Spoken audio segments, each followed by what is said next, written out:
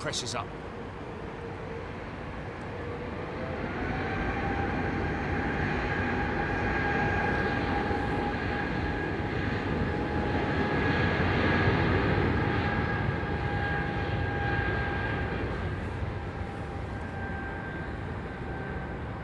Wow, there must be some crazy departures going on right now, delays going on right now, man.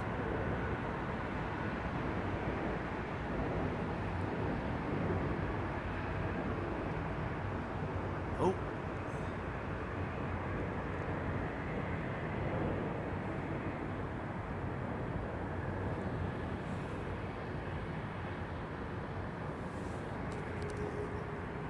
This little fella. D145.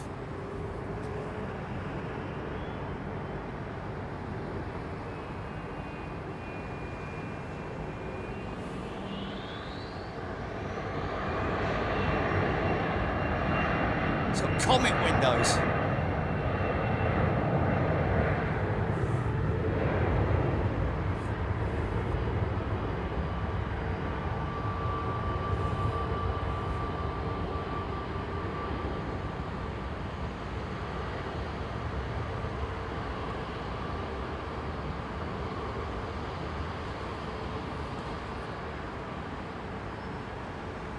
Moisture in the air, everywhere I look around.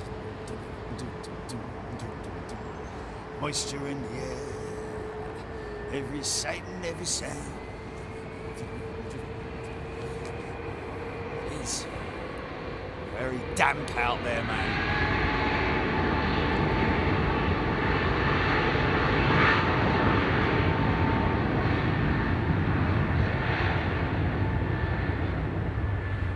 That's hilarious.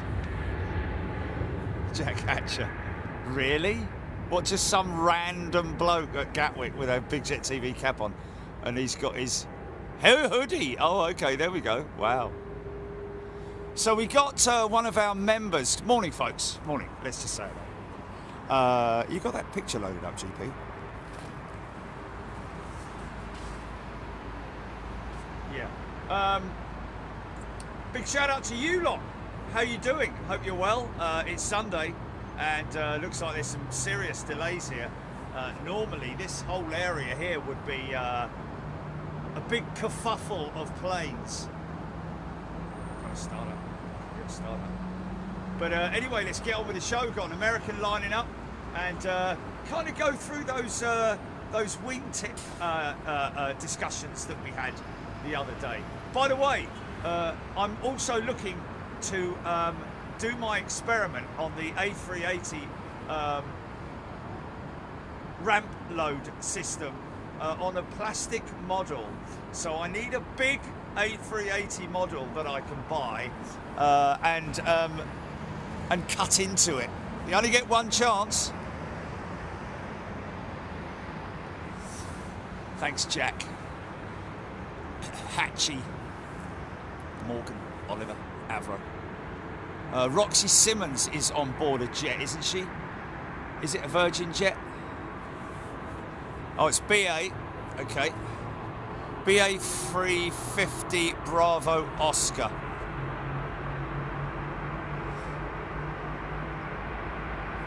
Okay, stand by.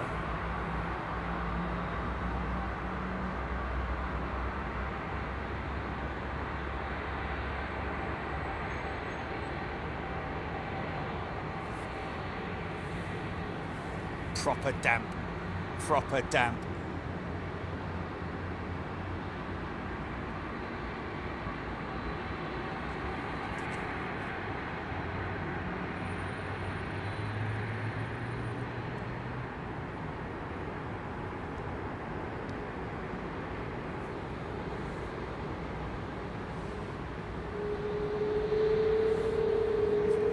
Fire up the Trents.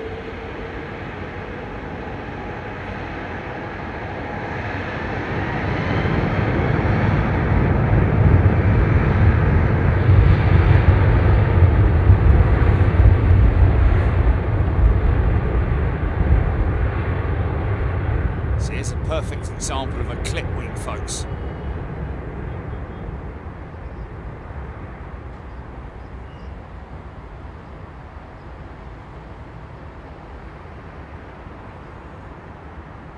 I did read about Etihad taking on some slots that have been given up by American Airlines. Roger Slater confirming there that it will be the 321s. Is that in addition to the 380s, I'm guessing? Highly unlikely they would have take the... that's the summer schedule. Thanks, Roger.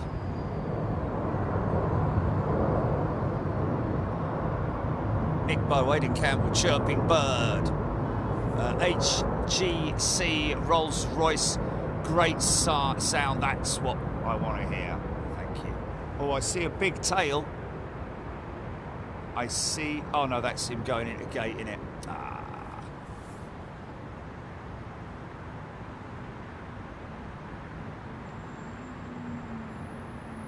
Andy's saying you can pick up a Revel A380 for around a score. Wow. Dash NBG. Look at this. London Heathrow, world's 5th busiest airport, I think, or whatever, depending on okay, Thai pushing back. Look at this. Cabin announcement going on right now. Safety procedures being shown to the passengers. I don't know what Thai's safety procedure video is, but... oh!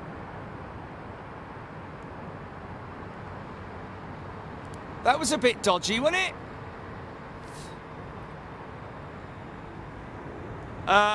Got a message from Gary, from Darren again, to just let us know that they all arrived safely in Barbados, folks. Jilly, you got that picture of them? And here's a picture of them, folks, of the crew, and they were apparently all very appreciative and kind of humbled by the whole experience.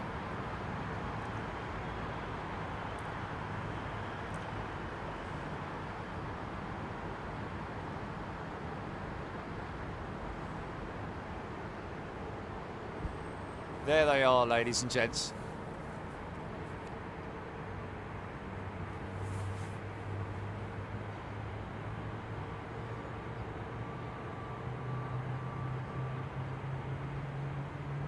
Thanks, GP. Stunner.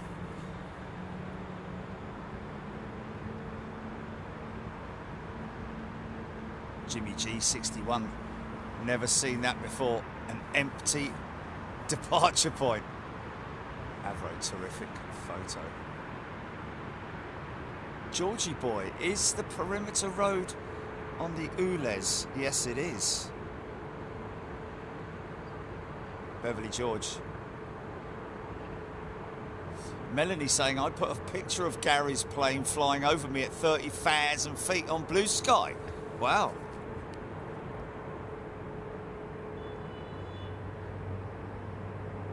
Everywhere I look around.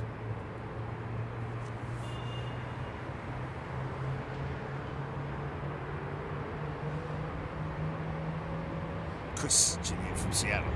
Good night, Seattle.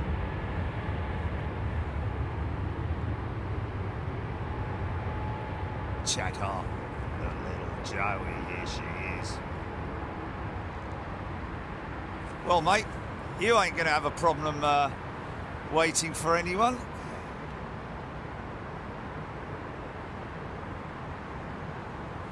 Rich W, welcome back, Rich. Is a returning member, Tony 737. Good afternoon to you. Brian Stewart.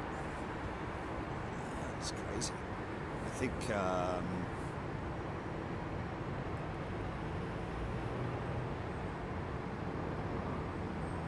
Stephen Woodall. Oh dear. Blimey, Stephen Woodall has to play £12.50 a day.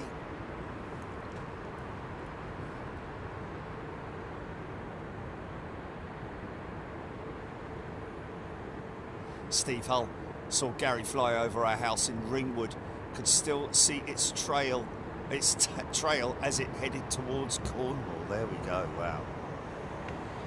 Awesome, mate. Airport guy, yes, I am ULEZ exempt, my vehicle. It's only for very old vehicles, isn't it, ULEZ? Like Mark 1 Ford Escort or something.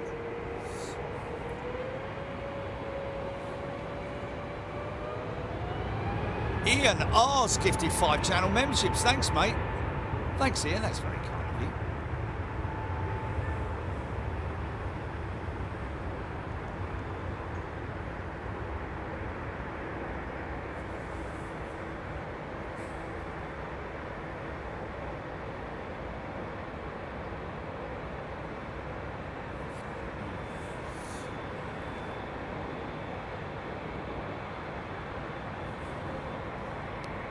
These kind of conditions, we're quite likely to get a little bit of ingestion wizard action.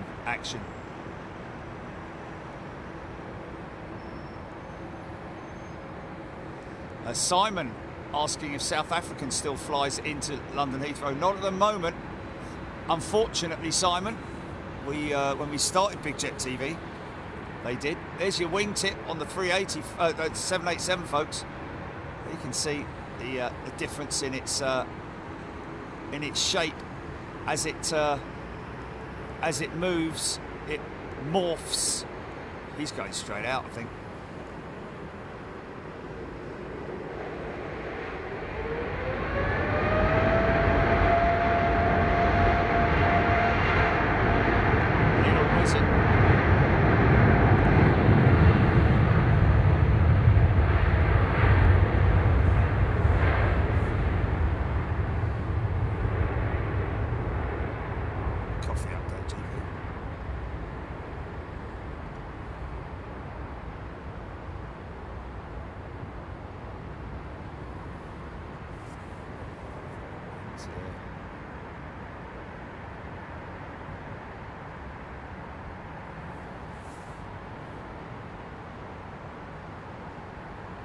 Tapparay, thank you, Tapparay. All the way to Perth in one shot.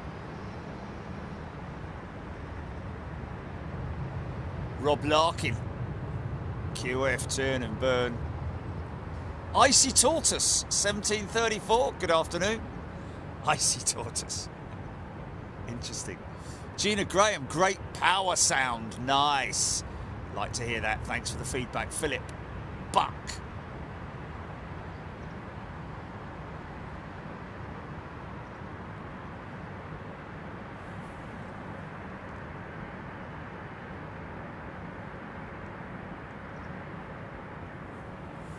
Trixie270 is a returning member.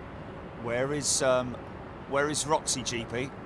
Just make sure I don't miss her. She's not lining up now, is she? Oh, she's on a 350. Oh, okay. Peter Wilson. Hello, Peter. And a very warm welcome to Big Jet TV. You'll enjoy your time here, folks. Some people have been here since day one and still enjoying. So these are the big GE90 115s. Oh no, 9090s, I think. Oh, that's hilarious.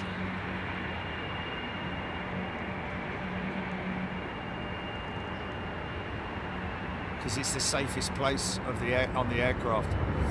That's the reason. Well, it's the place.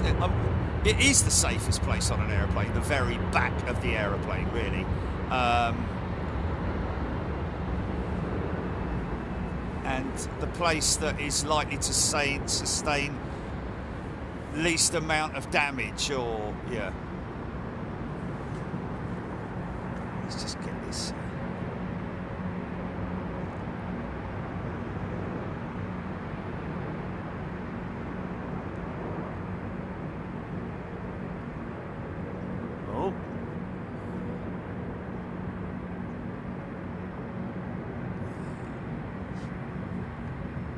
All yours, sir or madam.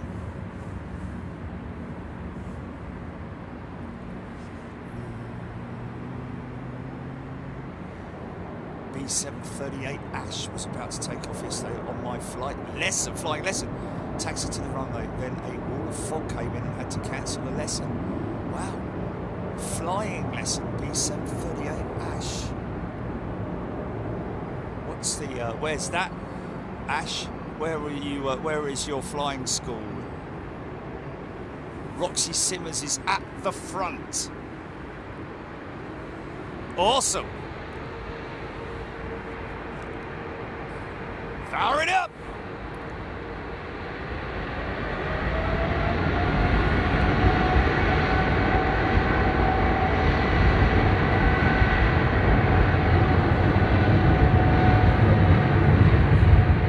Thank you, Morgan. Sound and vision.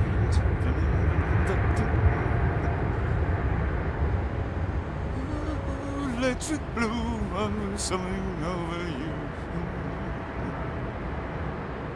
Oh.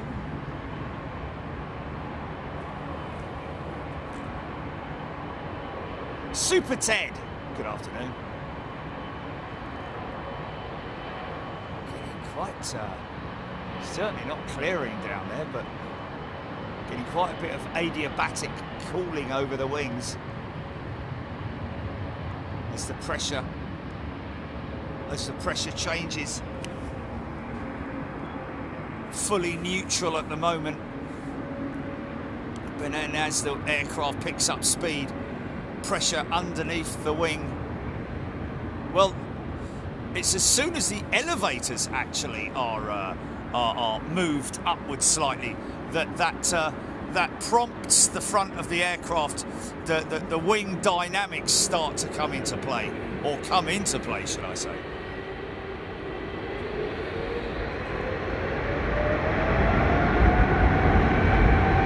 Wow, that's quick.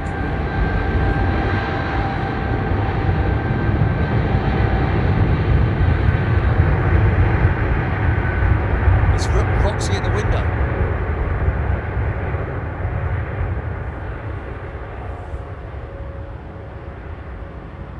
So now the airflow, now the wing is starting to come into its own. As soon as the elevators get pulled ever so slightly back, watch this, there we go, bang. Doesn't need a lot to get her up and get her airborne. And now all that, oh, easy, wake turbulence. Pretty sure about that. Aquam Biba Ash is a brand new member. Welcome, Aquam. Penny Haskins, that noise gives me goosebumps. Why not?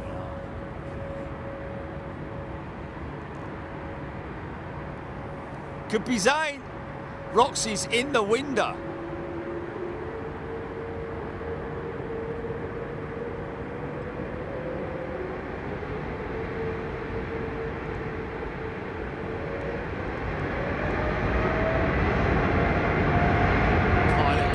Straightened up a little bit there. Nice. Oh, okay. Oh, really?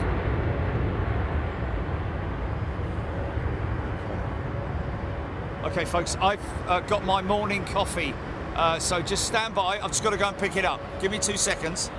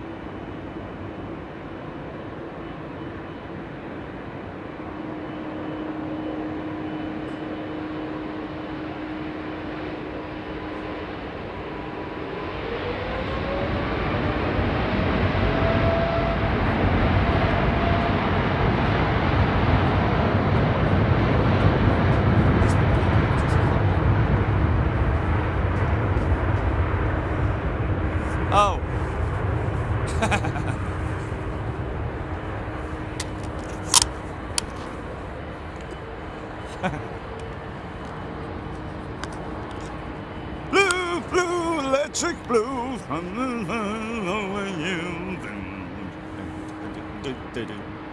Blue, blue. Beautiful sky.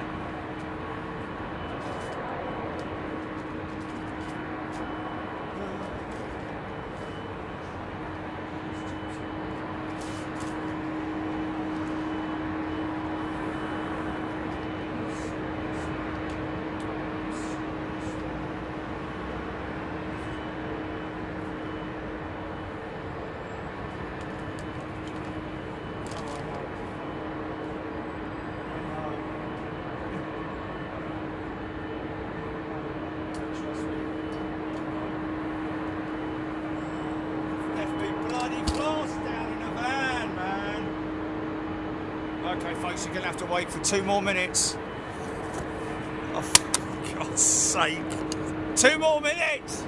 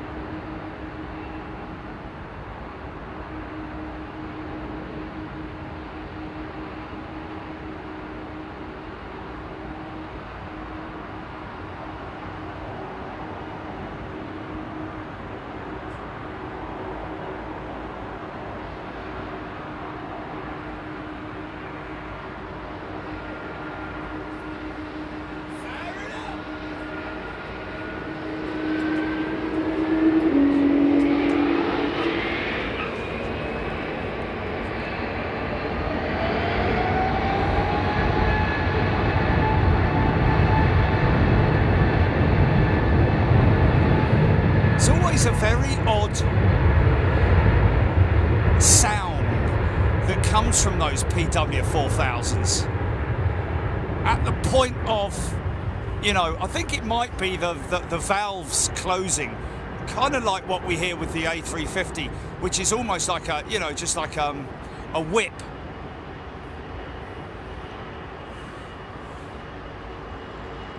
Yeah, I reckon Virgin have definitely overrun their.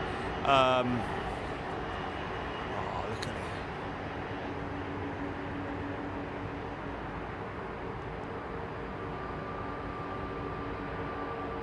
Don't you wonder sometimes?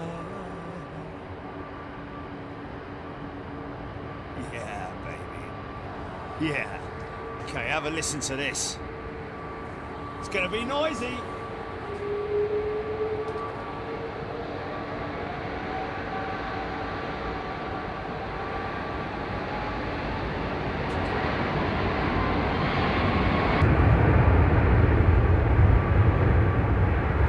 So remember the different wingtip devices that we talked about the other day on the Friday night show, folks.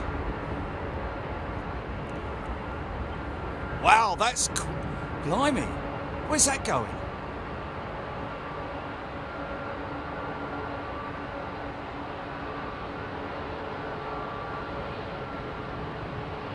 Is that positioning flight?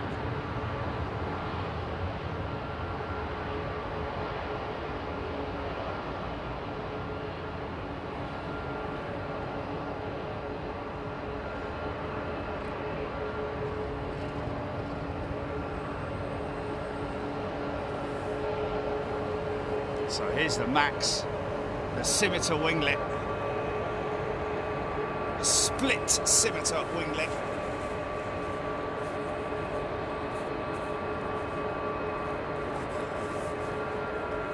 Bloody hell!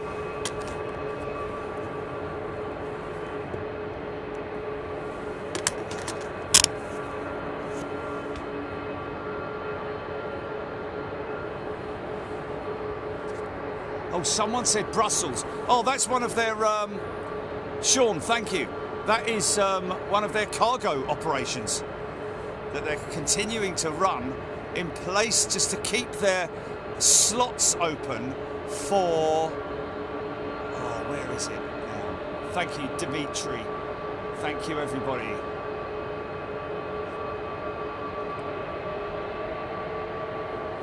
Avro's probably going to pick up freight, I would imagine. Thank you, Ian.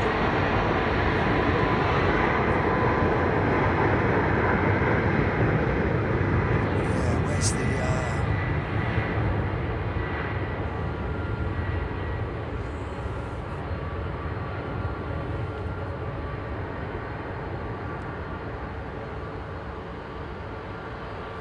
Most of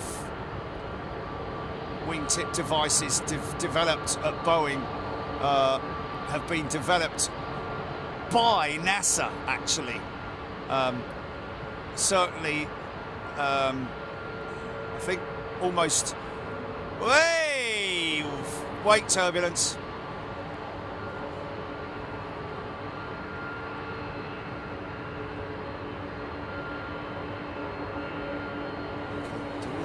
Audio issues, stupid. No.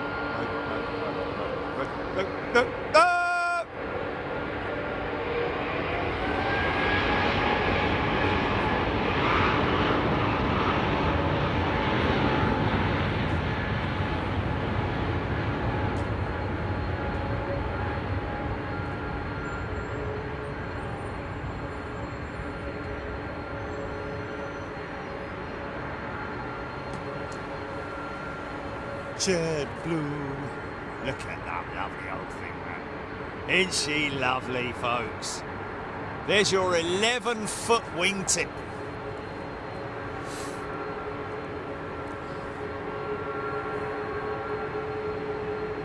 Suho.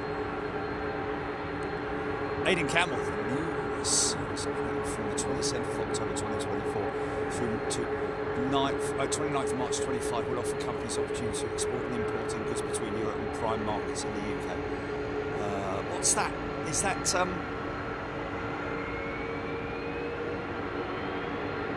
that? Oh, Lowlander, yes, overrun their retirement of their A330s. Thank you for reminding me. Those 330s, the 333s, were supposed to be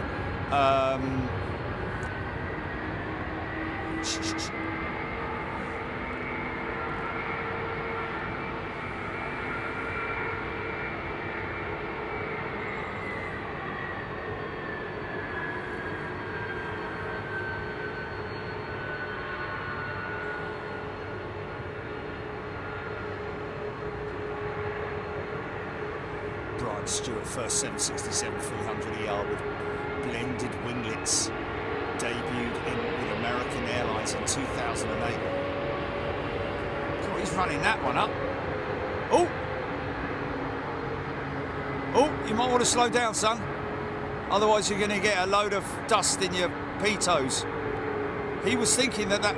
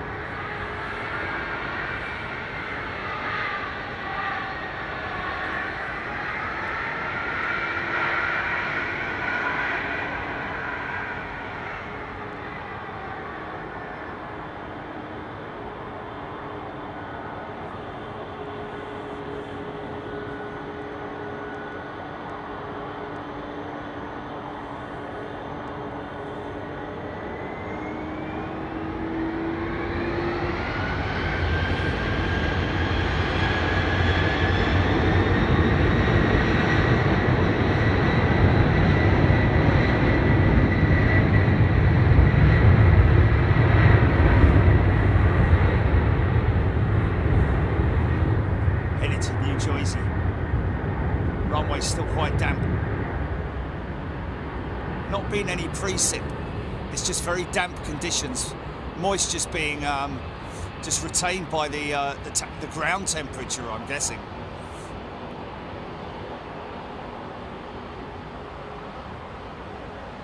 Jez White, 32 years old. Next month.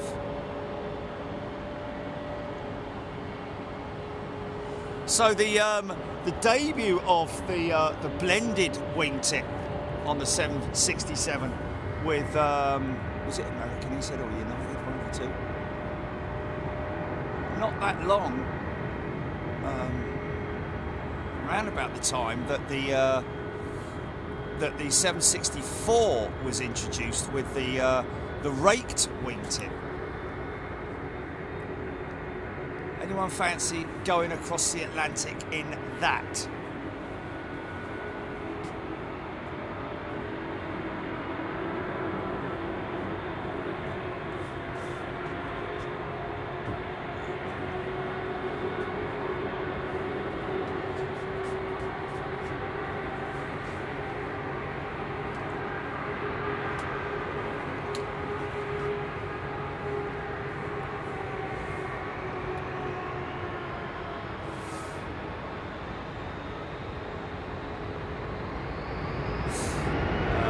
Negative, Kevin.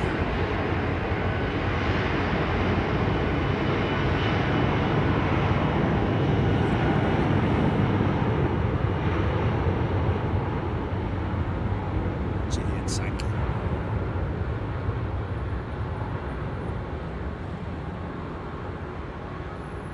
Wow, Susan Elizabeth tracked the retirement party plane till it landed yesterday. Wow, how about that?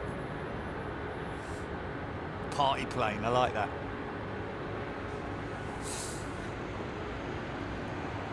A wild snowball, I would go on that JetBlue A321neo, much cheaper than BA or United. Well, I don't know actually. I think you might have to look into that.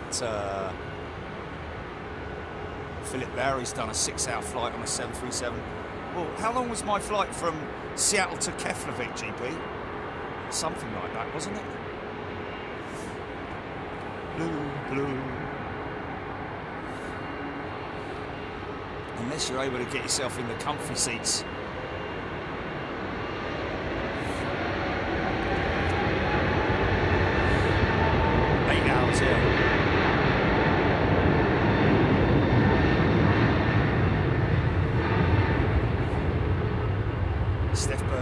Would opt for a A350. Well, anything really, to be honest with you, as far as I'm concerned, with something with big seats in it. Even, to be honest with you, Bobo, welcome back.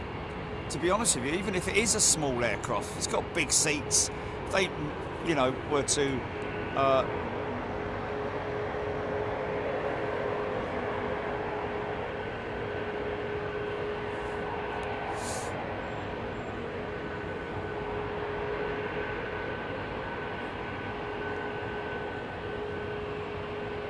doesn't really bother me. I mean, that 737 that I flew on with Iceland Air,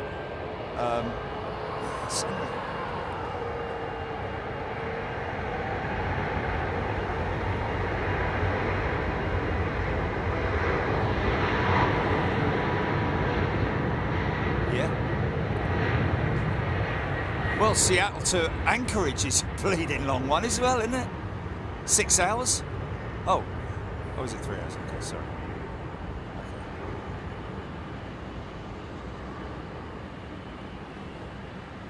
Hot rod coming out.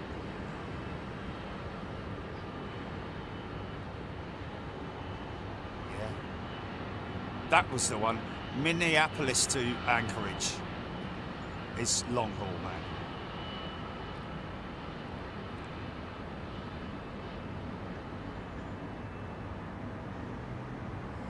Well, Wild Snowball, I don't know. I mean,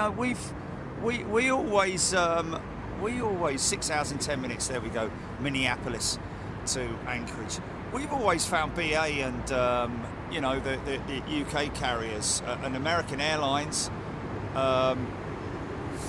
their code share. So yeah, we've found some pretty decent deals with British Airways and American Airlines.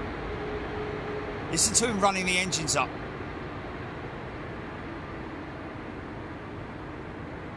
Wow, did you hear that?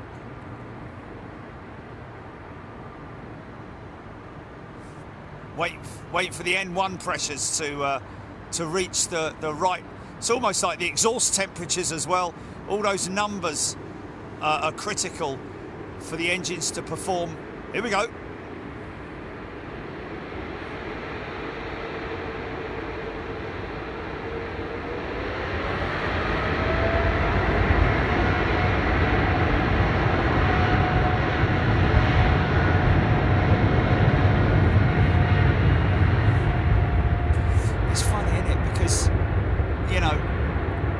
Say, like Barbosa there, saying 7-hour flight on a single aisle plane, no thanks. Well, the crazy thing is that if you're on a wide body jet and you're sitting in the middle aisle, you're still stuck there, aren't you? And the seating, as far as I'm aware, on these long haul single aisle jets like the 321XLR, do cater for a better legroom, as far as I'm aware. They're not all. It's not like a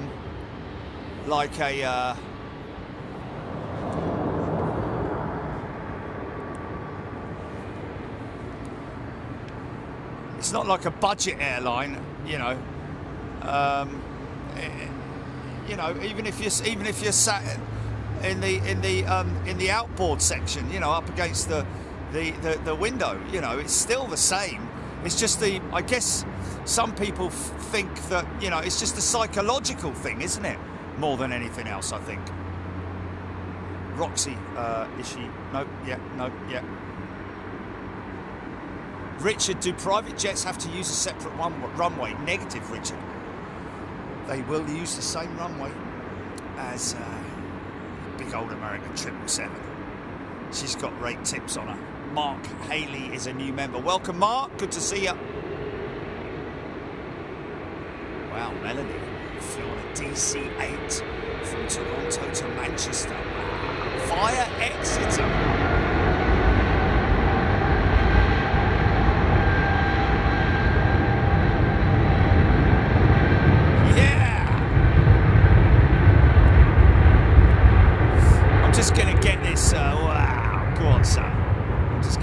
this hot rod.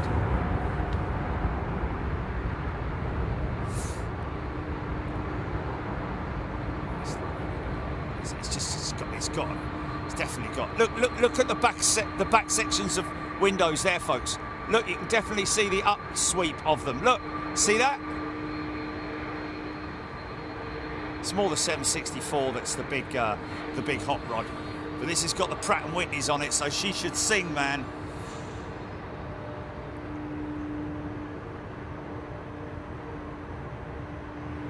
Yeah, I think everybody's firmly agreed that their preference is to sit in the outboard sections or in the aisle of the middle rows, if you know what I mean.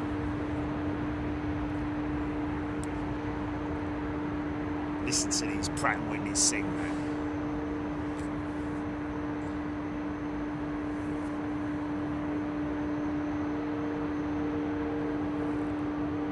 A wild snowball pitches better on an A321 than on an aircraft like the 777-8. Is it really? Depends on the airline, though, doesn't it?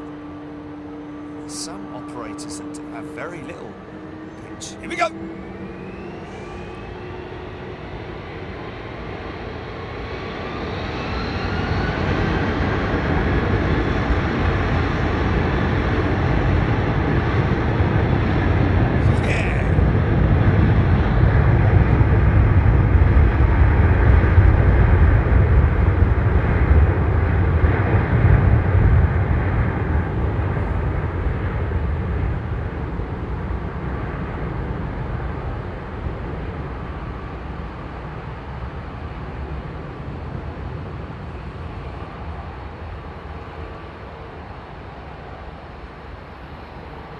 Early rotate, man. Wow. Yeah. The vortex coming, burbling away off of the...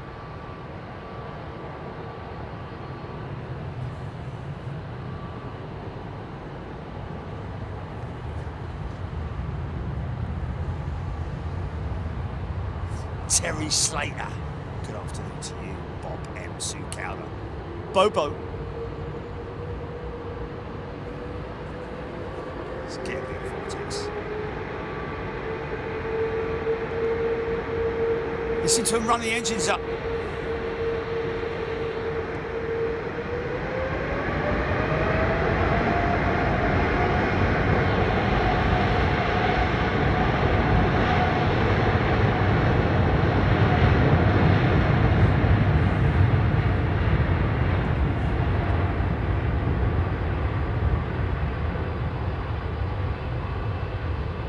Trek's got his fourth stripe. Thanks for your support, mate.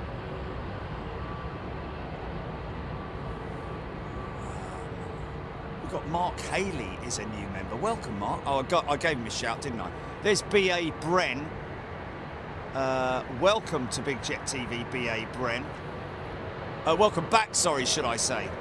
And Molly has gifted a channel membership. Thank you, Molly. Wow.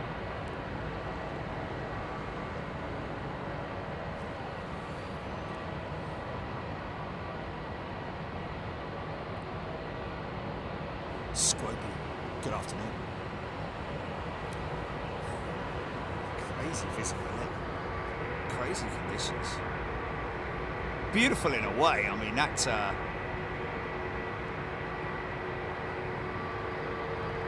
See, because of the cold conditions, what are we running at the moment here? BG Krishnan. Is it possible to do a show in Dubai? Well, we've already done one. BG Krishnan, and we're hoping we might do another. More info to follow.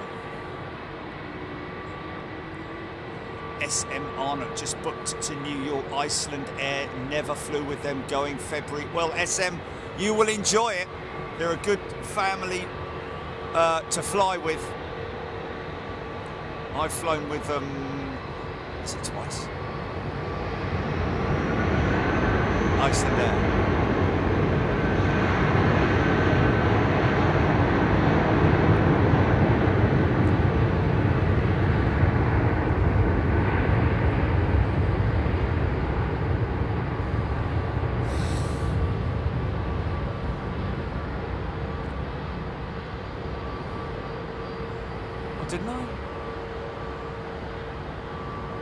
737.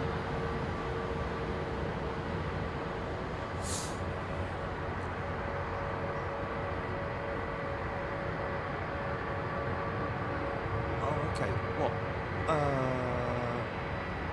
On the Max or?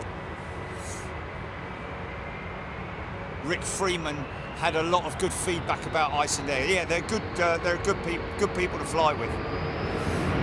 Very family orientated in a funny sort of way. Scroby 10 days till Adelaide on the Slinger. Wow. So this is the. Is it? Oh God.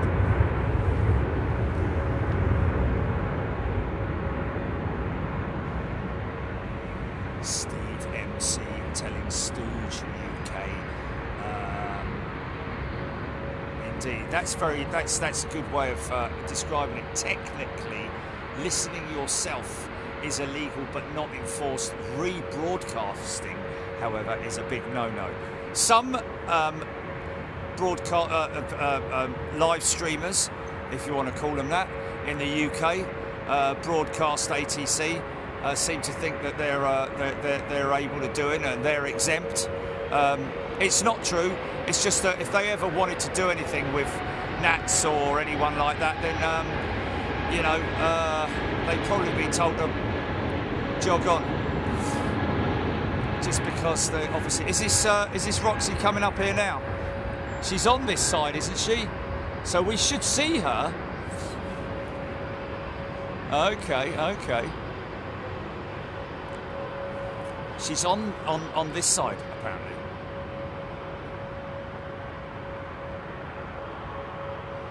Ian Keane just arrived back yesterday from Tokyo. Oh, okay. Why is that? Okay. RG Chris.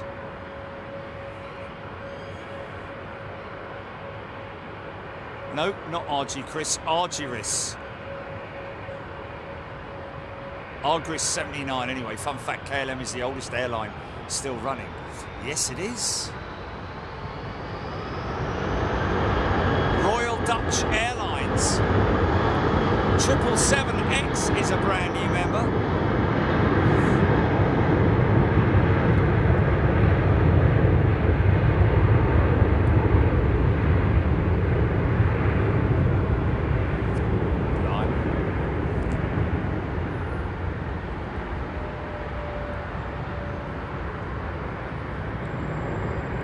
Lufthansa.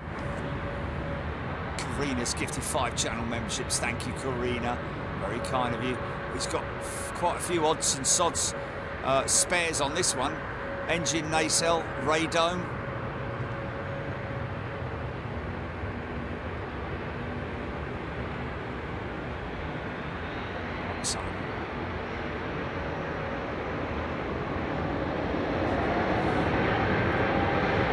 Yeah, Bobo, you and me and everybody else. So looking forward to seeing the 777-9, as I call it.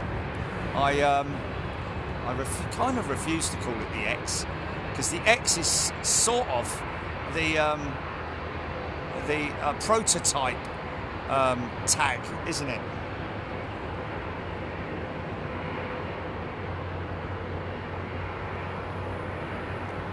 Thank you, Raptor X.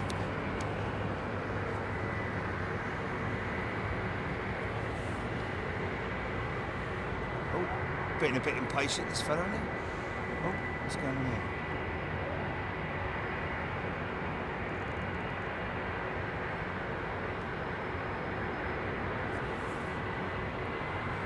So we should see Roxy at some point.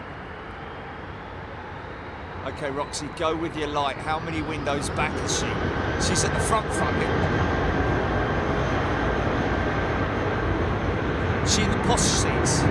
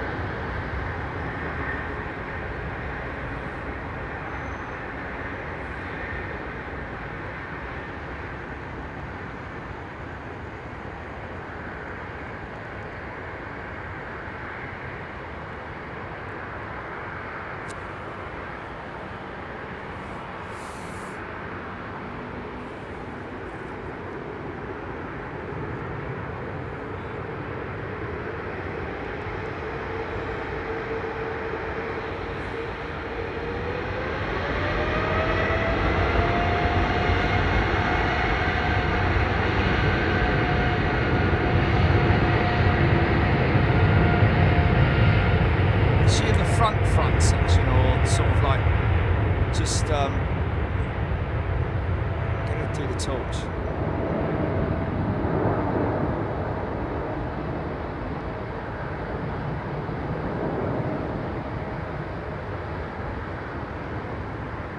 Better hurry up.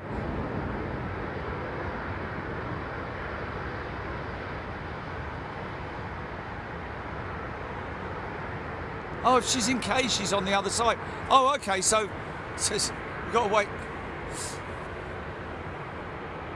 Oh, okay. Okay, she's in 1K. Okay, all right.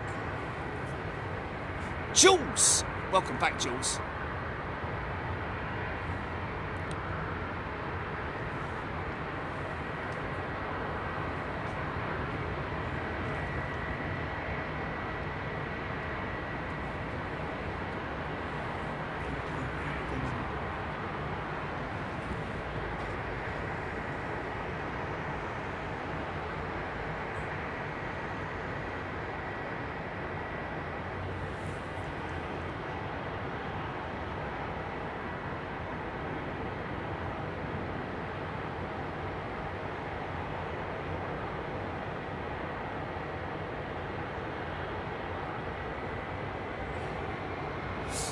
Kevin, you can still use your phone if it's in flight mode, my friend.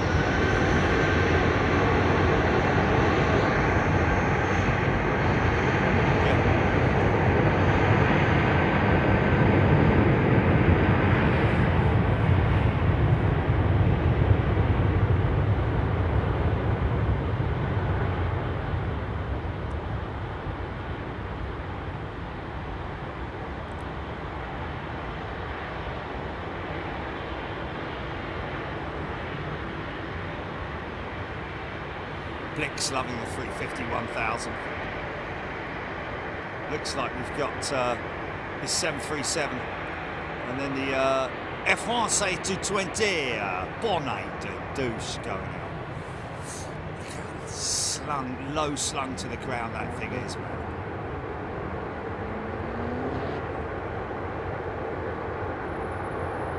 Comfy, mate.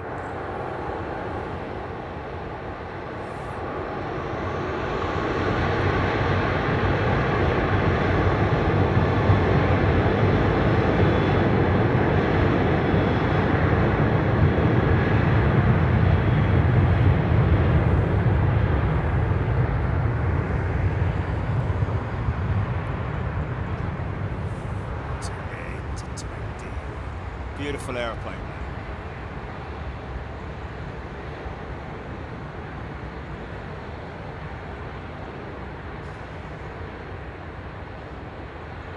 Snowball we didn't, unfortunately. I'm sure we'll see it at some point. Oh.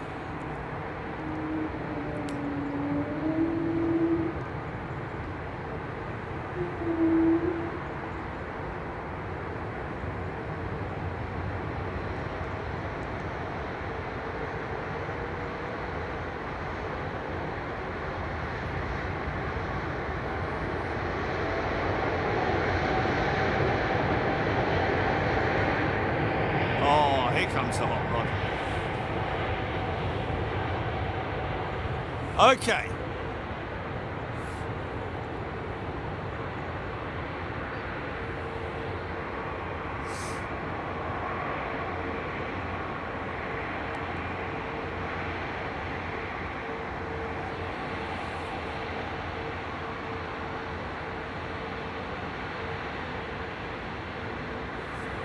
Okay, so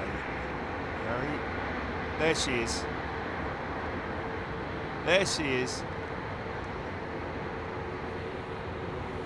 Oh, look at her with... Yeah, we got... Yeah. Oh, look at you in the posh seats. Oh, yeah, with your two windows, yeah. Hey? Surprised you're not in the bleeding cockpit. All right, don't milk it. Flipping it.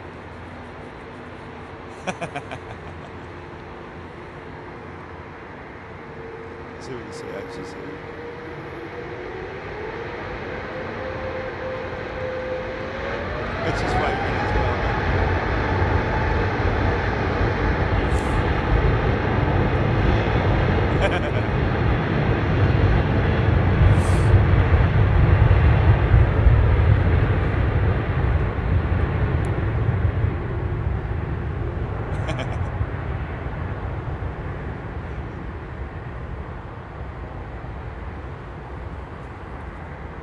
Isn't that crazy, man?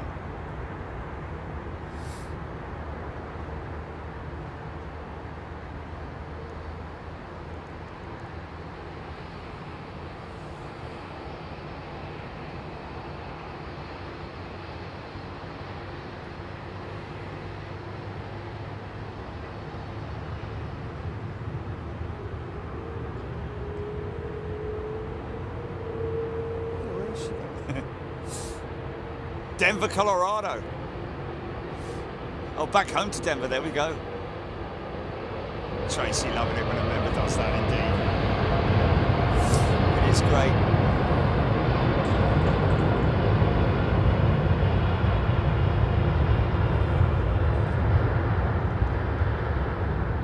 What's that?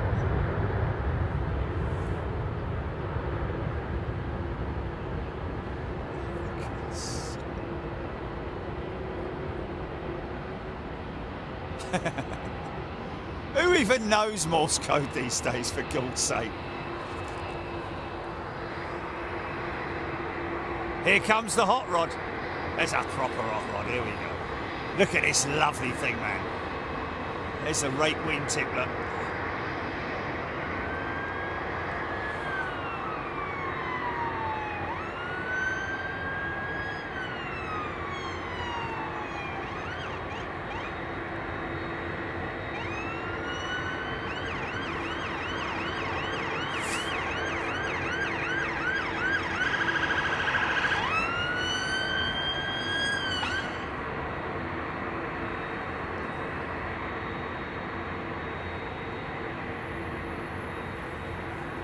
Brilliant. I like that.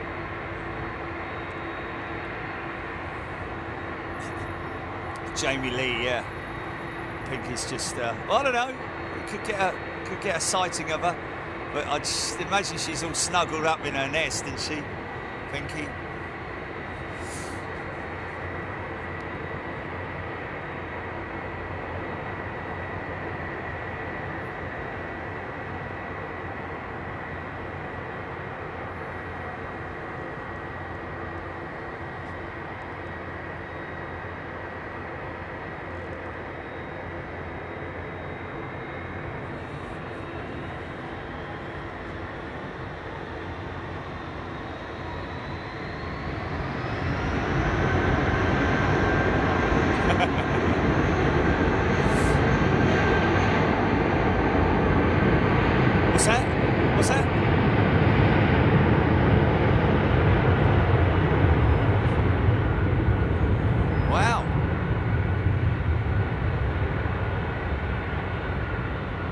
Snowball talking about these 767s still going to be around till 2030. It's because they're waiting for planes. Blimey.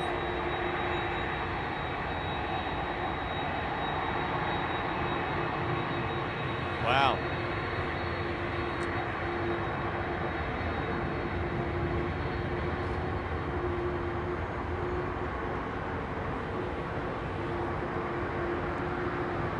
Don't overrun that centre line, mate. Fire it up.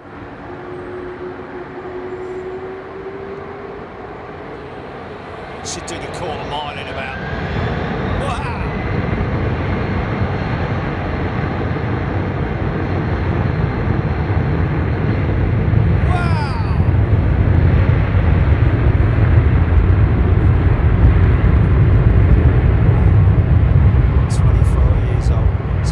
She'll only be 30 years old when they retire her.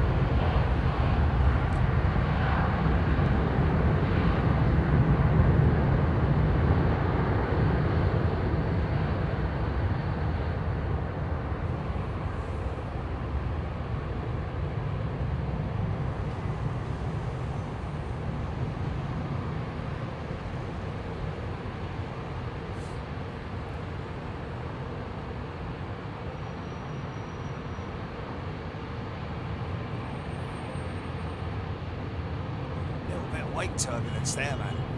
Okay, now listen to this 350. They send these, man. Virgin send them. New set of rims on the front.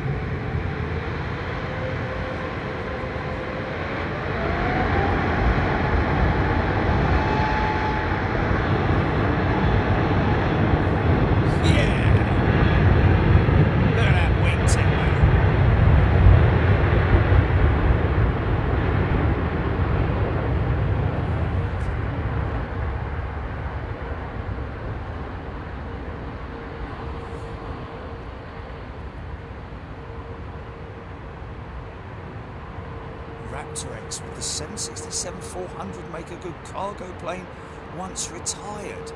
You know what? I don't know about that. And I'm thinking the reason why is purely down to its length, its overall length. I might be completely wrong, I don't know, but you know, all of the 767 freighters are all 300 models, aren't they?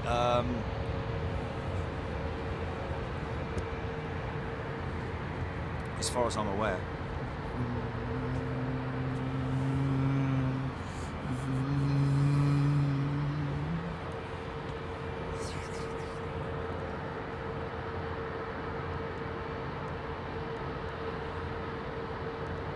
Yeah, indeed. Start retiring in 2030.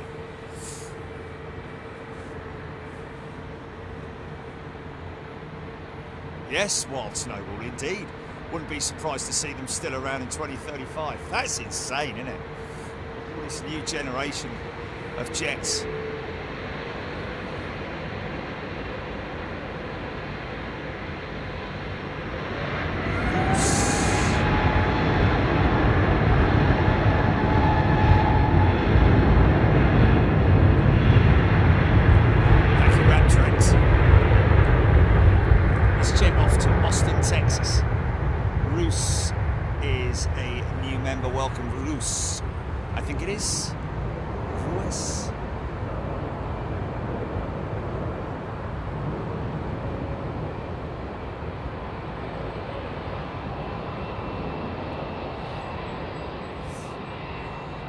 Tapper, yeah, no, we're fully aware that the 767 is used commonly with freight companies. UPS, FedEx, amongst many others use the 767. It's a very, very popular aircraft. DHL, it's a very popular aircraft. Jerry's gifted a channel membership. Thanks, Jerry. Yeah, but this little BEA, look. Hello.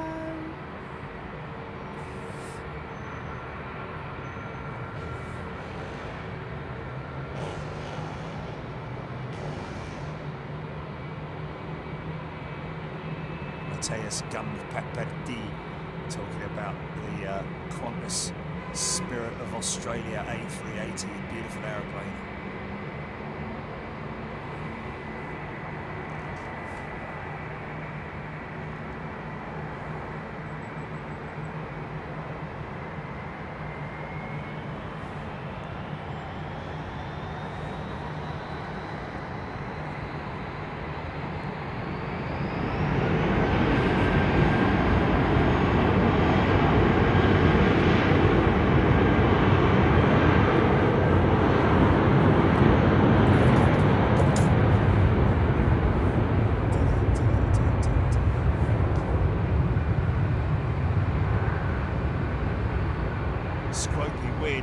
Sunset already.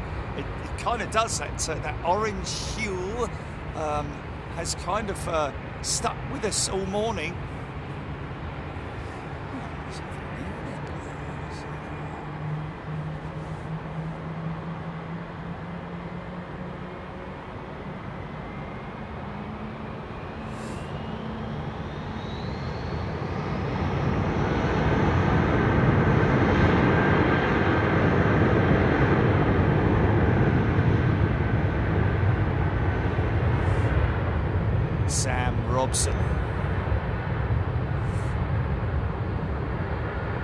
Well, I'm nice and toasty, I've got to say.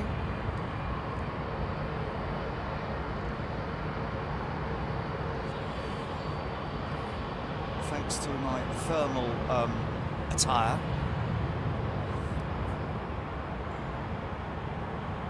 Leslie Pike glass engraver. Good afternoon, Leslie.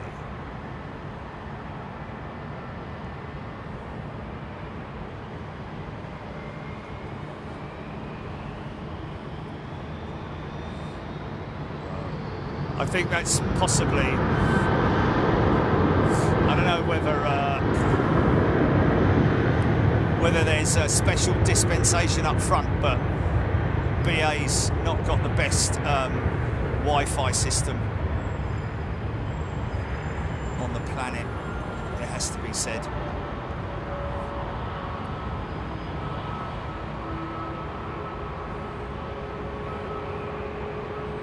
Scropey, if an older plane doesn't have winglets, is it worth attaching them, or is it even possible to do that? It is possible, Scropey, 100%.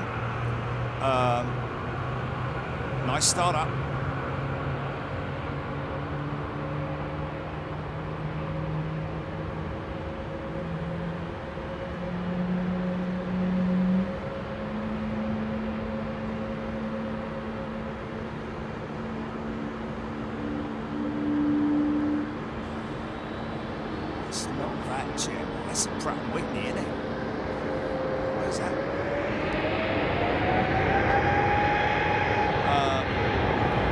It is possible to retrofit them, but it costs a hell of a lot of money, and is probably,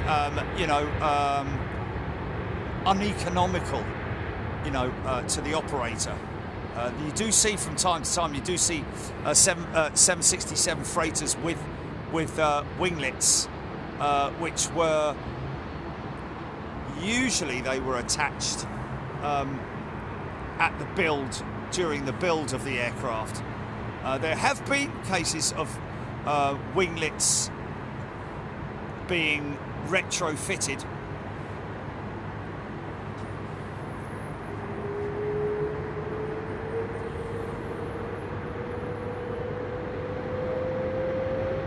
Unforgettable.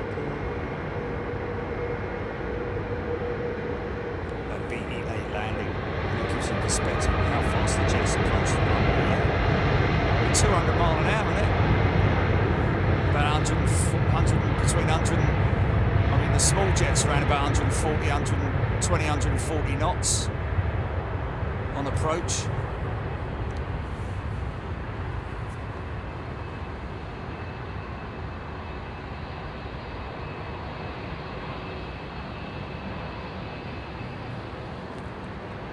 Chris Neo and Farid Abed, good day to you. Stephen Billings, older aircraft, the B-52 went into service with the US Air Force in 1955. Yeah, they're making the 70th anniversary this year. Incredible lifespan of just goes to show, how tough these things are built, man. Especially a big aeroplane like that. In fact, you'll probably find, apart from the airframe itself, those B-52s are not the same aircraft that they were when they were sent out of the factory. I'd say that almost everything has been replaced at some point on those B-52s, man. Split scimitar, Ryanair retrofitting split scimitar winglets on all their 737-800s. There we go, you see. Interesting. Is that so?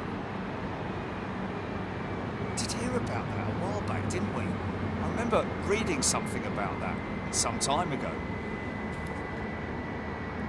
Oh, Roxy's there, look. Blimey, that was quick. I reckon the first class. I reckon the business class up front so they gets all the good stuff on the Wi-Fi. Yeah.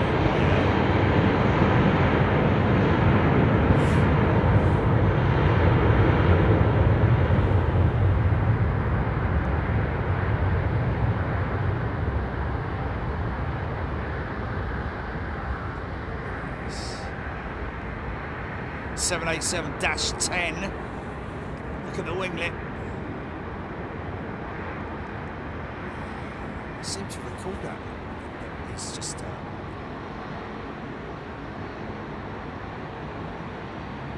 even in that, it's just my imagination. But do the Delta 767s smoke less than the Uniteds when taking off? I don't know. We'd have to see, because United do have the 764s, but a slightly different engine, isn't it, on the 767-400 than it is on the 767-300.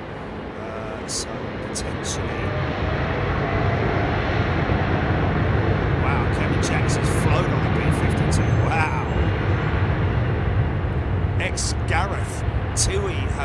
retrofitted a lot too. Interesting. Well, yeah, there have been some retrofitted 767s. I think even 757s back in the day. Some of the old 200s maybe.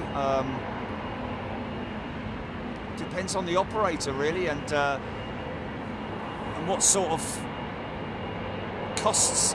I mean, you know, in terms of fuel burn saving for a wingtip device, you're talking around about 4% fuel saving, which when you calculate that over a year, it is a hell of a lot. And if you've got an airline that is, you know, a regular flyer like TUI and Ryanair, it will make economic sense to do it in terms of the savings.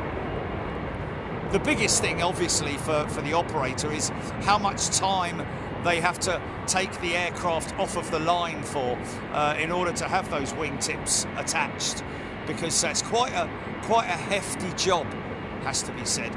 And I'm wondering whether somebody mentioning about Ryanair with their retrofit scimitar winglets on the 800s, on the 8s, 737-8s, wonder whether that's in some way related to the delay with the MAX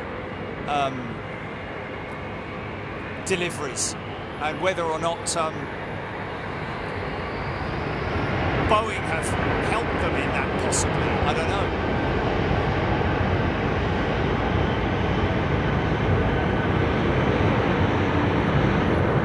Split scimitar, O'Leary has obviously done the maths, 2 to 3% fuel savings. Okay, so less than what I originally said there.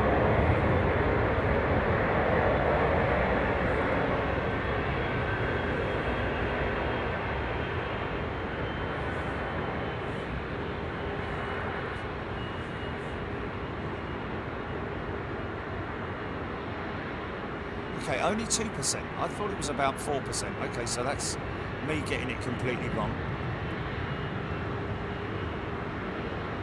Yeah, when you calculate it over a year, it's a huge amount.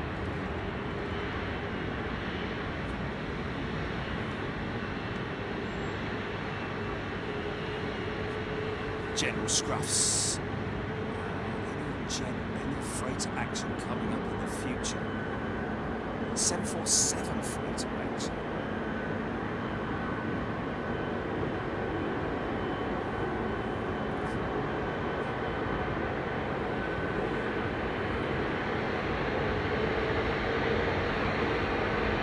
Reese, thank you.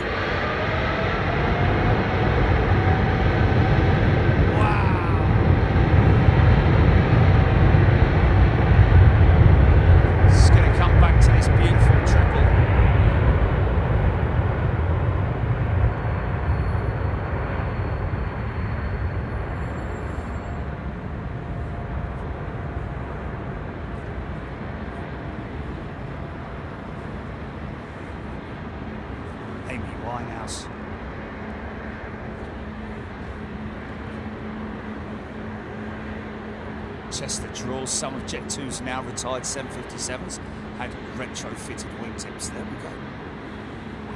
Winglets. Sorry, yeah.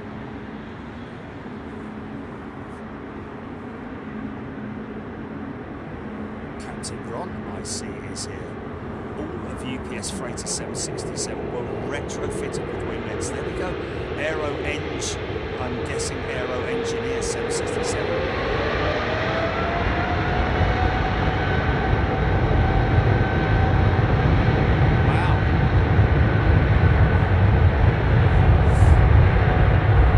To show the commitment and outlay for operators like UPS, who had all of their A300s converted into glass cockpit as well. So that's a big expense. But like we're saying, you know, the costs saving over a year, when you consider the amount of fuel they burn, the amount of mileage that they do, that 1, 2 or 3% can make a huge difference, and obviously makes economic sense to to those operators, that's for sure. Thank you, Aero Engineer.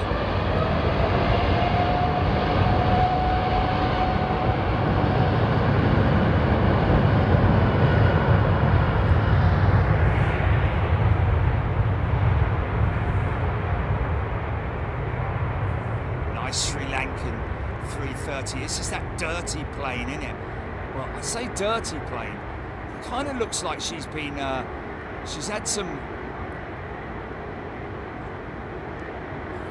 It's not an old aircraft, is it? Is that paint peeling on the back there? I think it is, man. It is, look at that.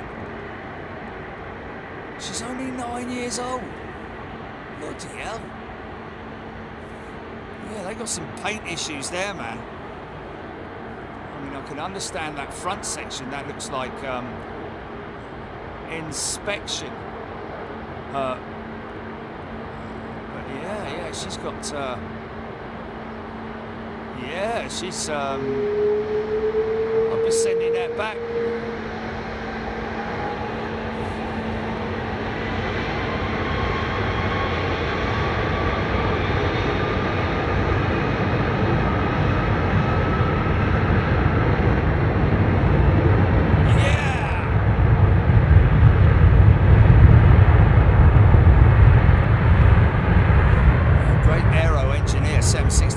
Thanks for the info. Appreciate that, mate.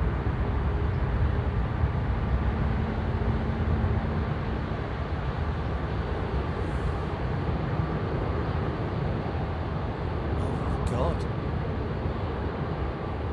Really?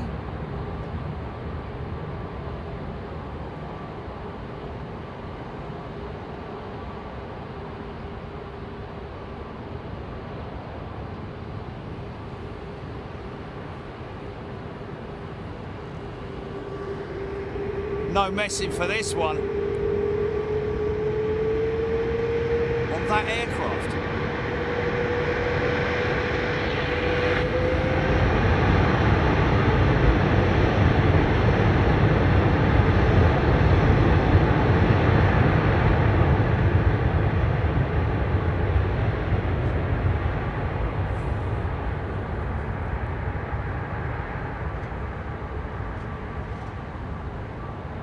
Just goes to show how far out on the wing those outboard engines are positioned. All that moisture on the outer edges of the runway.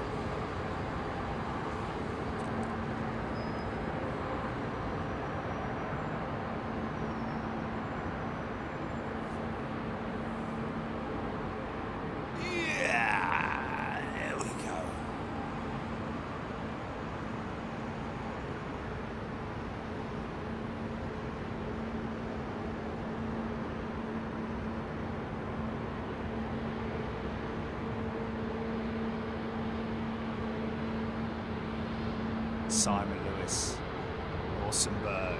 Oh yeah. Oh look, we haven't seen her in a while, have we? The old festival.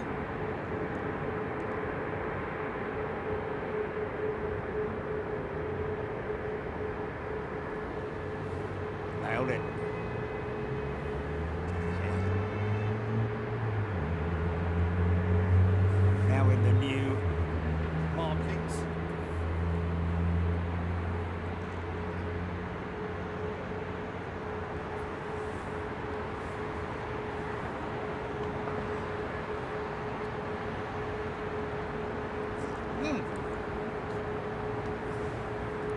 Have a look at this, folks.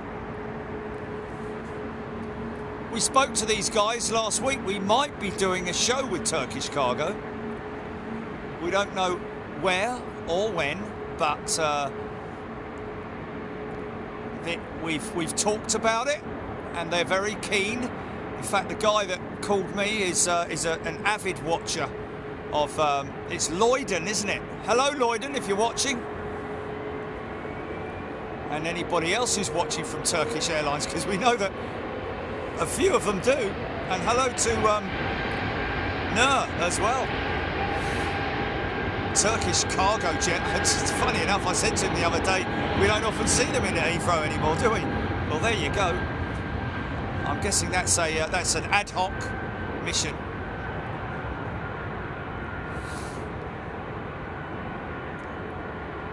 Oh, okay.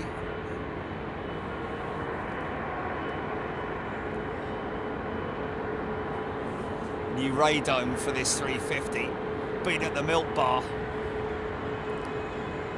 Oh, Paul Skilling, this one, it's heading to Billund. Right. Okay, so it was meant to go to Billund yesterday. And what, from Heathrow?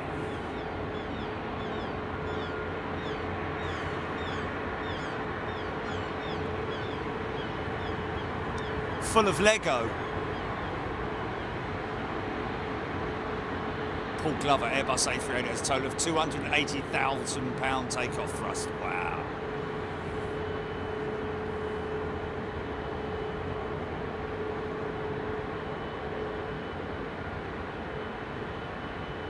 Trent 900 is around about £65,000, isn't it? I think, per engine.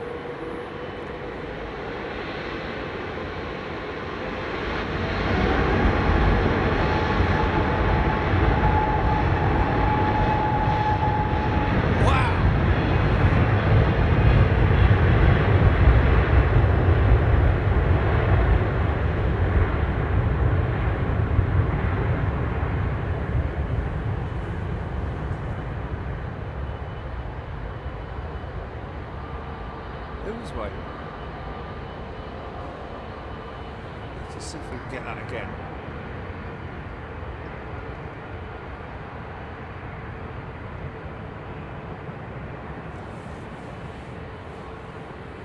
Who's waving? How can you see?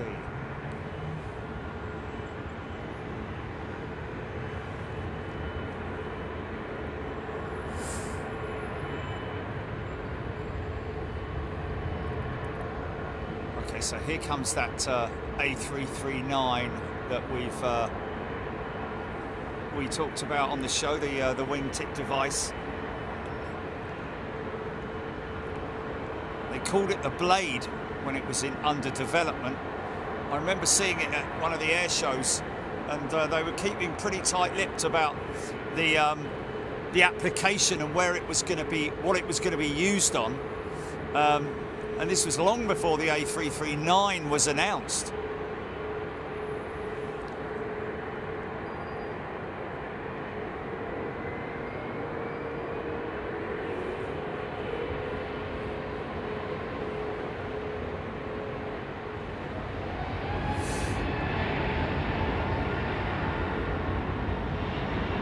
Taparay looking great, Turkish 777 freighter.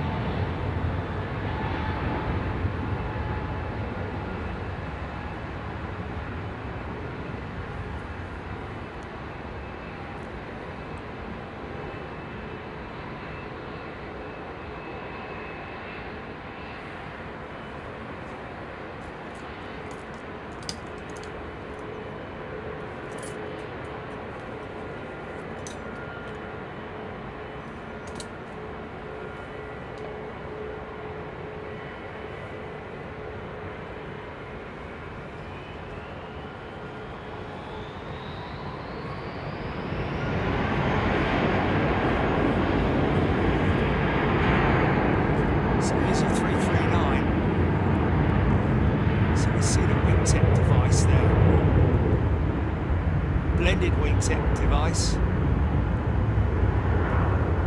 I'm still not sure, but I believe there's a possibility that Broughton may have had something to do with the development of the or design at least of the A330-9. See, look how curved it looks there, and then watch when it comes round. Watch the angle change; it'll morph. When I saw it at that air show, it was look at it, almost like it's flexing down.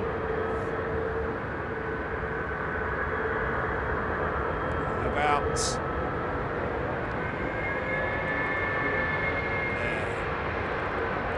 It's kind of odd.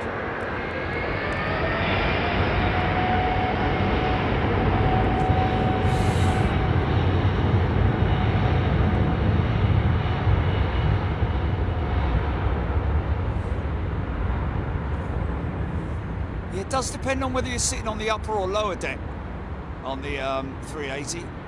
Lower deck, you get much more of a feel, whereas the upper deck, it's very sort of like wallowy and just noisy because of it creaking.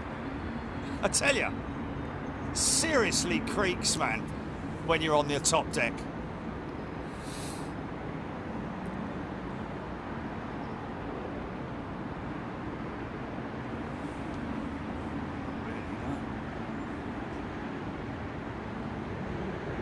Shawno fish fillet knife it is.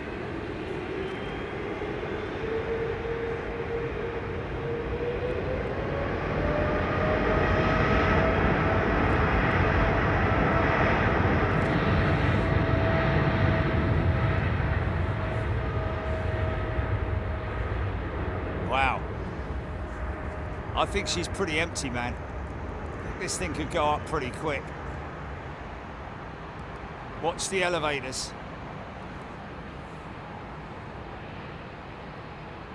Here he goes.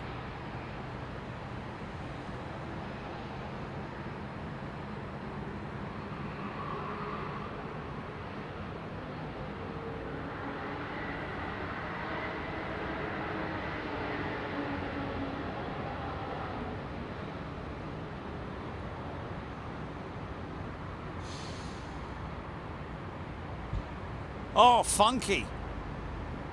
Wasn't expecting that.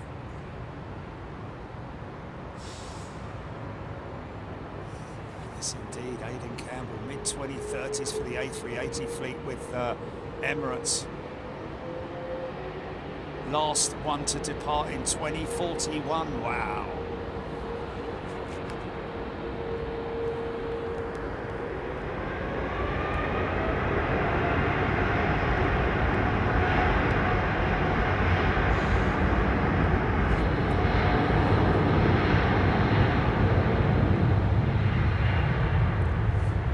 Jerry saying 3,073 feet per minute climb rate on that 777. Nice.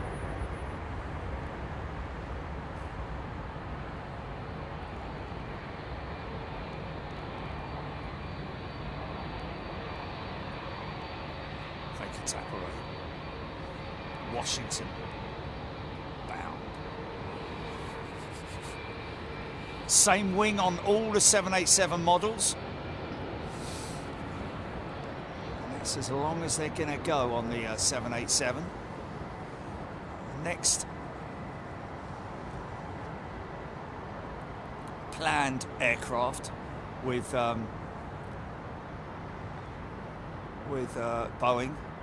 797, which is a scaled down version, single aisle of the 787. And why not? It's a very effective, very efficient design. So you would kind of expect probably be powered by the LEAP, I'd imagine.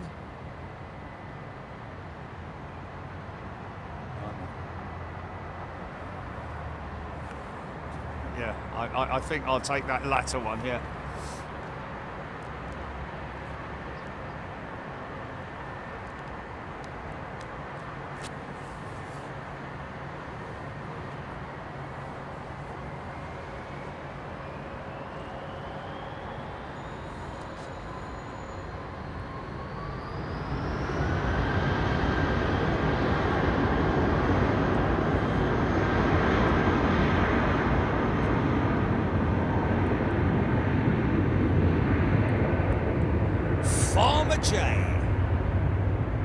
Don't know much about Steve. Doesn't know much about planes, but just love watching them land and take off. There we go. Well, stay with us, Farmer J, and you'll learn a lot. Every day's a school day on Big Jet TV, I've got to be honest with you. We've got so many amazing members and subscribers, but it's fun to take the members overseas with us. We're off to Tokyo, Haneda, or Haneda, or Hanada, or wherever the flipping hell it's spelled, pronounced. Couple of weeks. Week on Monday, isn't it?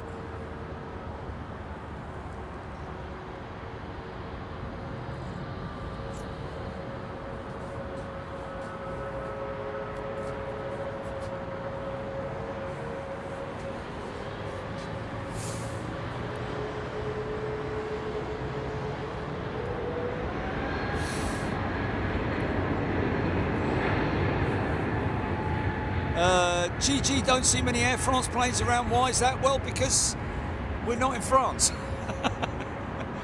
We do see them.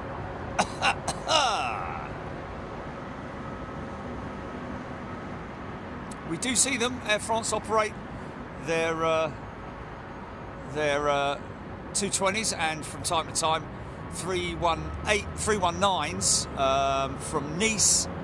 Or is that a 318 still flying in it?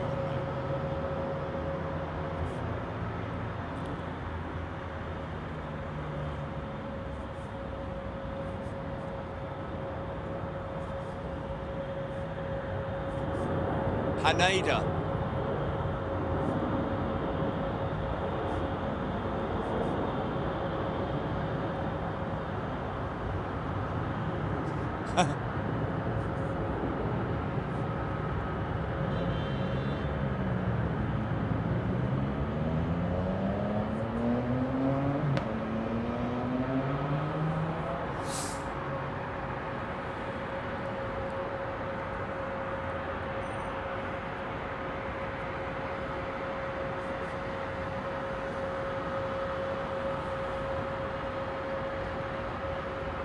Okay, here we go. There's some interesting information that I've just looked up, folks. The cost to retrofit a wingtip fence on an aircraft depends on the type of winglet system being installed. 737s, 700 or 800 blended wingtip system, base price of $750,000. 767-300ER and F blended wingtip system, base price $1,800,000. I'm guessing that's a set and not each side. Wow. Split scimitar winglet upgrade, $430,000. Okay, so that's for the aircraft then. Wow. That's insane.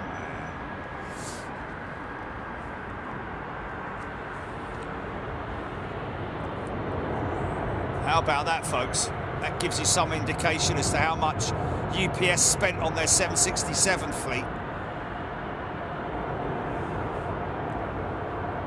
I'm pretty sure I've seen the FedEx 767s without wingtip devices. Wow, did you hear that 380 screaming, man?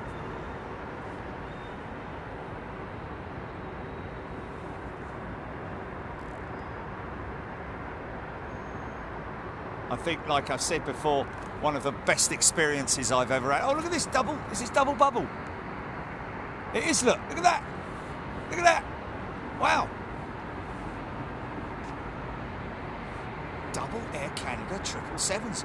And that's 3 gone out in the last hour.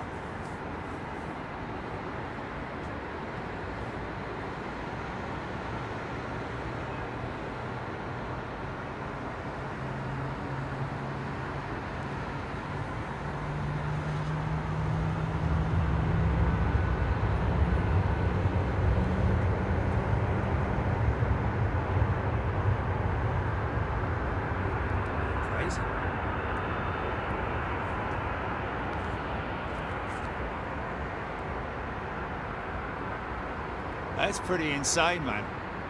Don't think I've ever... Well, we probably have seen it before. We've probably seen Air Canada jets, you know, maybe a 330 or a 787 and a 777 or something like that, a mixed aircraft type, but not double 777s. We probably have, actually, you know.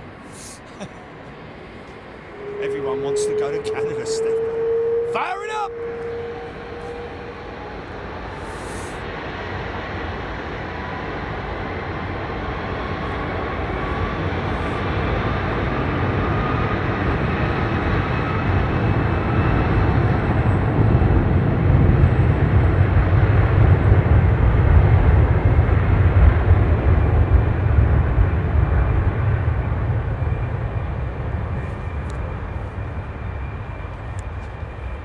I've got double 777 Air Canada jets lined up, Jimmy. That's why. Here's a possible thumbnail for you.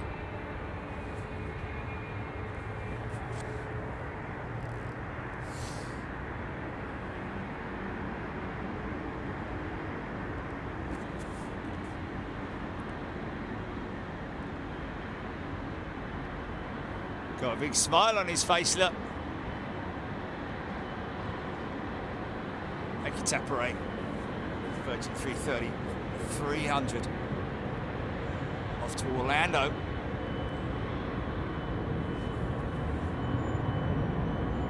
Shawno. Well,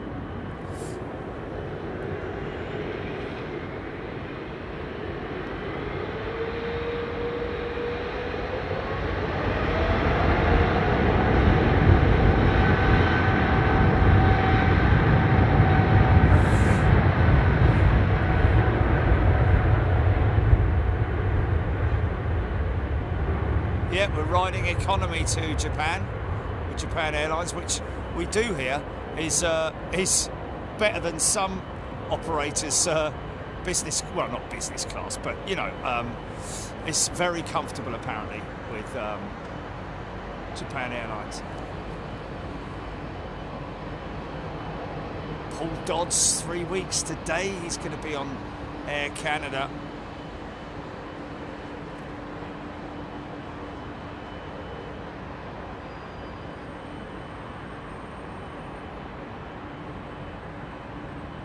H. Dot's current favourite livery and frame is the Air Canada 737 MAX. Fair enough, I'll go with that. Looks smart, doesn't it? This old 787-8, look how stubby it is.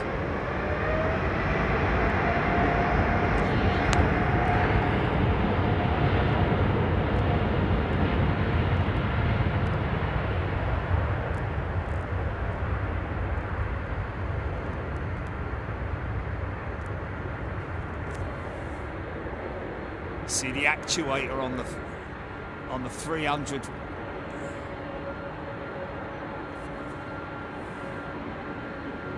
Keeps the gear firmly planted. See that forward actuator there as the aircraft rotates, maintains the front set of gear on the ground. Rear steer, wheel steer on the 777-300. That rear set of wheels has an independent steering system.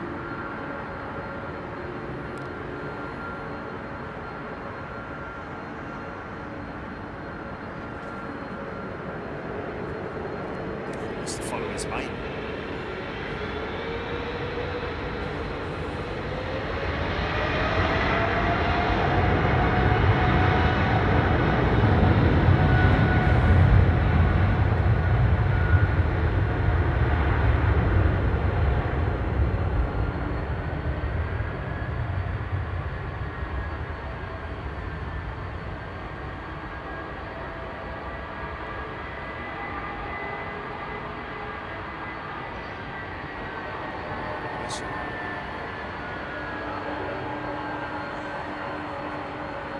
Lovely old 767 pulling up to the line.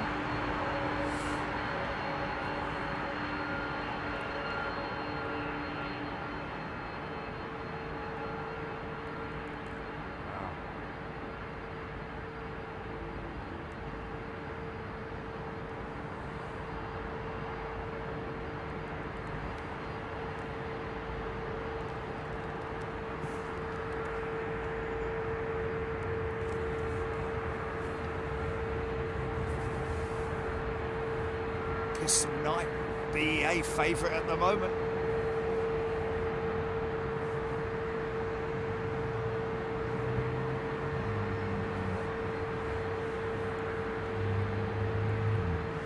Lovely old Delta 764.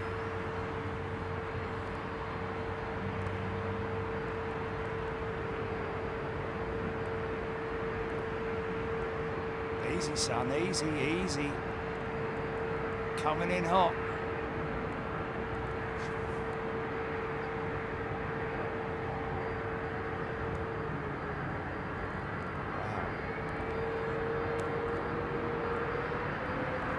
See that panel there? It's the overwing slide, exit slide, or part of it. Looks like they nicked that one off Wizz Air, didn't they?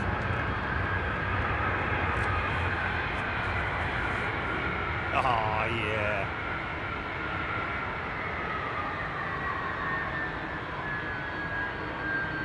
Oh, did I cut my hair on the show? I did, didn't I?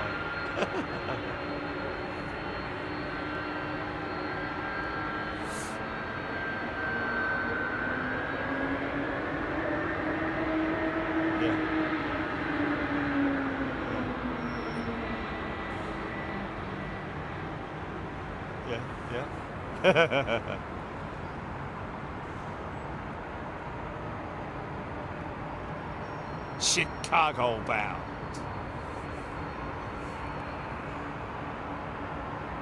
Oh my God. Really?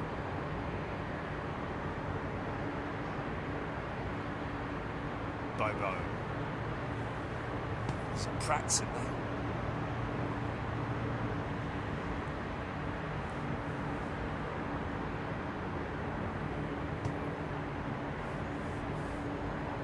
Okay, we've got Ian Caldwell asking for a shout out to his son Jamie and the crew on the 777 about to depart to LAX. I think that's the one lined up. We're just about to see it there.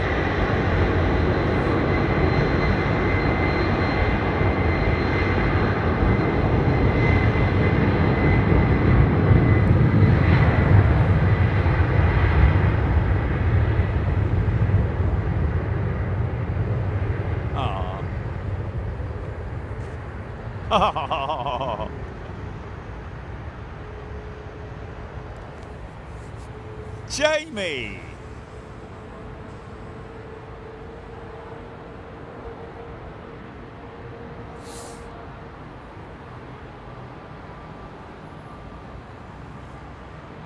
Yeah.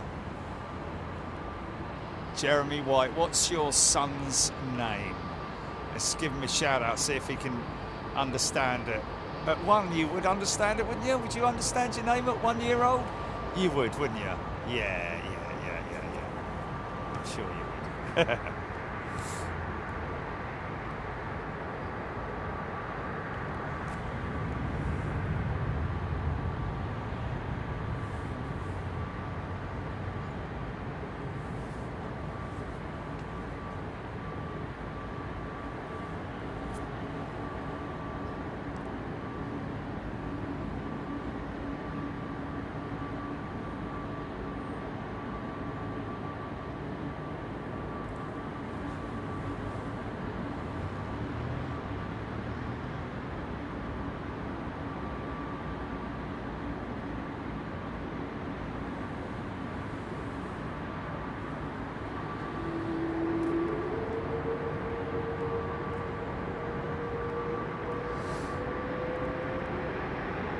Gabriel. So this is going out to Jamie.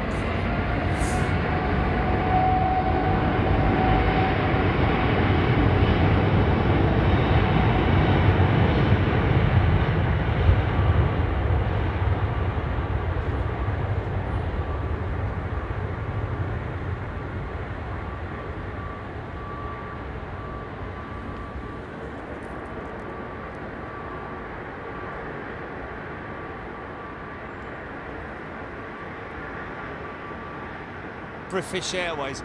Paul Skilling, thank you, mate. It's gifted a channel membership. Big shout out to all the crew on this jet headed to LAX. Take care, guys. I guess you depends on where you're going to be staying, but you might want to be looking after your health while you're out there in terms of face masks and the like.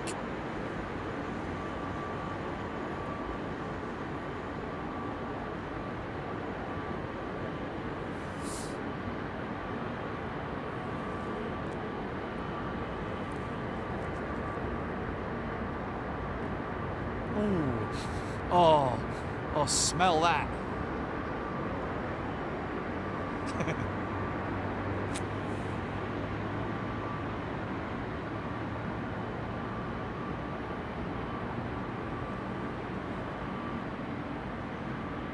Lila Lola Mwanga tuning in from Tanzania. Wow. That's a long way.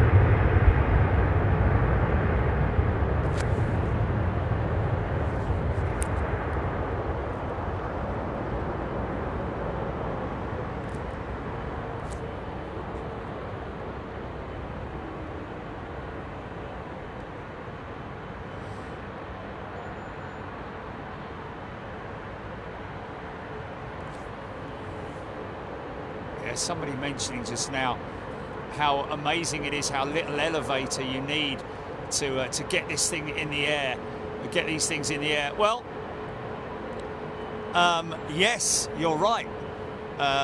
If you, whilst obviously taking care in doing so, but if you were to put your hand out of a window level and then pitch it like an elevator, depending on which way you pitch it, if you pitch it up or pitch it down, your hand and the whole arm will pitch up and down. And that's even going at sort of like 30, 40 miles an hour in a car. So, you know,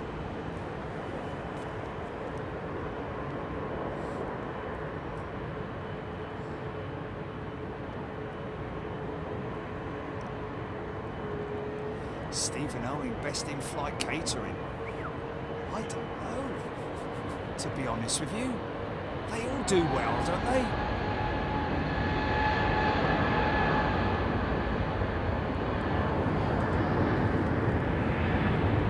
Big old Turkish triple, look.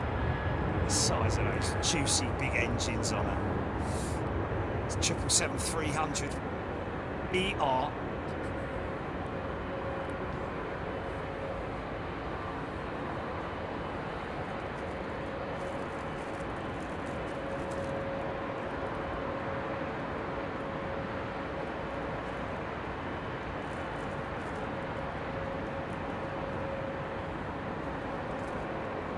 All of them have the same bleeding menu though, don't they? You know.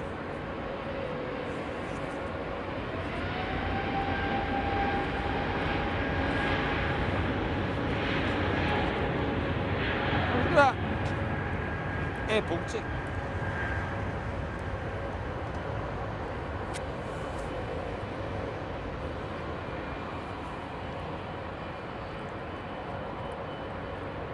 Runway's over here, mate.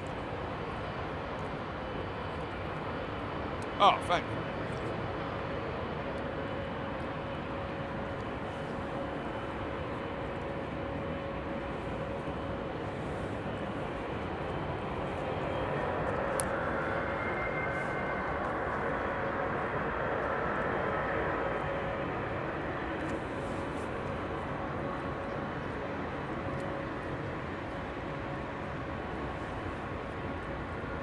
There you go, Ian Hanna, chicken or pasta.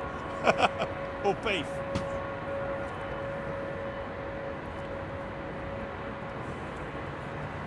The thing I like about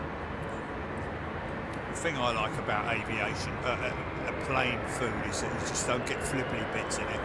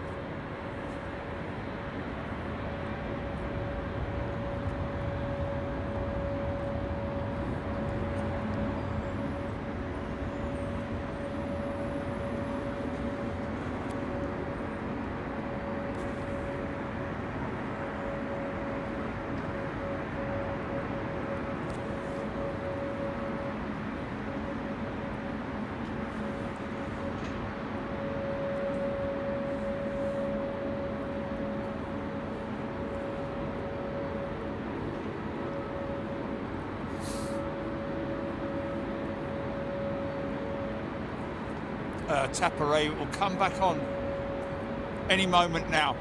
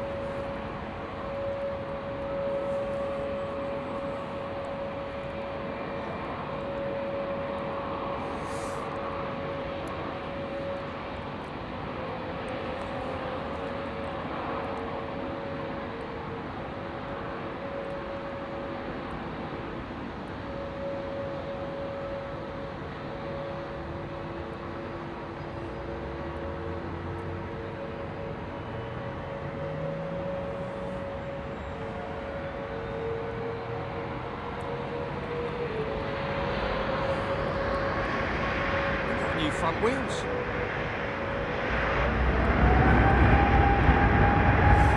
That's a bit odd.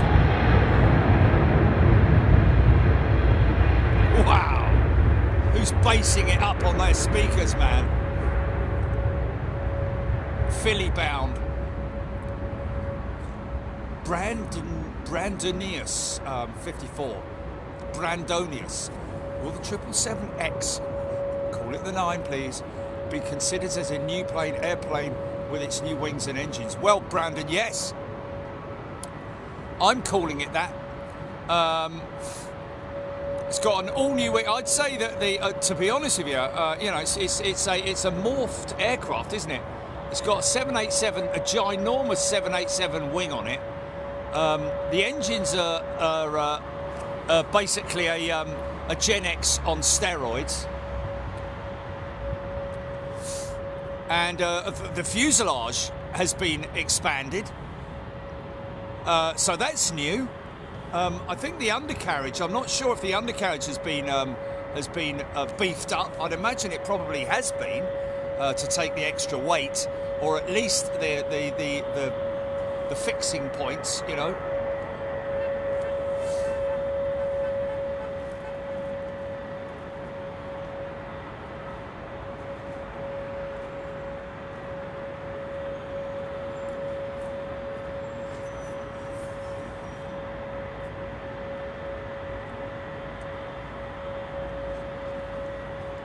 Stay positive, Chris.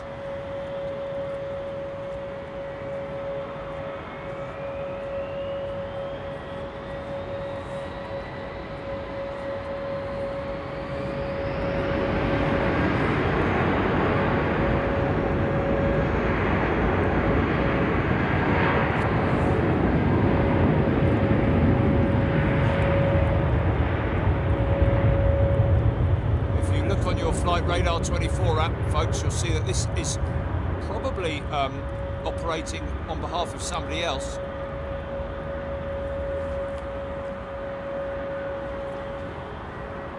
BA were using them at one point, weren't they? Seems to recall.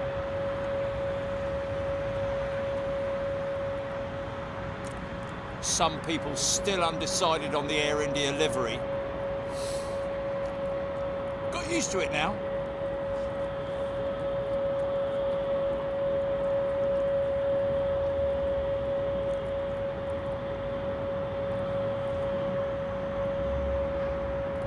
Those, I don't know if they're Pratts or Leaps.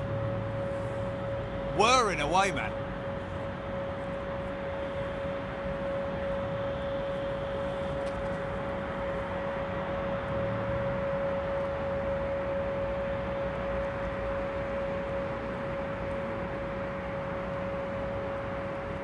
More likely to be Pratt & Whitney's, I'd imagine.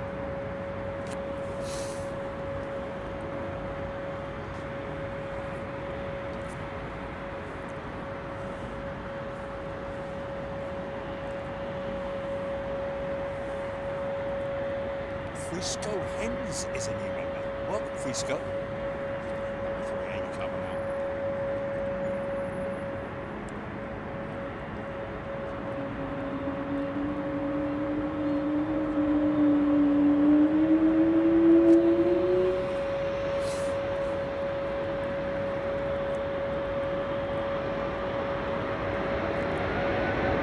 Oh, thank you, Paul. Working on behalf of Swiss, this airport engine. Yeah, Lufthansa 320neo, that'll be a Pratt & Whitney engine.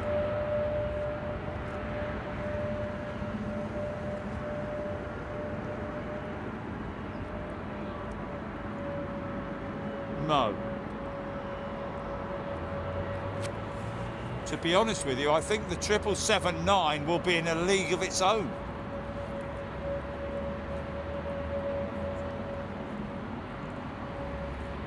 Until they do bring out the Airbus A350-1000, which there is talk of.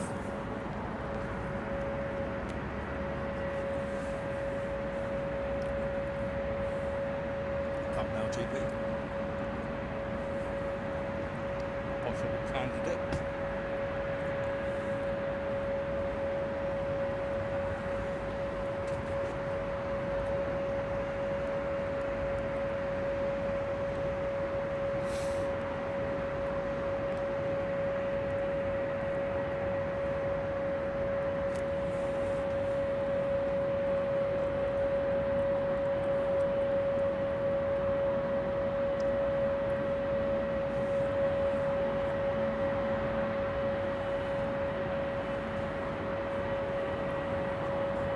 Thanks, Avro. 5-channel memberships.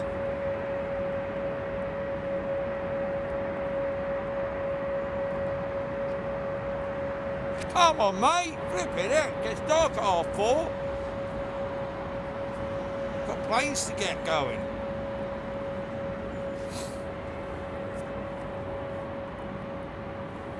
I sometimes do take a little bit of time to warm up, get those exhaust temperatures. Here we go. Oh yeah, oh yeah, yeah.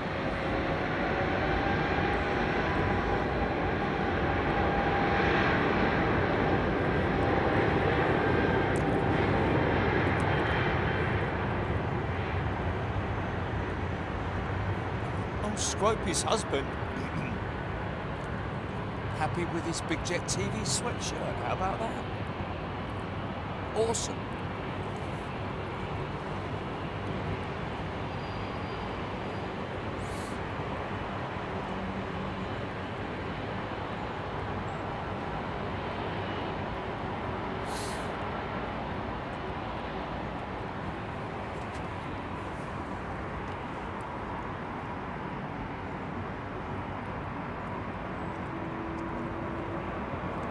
Heat coming out.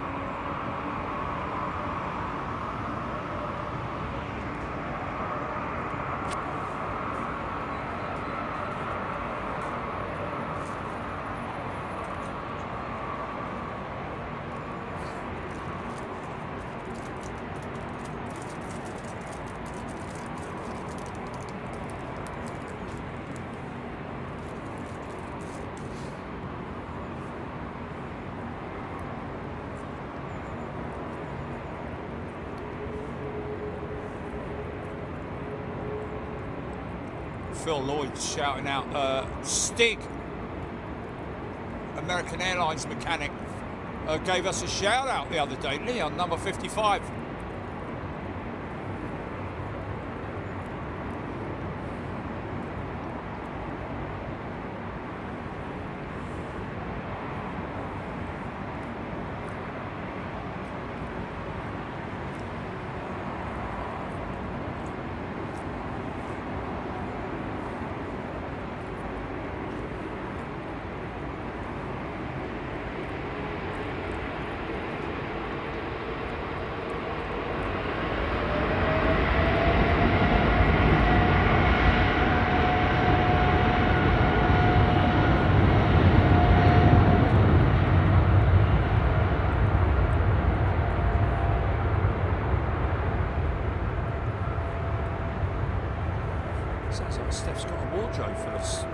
TV merchandise. Gina Graham.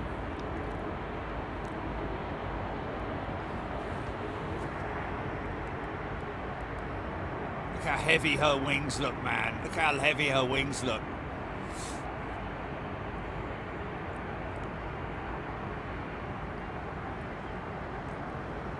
Have you heard anything more about Global Airlines recently? I haven't heard from them for like about 6 months. Last thing I knew, they like employed toilet cleaners or something.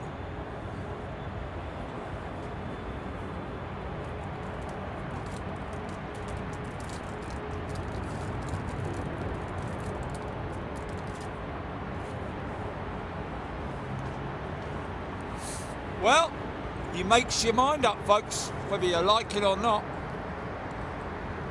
Personally, I think it's all right. Slow down a bit, son.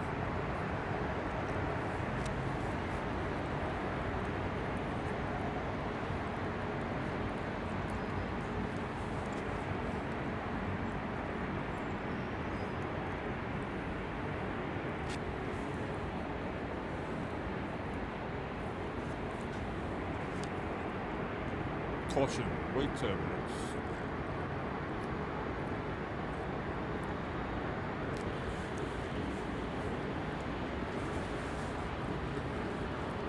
Mark Phillips, go.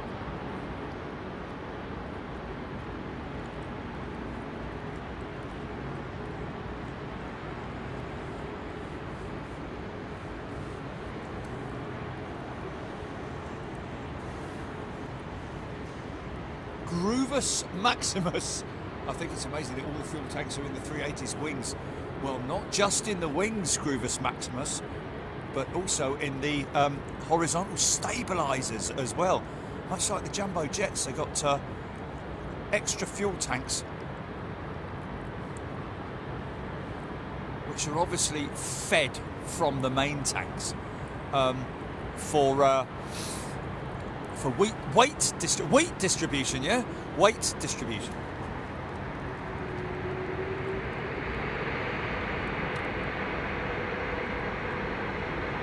Here we go.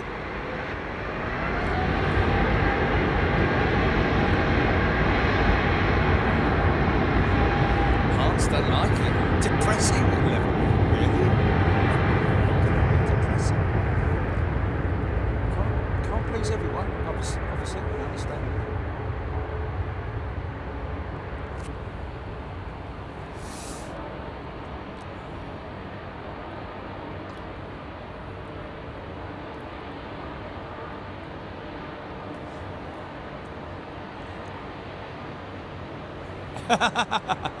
Jules Harris, thank you. Going all out, fully logoed up.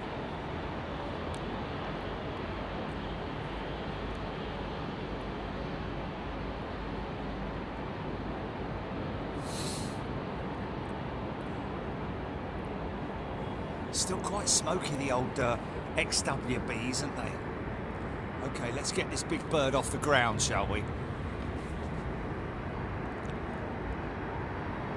Wingtip fence is Mahusiv.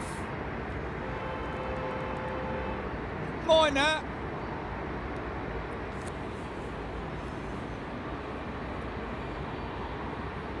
It is a shame that they never developed the Neo variant, or I say Neo. It was anyway the re-engineered wingtip. The blended wingtip on the A380.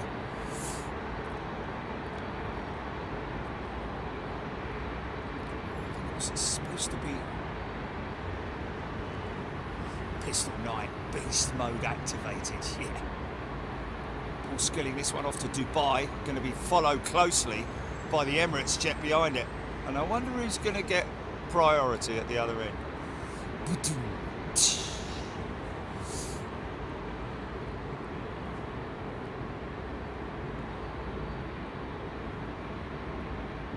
Rachel Dickinson, loving the view. Awesome. That's great, Rachel. So a big left-hand turn for this jet as they climb out and head west, east even. Well, initially head west and then east. Could even, well, no, it probably will go left, I would imagine.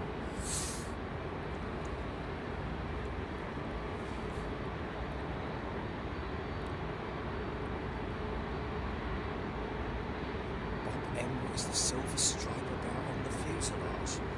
Which silver stripe is that? Silver stripe. What are you talking about, Bob?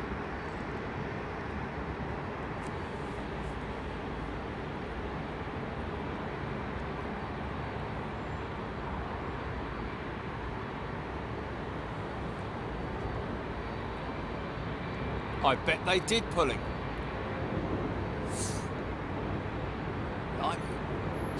Oh, it's got a 321neo going out intercept.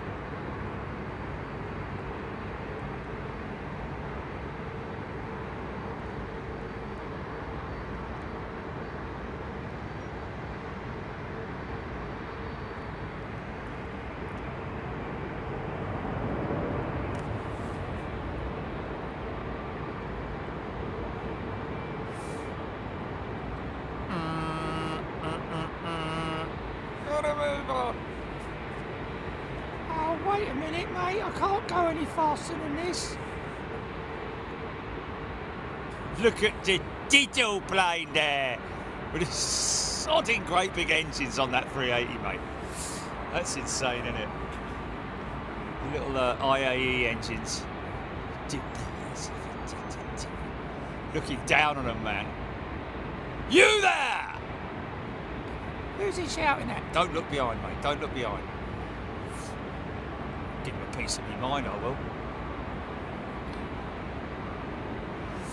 Latin America KM. LATAM.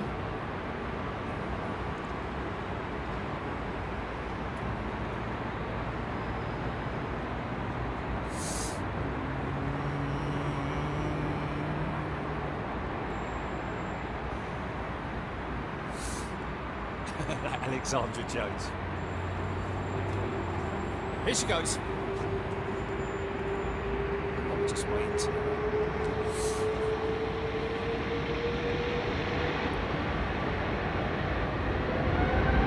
Spywalks. Welcome back, Spywalks.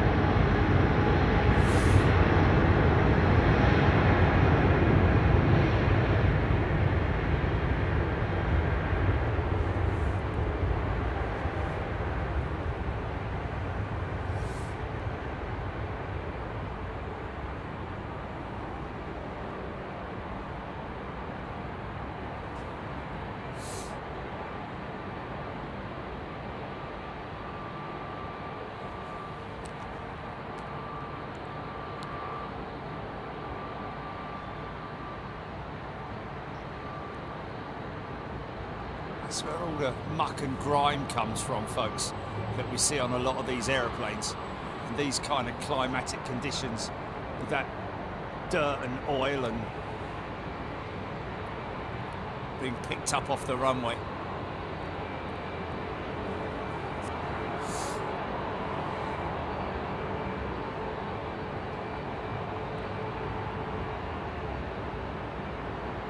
Spywalks, nice one, mate.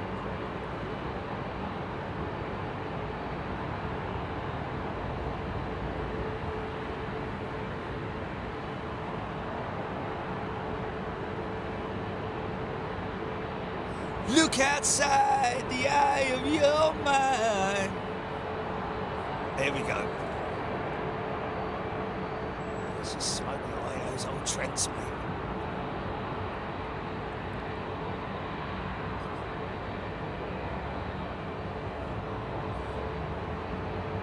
A better place to play.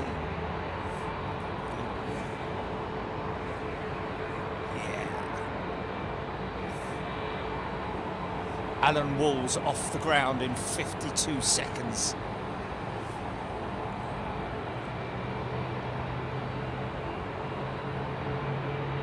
Air Canada firing up.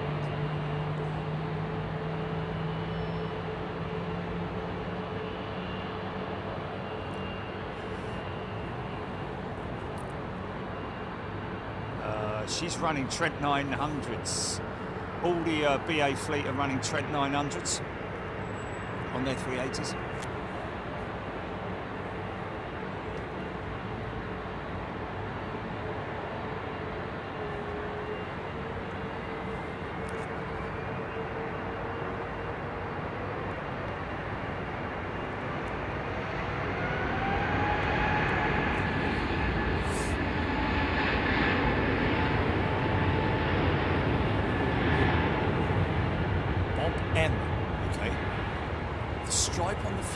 Beneath the door behind the wheels.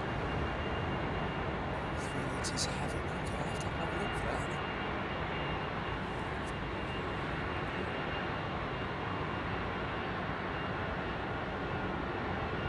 A slow creep for this 777. You're not in a hurry, are you, mate?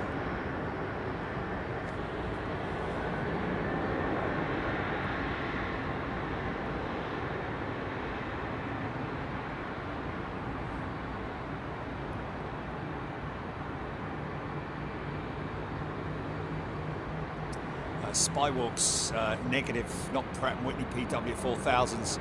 It's the Engine Alliance engine. Pratt & Whitney and General Electric, the GP720 or the the Rolls-Royce Trent 900. Emirates have a mix of the Engine Alliance unit or Rolls-Royce. Okay, so it's Trent 900s on this particular one that we're seeing going out. PW4000's kind of it's just on the 777-200s, I think, and 767-400s. Not sure. Yeah, there we go. GPS afterburner. General Electric, Pratt & Whitney, it's an Engine Alliance, isn't it? It's GP720.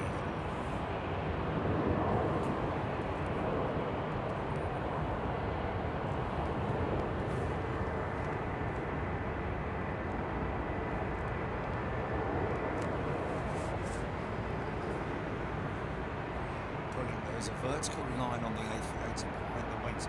Well, we'll have a little look. See if we can figure out what it is he's referring to.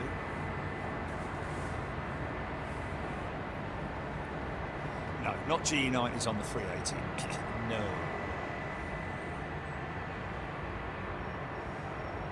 The 380 engines were exclusive to the 380.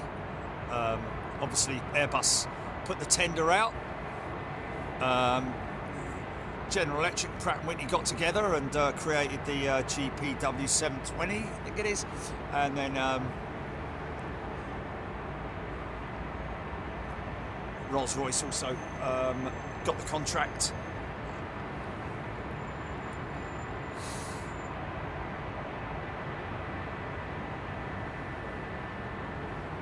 Yes, indeed, Gigi, it is our first show at Haneda.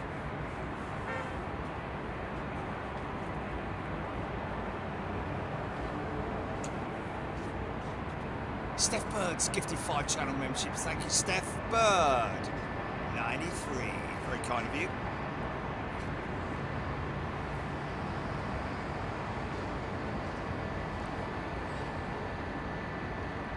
JC Sports tuning in from Las Vegas. Hope you're doing well.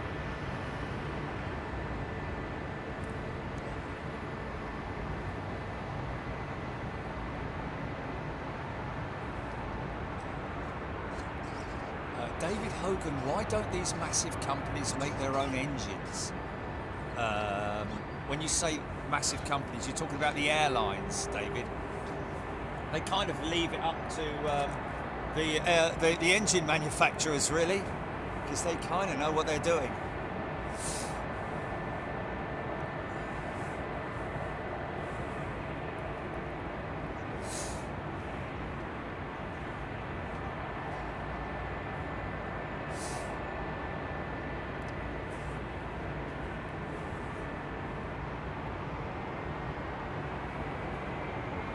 indeed.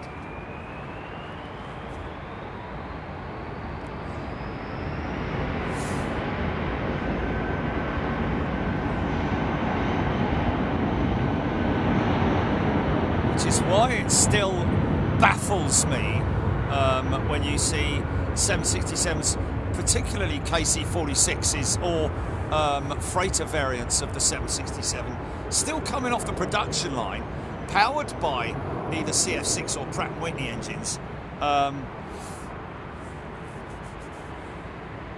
It's not Pratt & Whitney, it's not CF6, is it? 767, it's Pratt & Whitney PW2000, is it? Or it's a 2000 engine.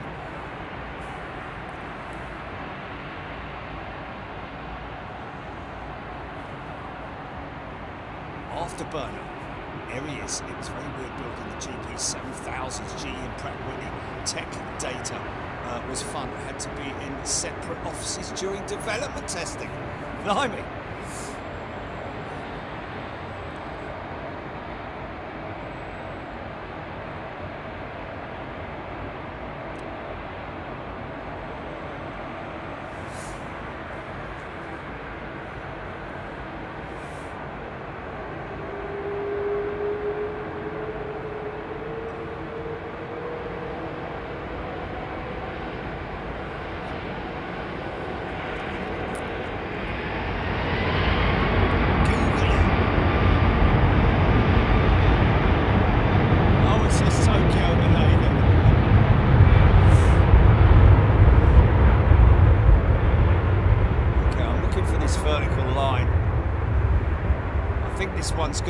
I think he wants to spin it straight out, doesn't he?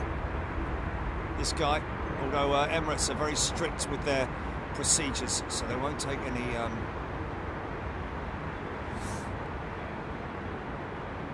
clever.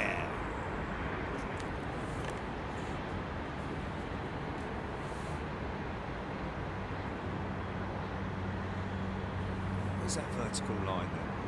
I don't know where this vertical line is. Oh, there, yeah, that is just where the panels join. Yeah, that's just where the panels join. And I think also there is a yeah, that's where the panels join on the valance or the fairing, whatever you want to call it.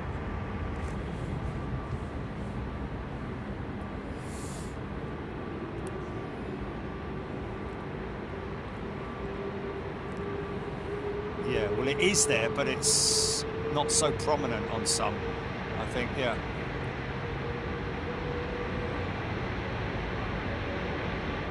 Oh, look at that, running up the engines. Look at that, listen to it. Wow, did you hear that? Ran the engines up, get the N1s, and here we go. Back on again.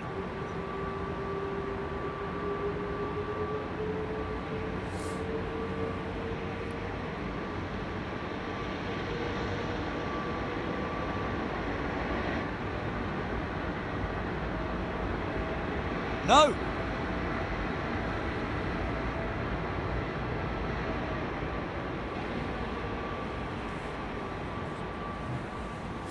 Yeah, not happy, mate. Not happy. Not happy.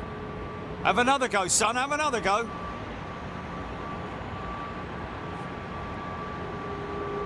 Here we go.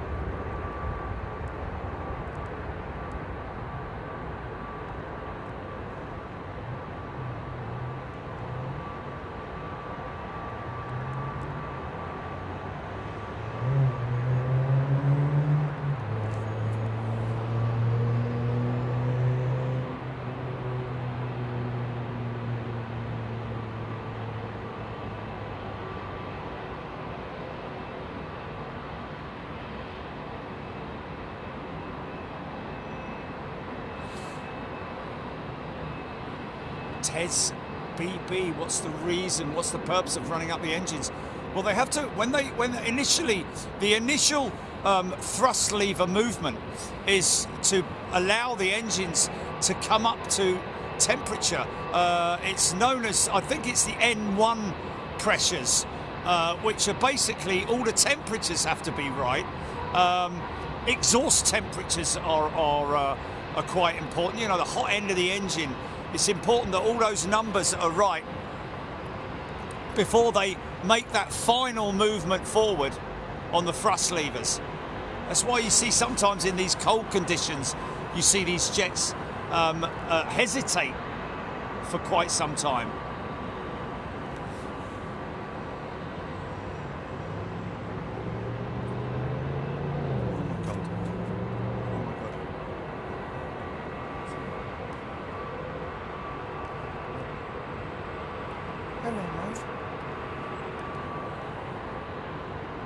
Came to say hello.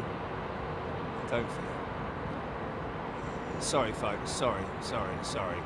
Come on, Jerry. Grab hold of it.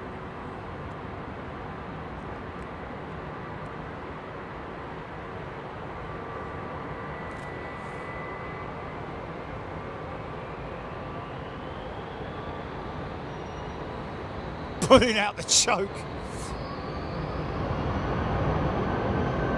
Omen tuning in from Atlanta.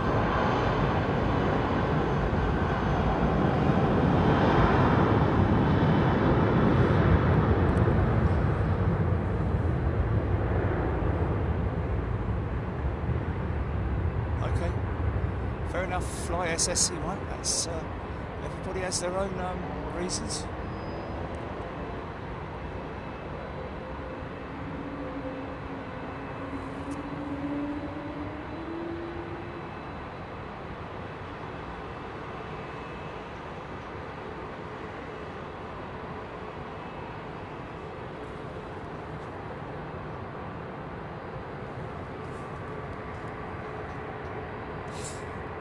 Yeah, indeed, yeah.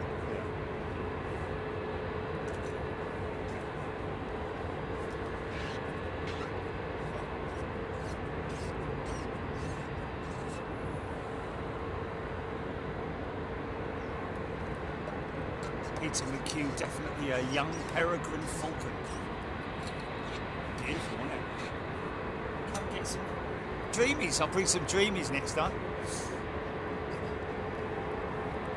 Or some raw meat. Well, raw meat as well.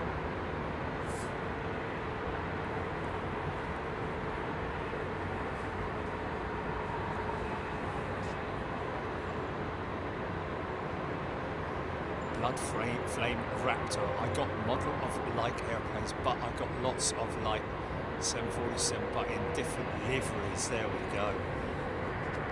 This is one of the most up-to-date modern aircraft, which is again,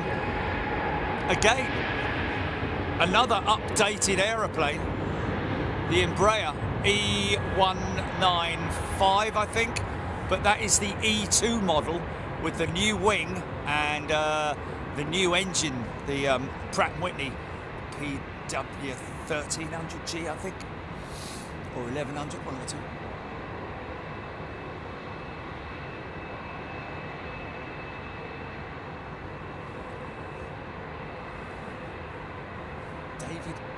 Emirates A380 got diverted into Auckland the other day. It's the first in 2 years.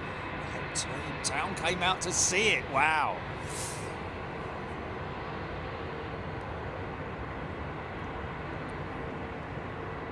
Well, I guess they came out to see it leave, didn't they? Because there would have been a few local plane spotters who would have been lucky enough to see it or hear about it being and made it out there, but I'm guessing more families came out to see its departure.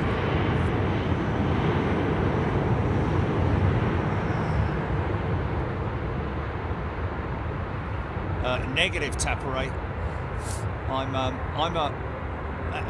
I never call an airplane ugly. Even the old Ilyushins and Tupolevs from bygone years, they all are They have a design. They're designed for a reason. In that they have that look about them for a reason. And I don't call any aircraft ugly. I agree with you that she is indeed big, imposing, majestic, but definitely not ungainly, and certainly not in any way ugly. I know you're saying a bit ugly, but yeah, I think she's a beautiful aeroplane.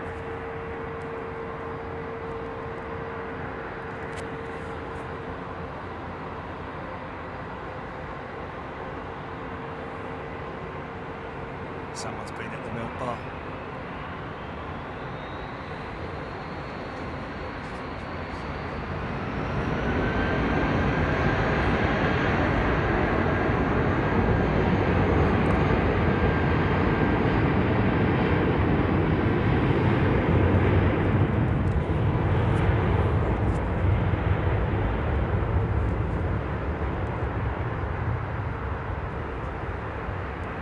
Master of engineering. It's just a feat of engineering.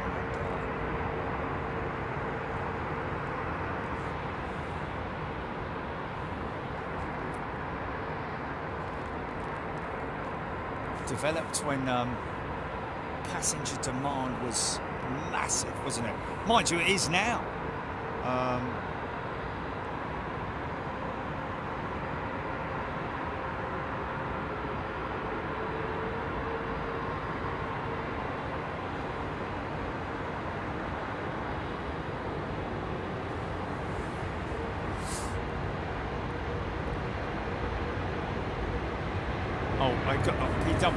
PW-1700s and 1900s.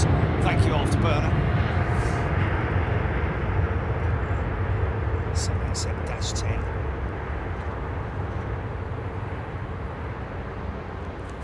Beautiful piece of architecture. The Pratt & Whitney engine. GTF, the geared turbofan.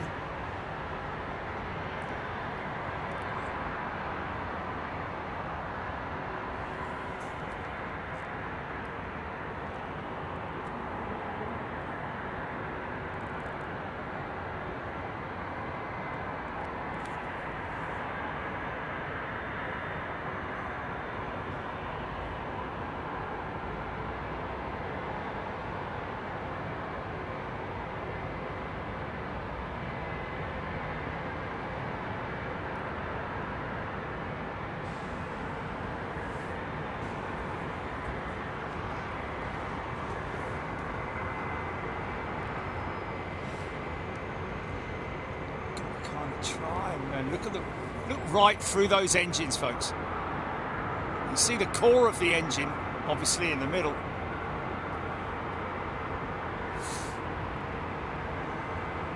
Onkar Singh has gifted 5 channel memberships. Thank you, Onkar. Very kind of you.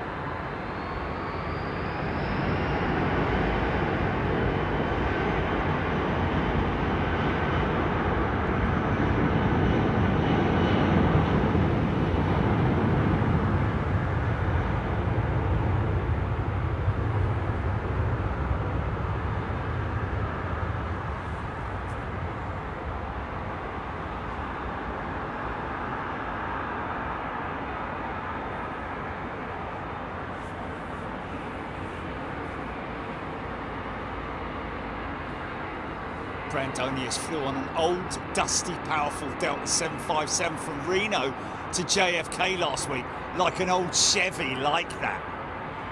Yeah. Pistol Knight looks like a private jet, doesn't it? Got to remember that. 1700s, 1900s on the 175.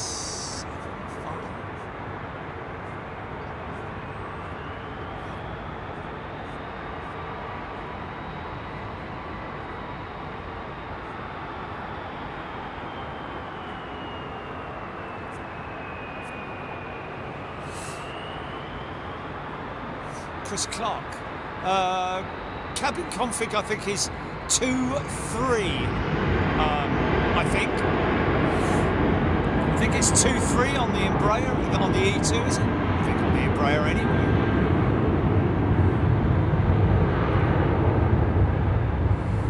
Penny Haskins, very big engines for such a small plane. Well, it's blade technology that's the main thing that you're witnessing right there, compared to you know, the old IAE engines, or even the CF34s that the original CEOs,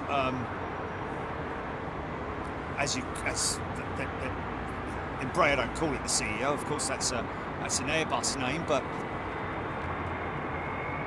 you see that. See the A320neo behind him. He's running the Neo. He's running the big engines as well, but they just don't look ginormous like they do on the little tiny Embraer.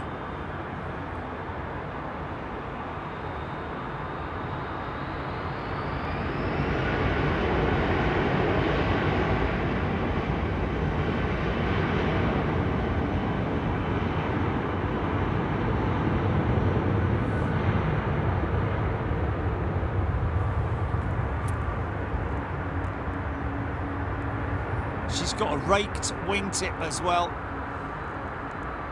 so they've extended the wing. High aspect ratio, just the you know, the ultimate wingtip system with a very pointy raked tip on it. You can't really see it from here because we're looking at it from this angle.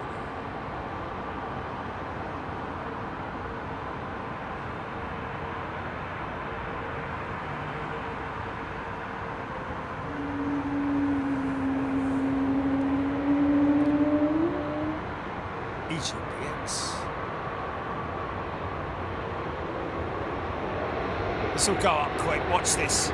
See how quiet that thing is, man.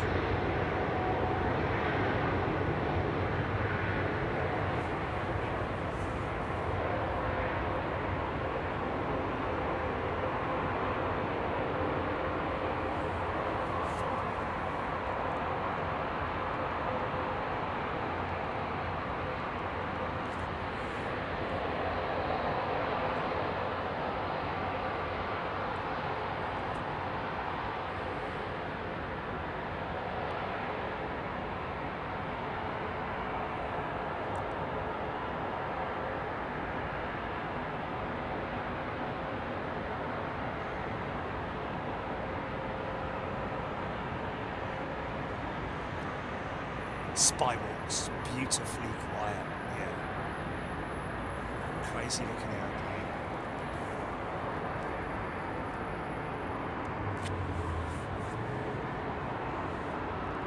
Penny Haskins, very narrow, long plane. Seats must be 2-2. I think they're 3-2, aren't they? What's the configuration on the E2 jet? Well, on all the planes, I think it's 3-2. Blood frame Raptor.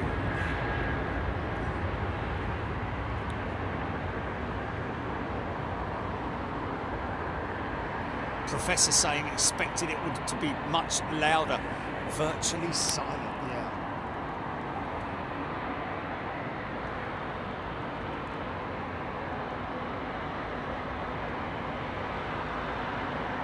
Tommy Thompson. Looking forward to Haneda.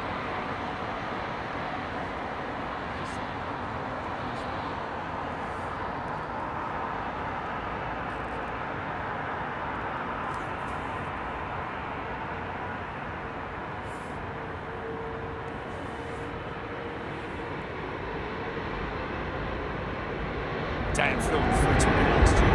Whoa!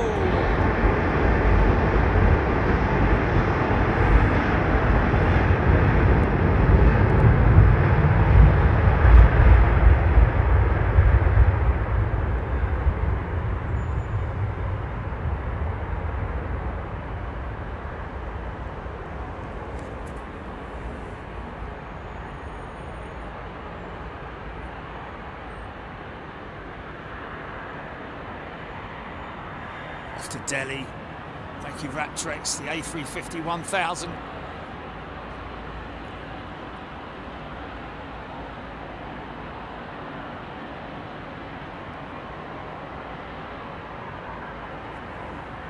Oh, it's 2-2, is it? Oh, okay. On the E2.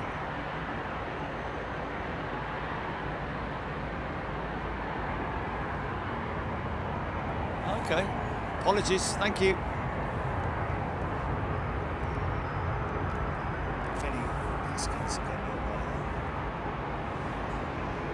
This is the A330neo. See, now look at the wing tip.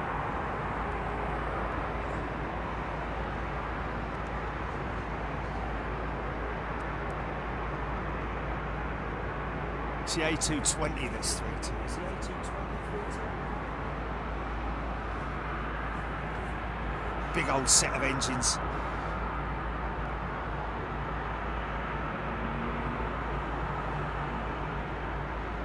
Alan Davies. At this point in time, yeah, you're right. No new designs of aircraft coming out just yet. Oh, it's 3-2 on the 220. There we go. Go on, son.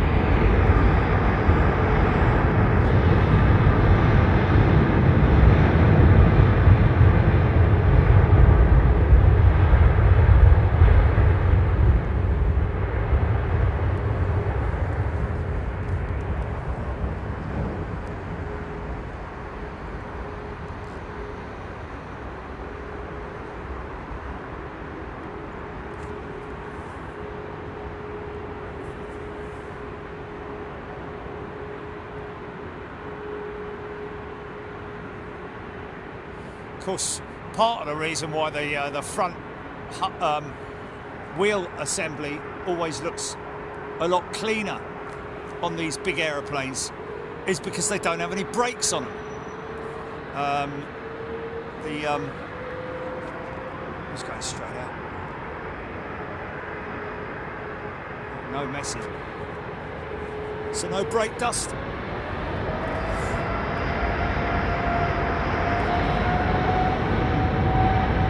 Wow.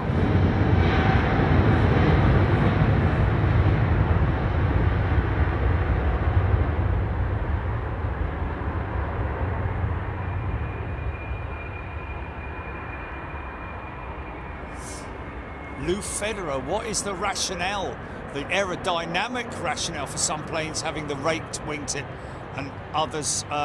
Well, the raked wingtip is a flat wingtip, Lou.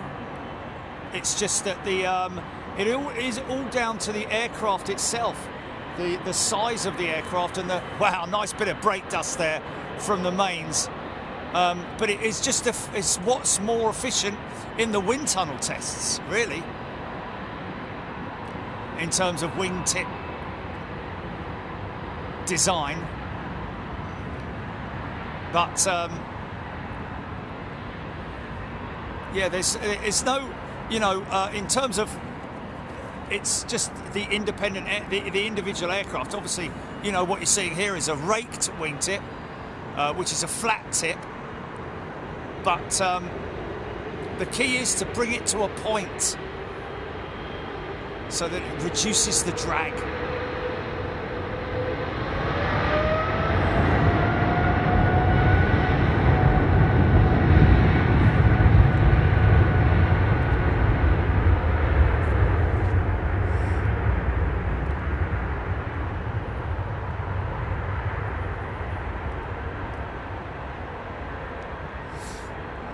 Lovely old, proper old school 777-200.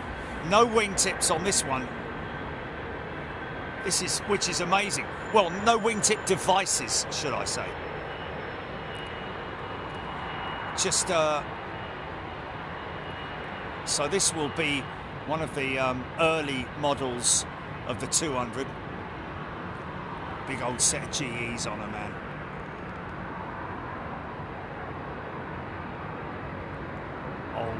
Engines, man, old aeroplane that. It's got to be in her 20s, late 20s, I'd imagine.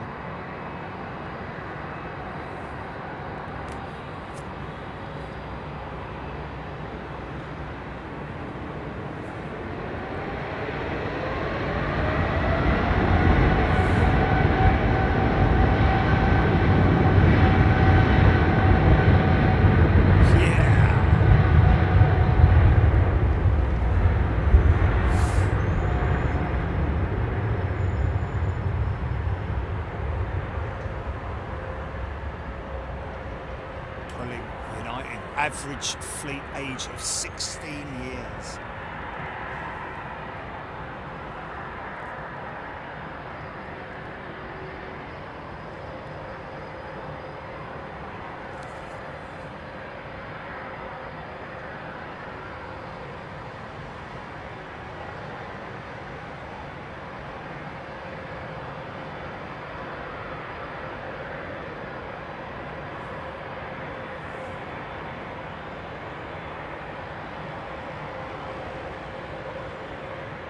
Chris Clark's parents bought him a camping chair for Christmas. Brilliant. Awesome. Go to Myrtle Avenue. I hope it's got a cup holder in it. You know, the little... Pulling United 777 fleet, average 22 years.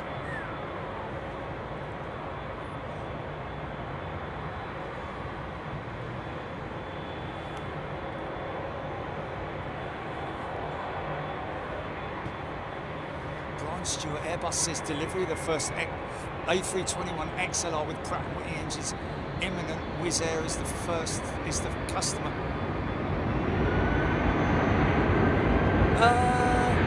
Okay. So was the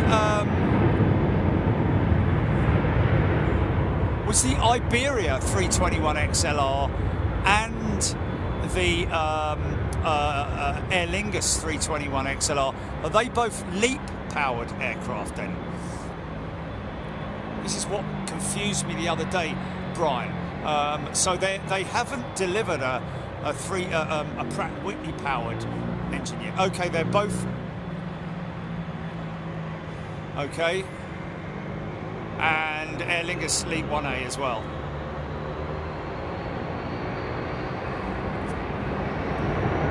Okay, there we go. Now I've got you. Thank you. Tackling 25 years old for that 777. Wow. Raptrex. This Qatar jet, nearly 11 years old. Blimey. That's insane.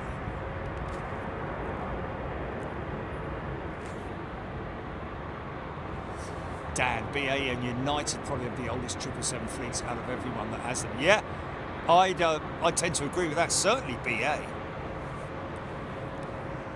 Really kept because BA were the launch customer, weren't they, for the 777 or thereabouts.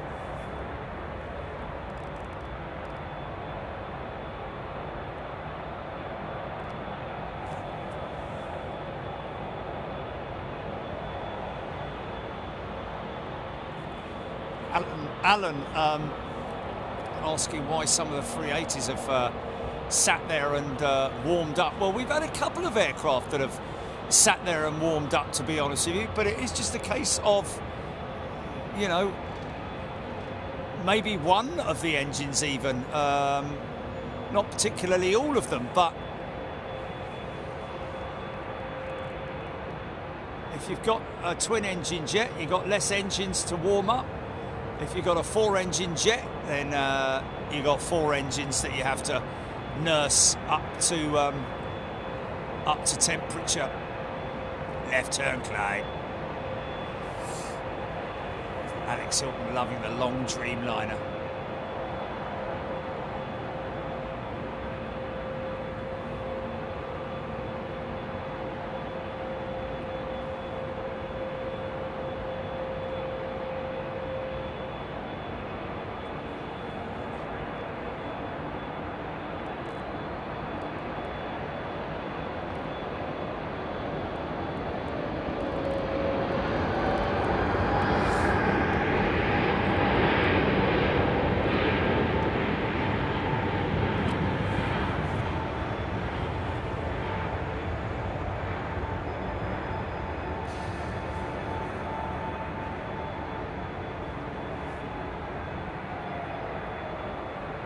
Oh, they're running up that 380 over there, man.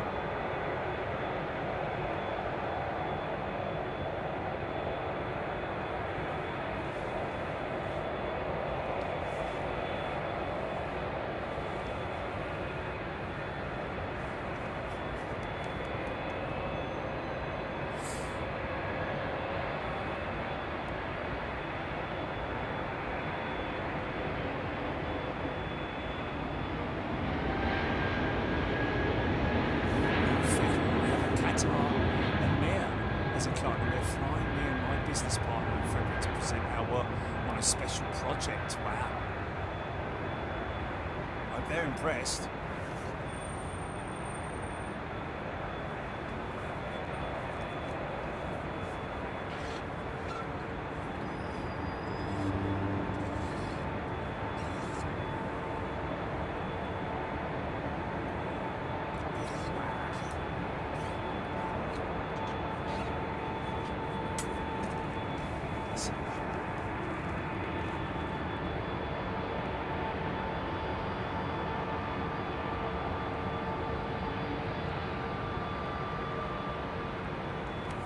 Nice.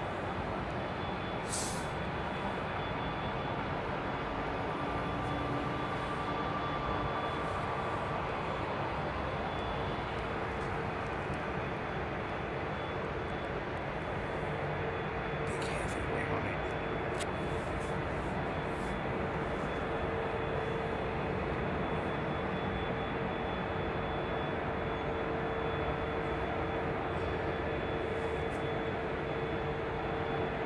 PJs.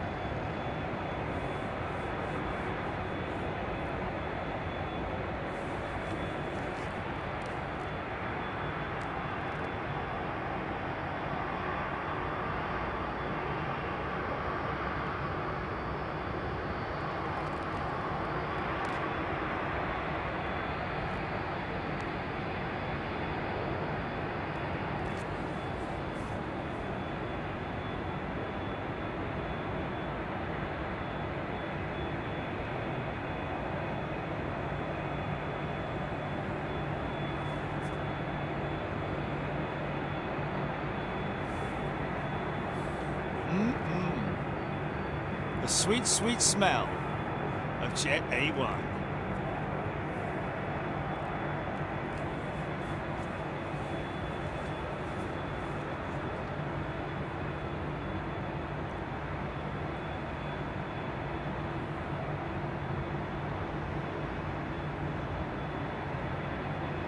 Good, good. Hey!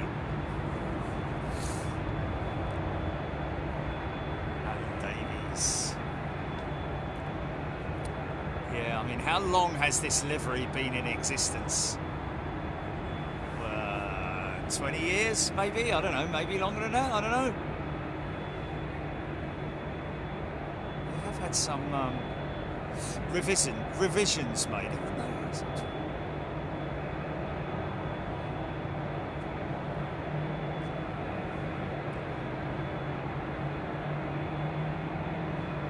Mark Atkins, no 380 freighters. Not until the Jerry Dyer inspired A380 freighter comes out.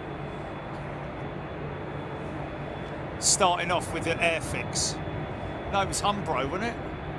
Somebody said earlier on, someone does a A380 model. Is it Humbro or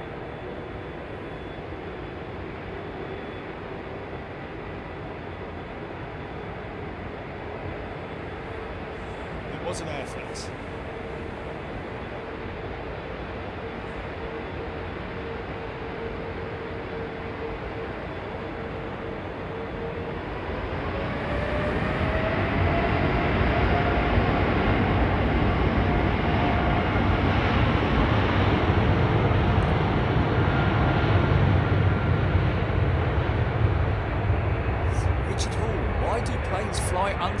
Speed ability.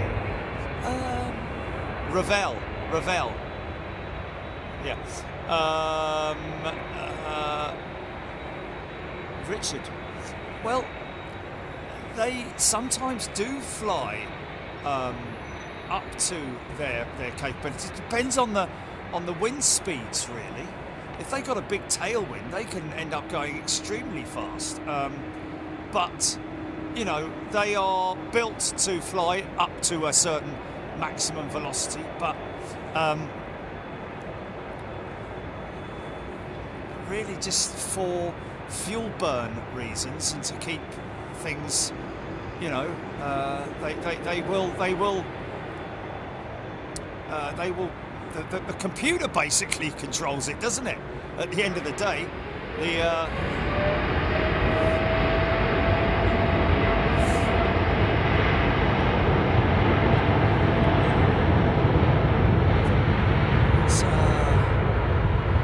it is down to the flight management computer, doesn't it?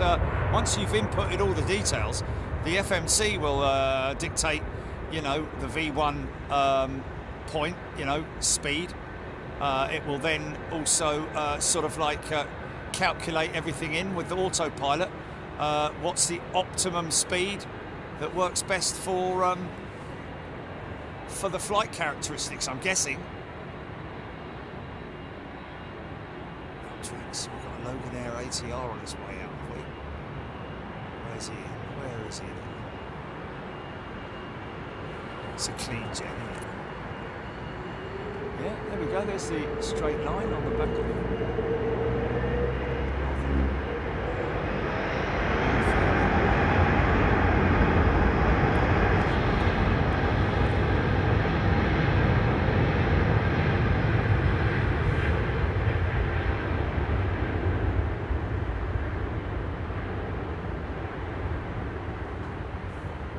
Yeah, nothing like a transatlantic flight landing an hour early, Professor, and then you've got to wait 40 minutes because you're too early and the gate's not available. There's nothing worse than that. Okay.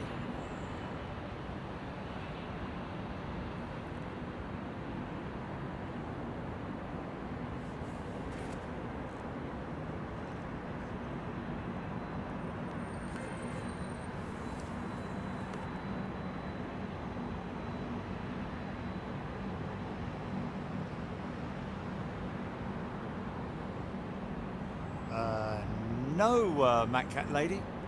No de-icing today. Very cold this morning. I'm guessing there probably was de-icing this morning. North East Scotland rail scene. Good afternoon to you. Zach Edwards, Diesel 13. Marshall Martin. I mean, that's just... I'm just saying that because that's the way I sort of like imagine that is Air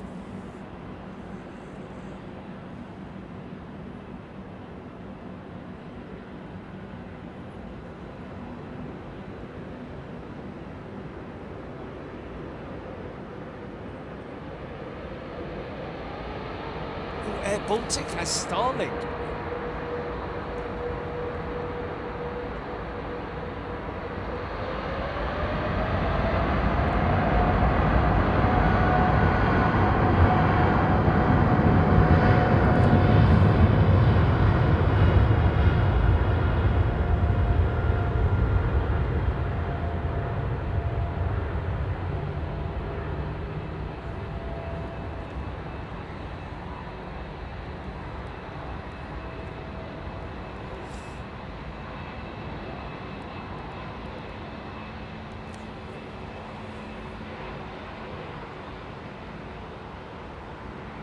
So we are hopeful, folks, that these...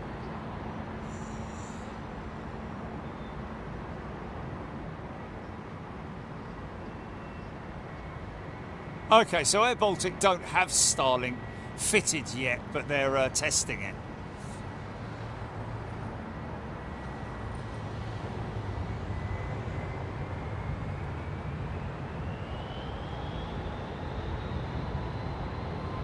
Avro, thank you. Triple off to JFK. Oh, there's another example. There we go, look. Went for the spool up. Engines weren't ready. Have another go, son.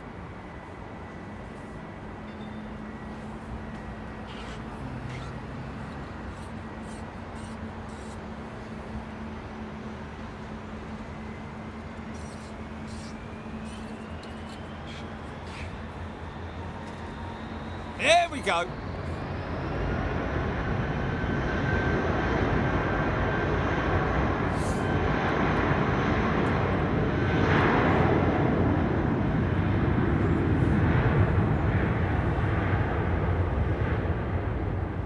Barry Price, Slinger 380 must be the first one in on 27 right. Well, we have it isn't, because I've already got the first one.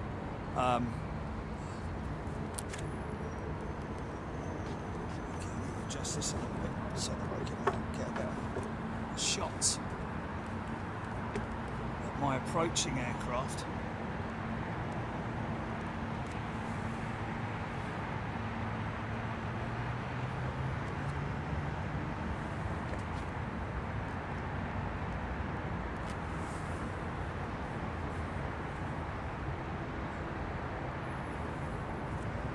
Tommy Thompson's gifted a channel membership. Thank you, Tommy!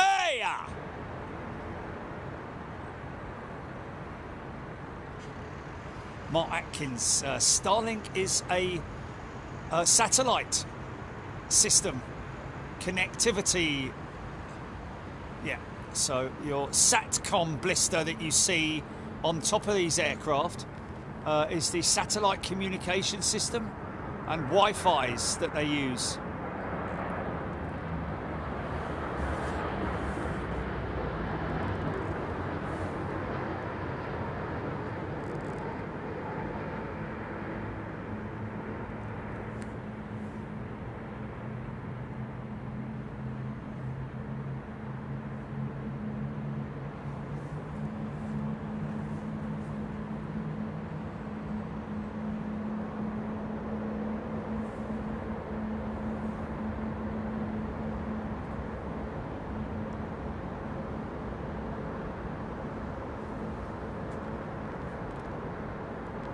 Squirrel has gifted a channel membership. Thank you, Squirrel. See inside the United hangar there. Surprised I haven't got a US flag up there. Stars and stripes. Generally do, don't they, in the old American hangars out there in the United States of America.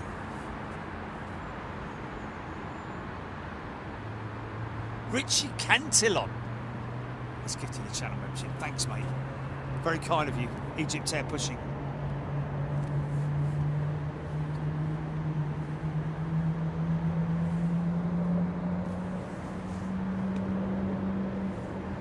Wow. Both mics on 75%, mate.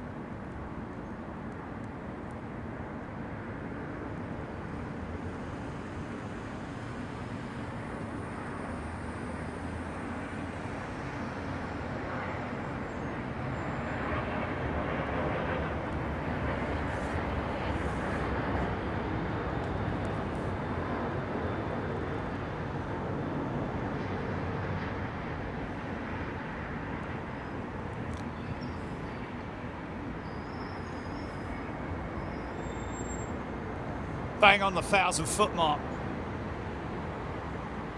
or even earlier.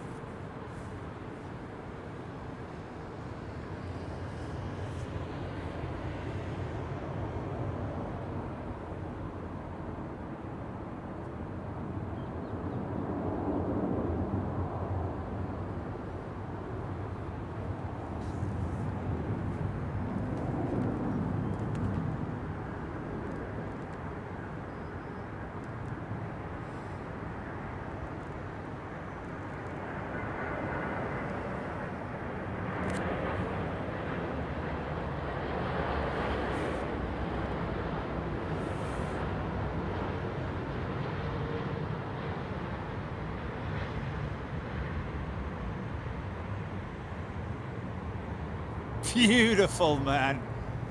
So graceful, mate.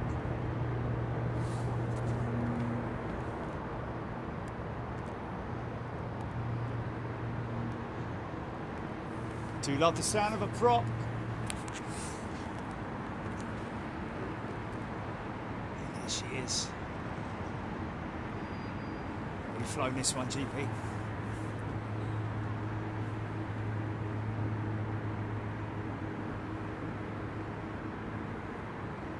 Very funny, Avro.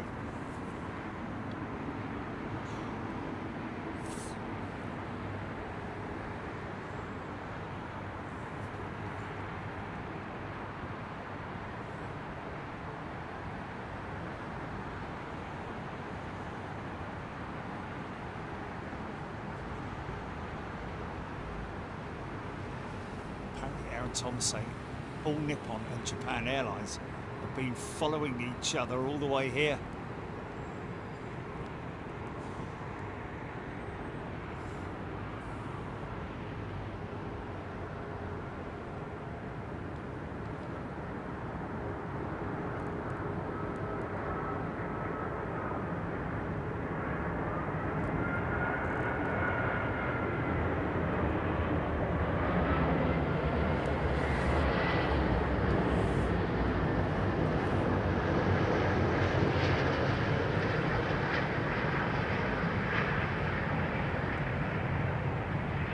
Yeah!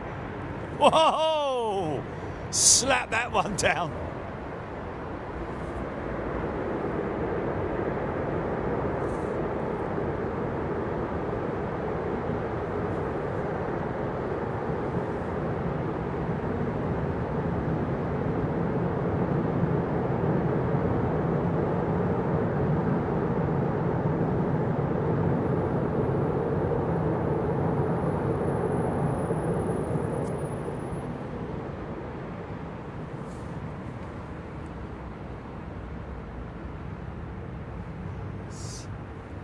Very nice. Launch customer for the 380, of course. Thanks, Professor. Take care. Look after yourself, mate. See you on the next show. Scudder has gifted a channel membership. Jim Bob. What are you sorry about, mate? What's the matter? Who's that?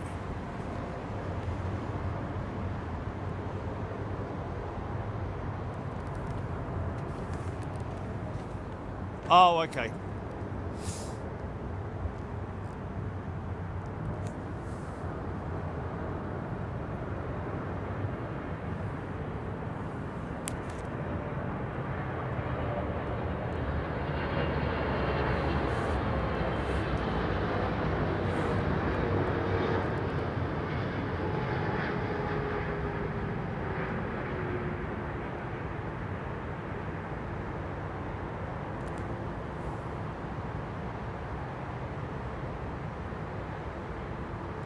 You see the way they pull the elevators up there? Look at that.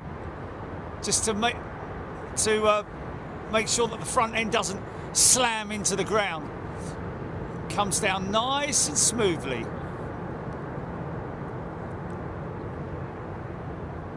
Biman Bangladesh giving a call out. Oh, is it? So that'll be our return flight in 3 weeks. Oh, Jowl, right. Stephen Billings, Air Godzilla, has gifted a channel membership. Thank you, Steve. Richard Hall has gifted a channel membership. Thanks, mate. Yeah.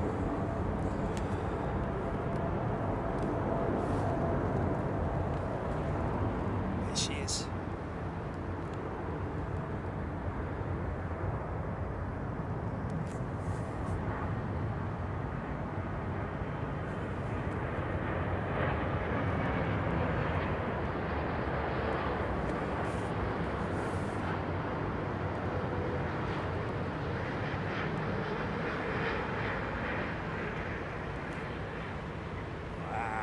Nailed it.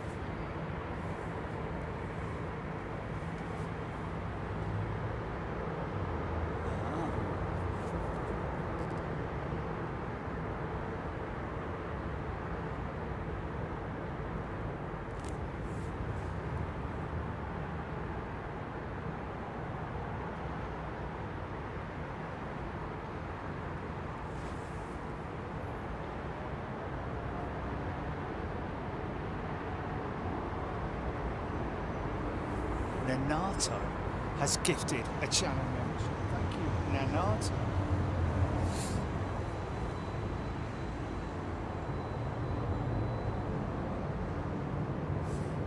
Biman Bangladesh. No wind today. Very little wind. As you can see. In fact, they're probably landing. Yesterday, Chriso landed into a 5-knot tail, didn't he? It's sort of like switching, isn't it?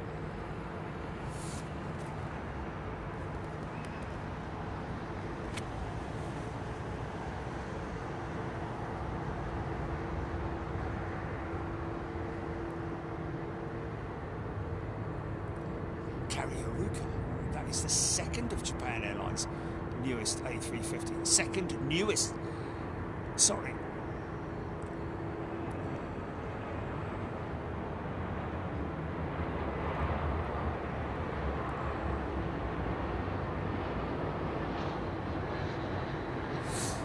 Alan Jux, yes, that is an optical illusion, which, again, like I mentioned on the show the other day, is one of those things that, you know, when you look at the A350 from different angles, sometimes you'll see that the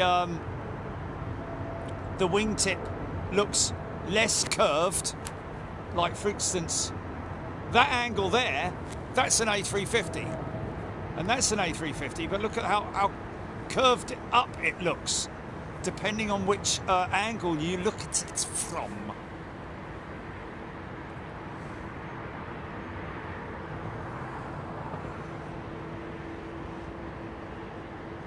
Adam Matzel, what's the purpose of the tip on the end of the wing?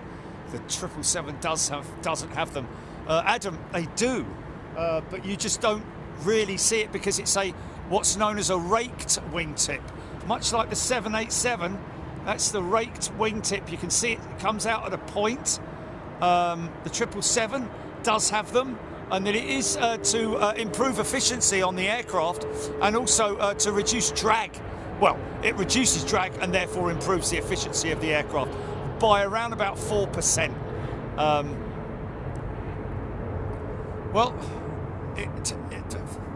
But that's not right. It's between 2 and 3%. I'm hearing today.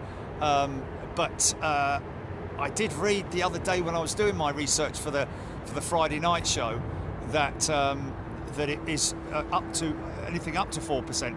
But that's the fence wingtip that you see there on the 380. There's a number of different types of wingtip fence. 767, again, another aircraft. That particular variant, the 400, has a raked wingtip, whereas the 300 has the winglet, 11 feet tall winglet, I have to say, which is just crazy, isn't it? And there is a 777 taxiing up now that does have also, well, the 777-300 and the 777-200 freighter, and some variants of the 777-200 also have the raked wingtip, depending upon when they were built, really. Captain Manny, thank you, mate. Good to see you.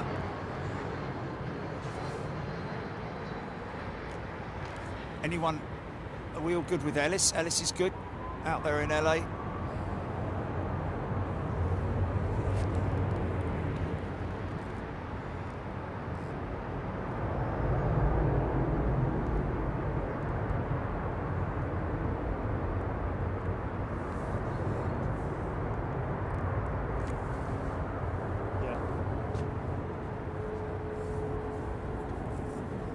Oh, we flew back from Singapore to Heathrow on that aircraft. Fantastic. And that's coming directly from Inspector Prestwood.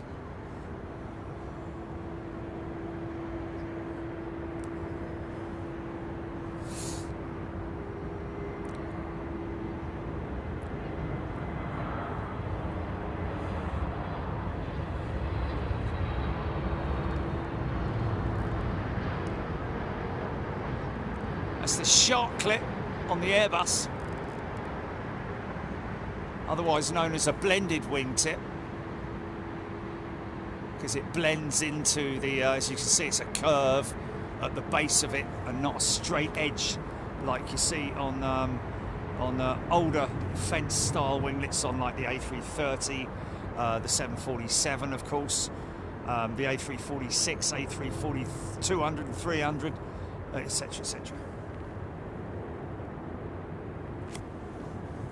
Squirrel, thanks mate, it's gifted a channel membership.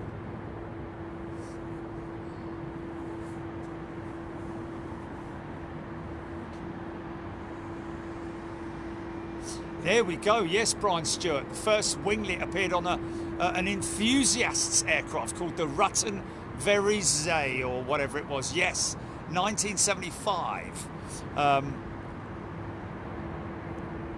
Which, again, like I say, is a bit of espionage going on there, isn't there? In terms of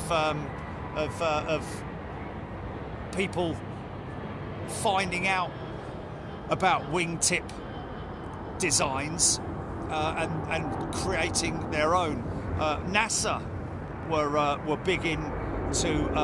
You see, you don't know whether that that guy, the guy that created the winglet for that Rutan jet. It was a little prop, wasn't it? It's all carbon though, wasn't it? The Rutan jet, which is quite surprised, back in 1975.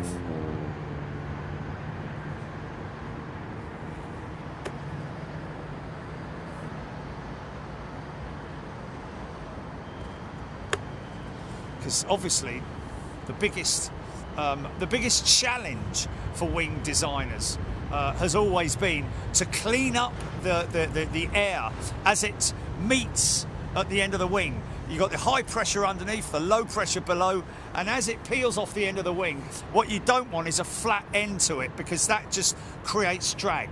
The key is to have a tip, have a very pointy tip to it. Much like a sort of like that's like a glider wing, so to speak. High aspect ratio wing is what you're looking for ideally. And that's why when you look at these aircraft from above or below, directly above or below, you'll be able to see exactly what we're talking about in terms of the wingtip device. And like I say, the wingtip device depends mainly on the aircraft type itself. Although the 787 did adopt a similar wing raked tip like the 777, but more I guess redesigned, would you say?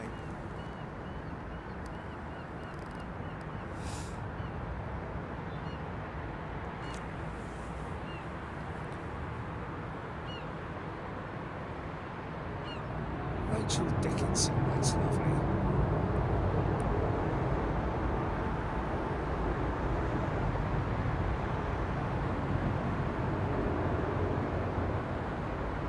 Yeah, that is a bit morbid, isn't it, Lou? Generally, they freeze to death when the gear is open. Depending on where they've positioned themselves, they fall out. I've had a couple of instances on approach to London Heathrow where stowaways have fallen out of the undercarriage, but fortunately they were dead. Well, I say fortunately, but they were dead long before they arrived, because obviously the undercarriage bay is it's not a temperature controlled environment.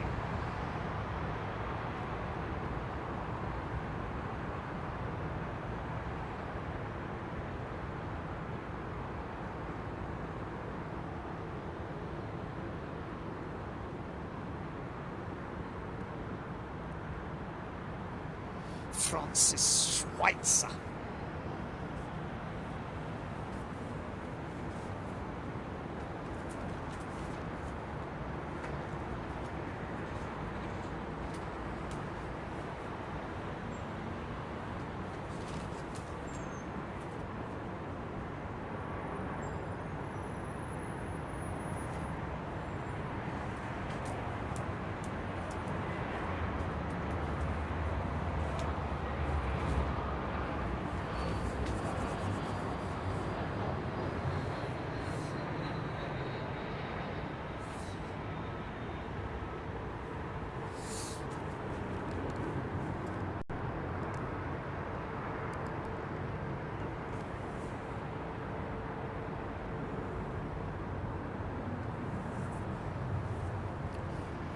I wonder if they're American or British engineers at United's maintenance section.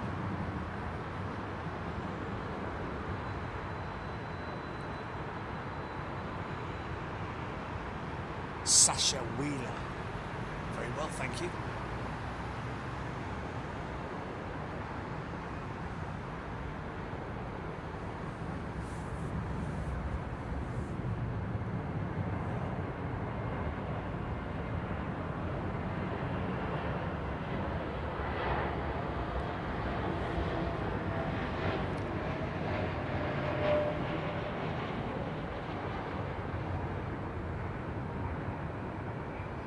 Lowlander, there was a stowaway that landed in the roundabout at Twickenham. I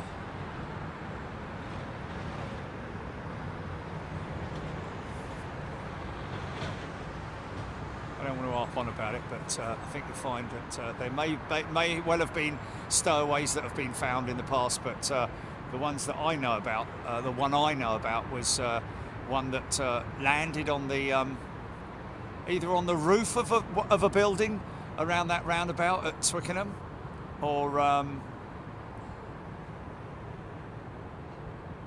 was it, Richmond? One of the two.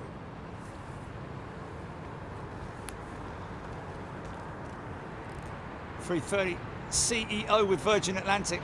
See, that's the squared off wingtip fence.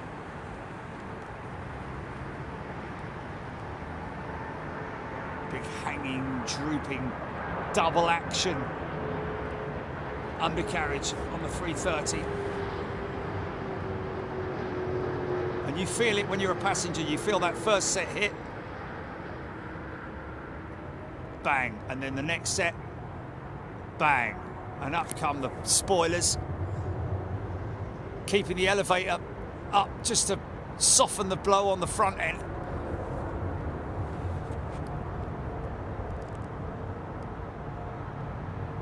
Hinge door system on the reversers there, developed by Safran, I believe.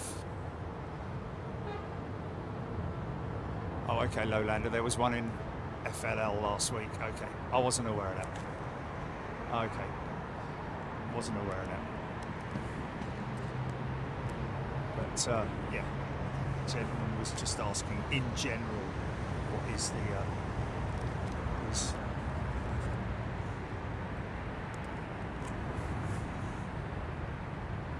Looks like Malaysian.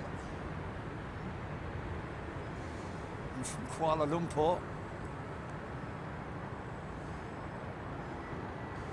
All the 350s running the Trent XWB engines, modifying, carrying over modifications from the Ultrafan program.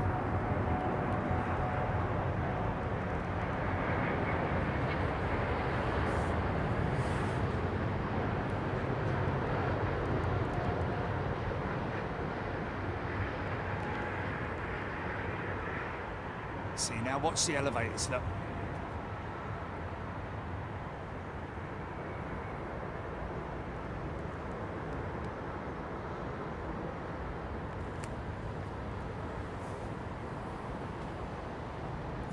Just let go and steer it. That's all they've got to do now. Obviously, keep the hand on the control stick, or just have it hovering over the control stick, because now it's all down to stopping the aircraft using the brakes on the rudder pedals.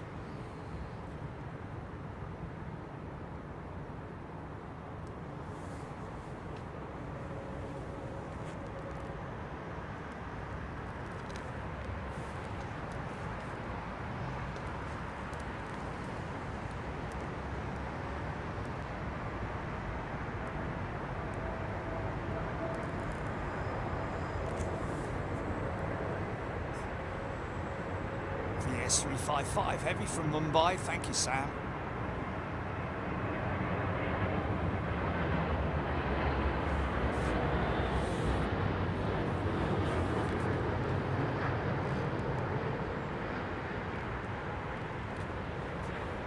Yeah, that was a bit firm, wasn't it? Thank you, Craig.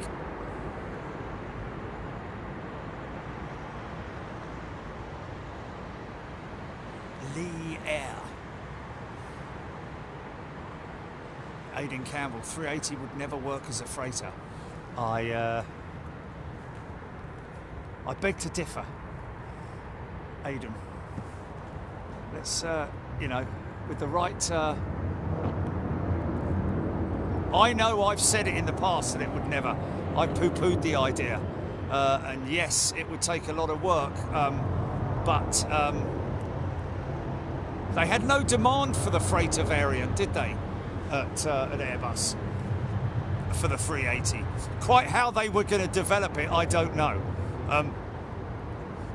Would probably not work as a two-tier system, a double-decker, so to speak, freighter. I can't see that working. However, if you were to develop it without... There's 2 Star Alliance 350s in today. This is Air China.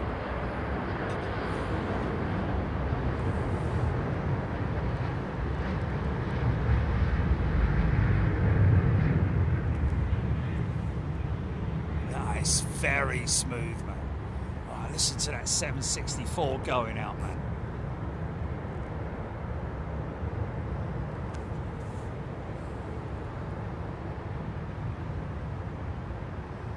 I am going to try and see. I'd love to get a blueprint of the A380, of the fuselage, the construction of it, especially the back end of it. Because my idea is to develop a 380 into a rear ramp loading aircraft, much like the AN-124, the C5 Galaxy, IL-76, Hercules, all of those ones, you know, the old Hercules, the C-17, the A400M. I know it sounds crazy, but I just want to sort of like do a feasibility study on it.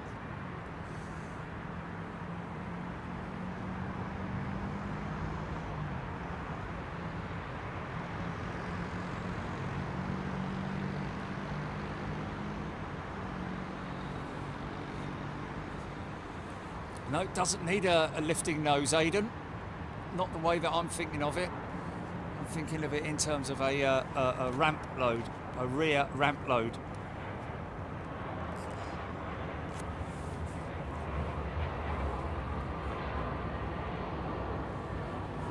Stefberg, don't know. Would an A380 freighter be cost effective?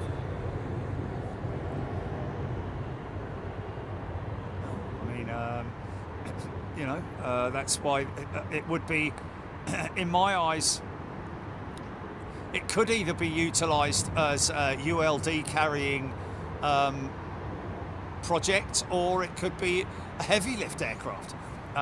Whether or not you are able to remove that that upper floor and just have one single height inside the cabin space, so that you can put large pieces of freight in there, because obviously, you know, you'd be very restricted and very limited to the height of freight that you'd be able to put in there if you had that midsection, you know, that second floor up at the top there.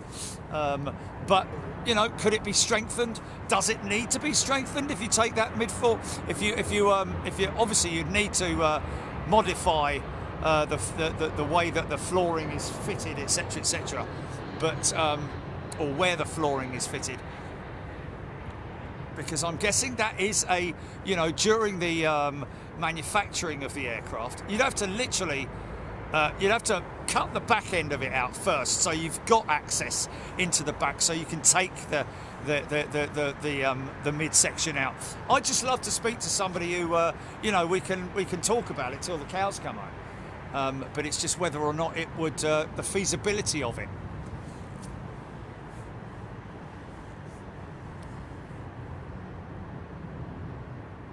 Chris Howard, too high off the ground for a ramp load. That's the big question, Chris. Is how far forward can you put the front section of the ramp? And I'm thinking that if it's just by that, just by the wing fairing, maybe. I don't know. I need to look at the design of the aircraft, really.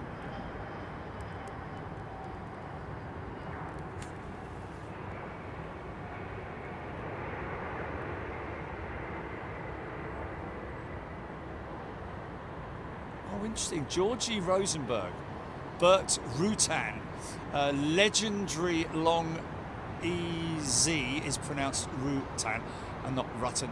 Bert Rutan's also built Richard Branson's rocket launch composite rocket launch vehicle. The winglets on classic long EZ are okay. Thank you, Geordie.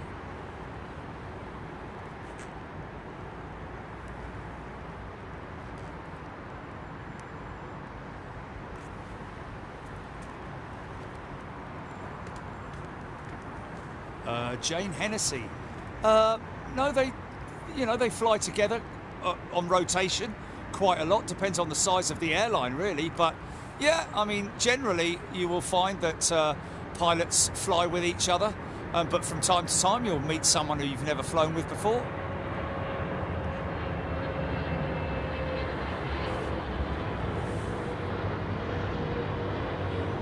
Met a couple of BA777 pilots who are brothers at a golf course last year, who regularly fly together, which is pretty cool. London looking pretty sweet. Look at that skyline. London skyline, a cityscape.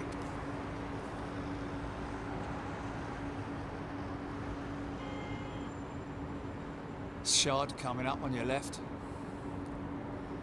That's all the Shard is, mate.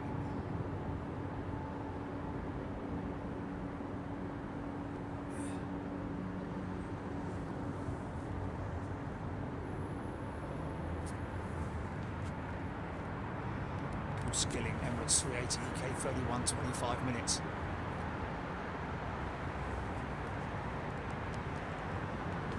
Martin Peake greasing landings today.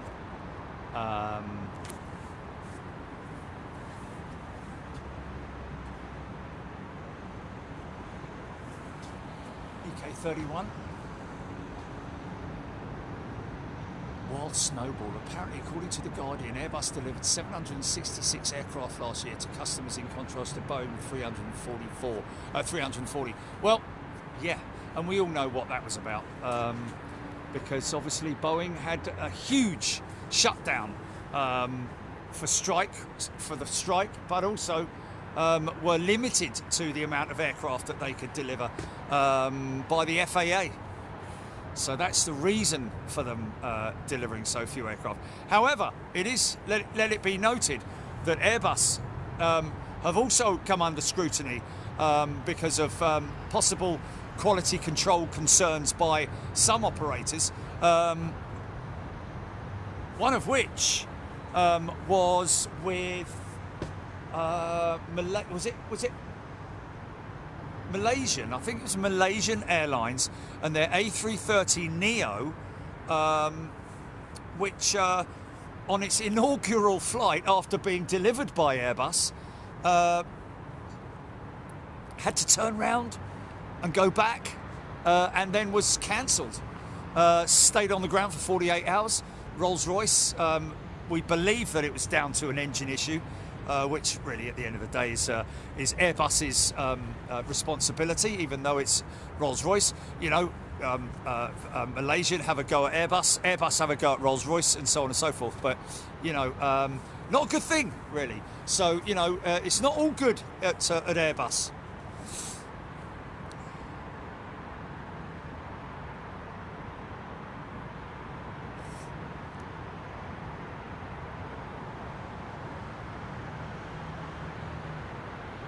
Oh, okay, so Geordie Rosenberg saying winglets on the long EZ are the rudders. Okay, well then doesn't that make it not the first aircraft to have, I mean, wingtip devices that are rudders? That's a completely different use of a wingtip device, even though it is a wingtip device. But did he develop those wingtip devices to steer the aircraft in terms of rudder movement? By the sounds of it, I don't know. I have to have a look at that.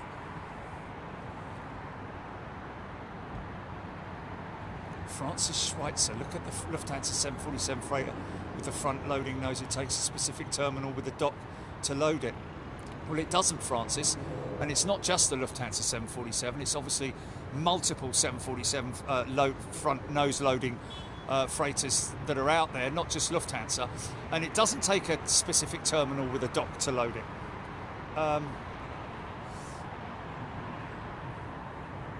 It just comes up to its stand and opens the nose, and the piece of equipment goes up there like a scissor lift, a scissor jack lift mechanism, which then offloads the freight. Doesn't need any specific type of... You may be thinking of the Beluga. I don't know, because Beluga obviously needs a specialist docking system. But anyway, I digress.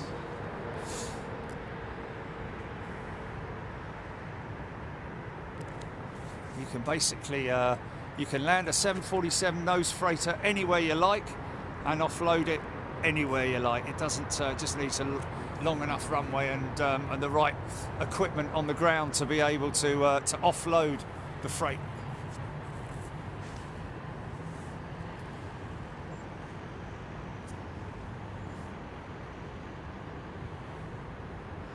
James, my friends Andy and Hannah are flying in on BA 1417 from Belfast due 4:35. Ooh, unlikely, James. We're going to be cutting at the Emirates 380. That is, are we keeping an eye on that, folks?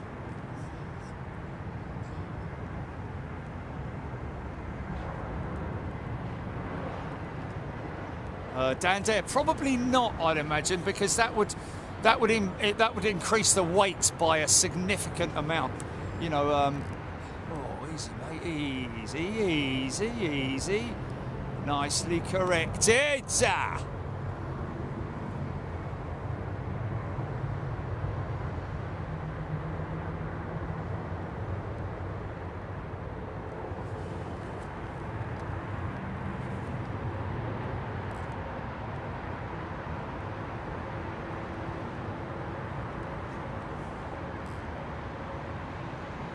Look at that sliver for the whole day, hasn't it?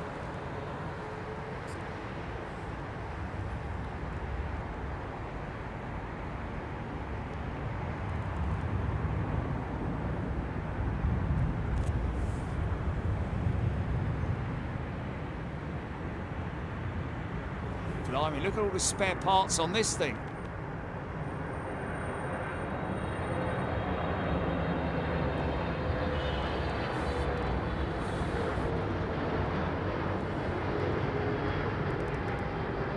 No, they don't. Yeah, sorry, Lufthansa don't actually have a 747 freighter. And no, they don't. They have 747-400s and yeah. Yeah.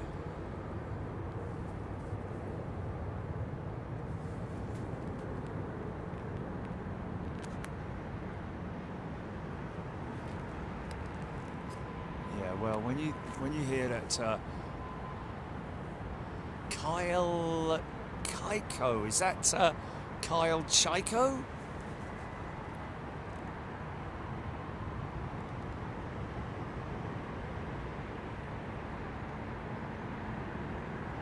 He's gone straight to super class. Thank you, Kyle. Wow, very warm welcome to you, mate.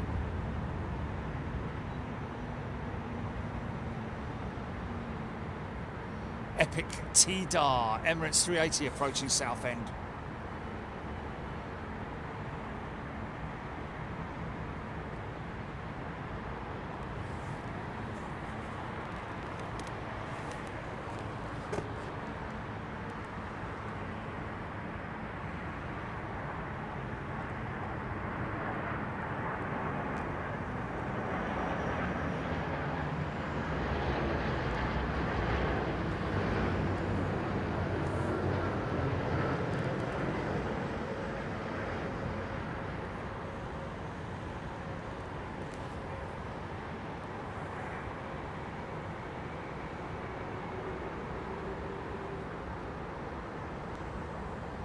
Ellis. There he is. Ellis. Lufthansa had some MDF planes, but they are now retired. Well, sold off to UPS, I think. Dommy H86 is a brand new member. Welcome, Dommy. Yeah, all of Lufthansa's MD11. Yeah, mine kept beeping as well, mate. I don't know if it's a signal thing. But yeah, Lufthansa's MD11s were moved, I think. No.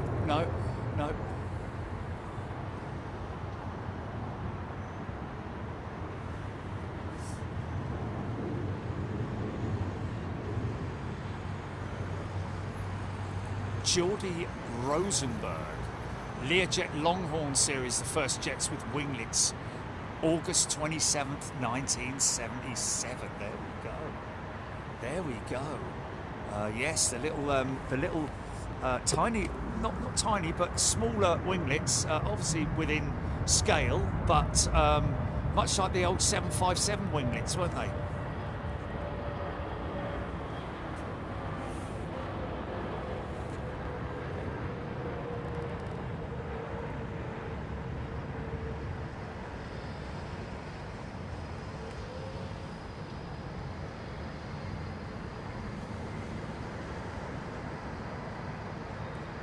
Kind of sharklet in a way, but you know, it's whether you want to call it a sharklet or whether you want to call it a winglet. It's I think it's a European/American thing, isn't it, really?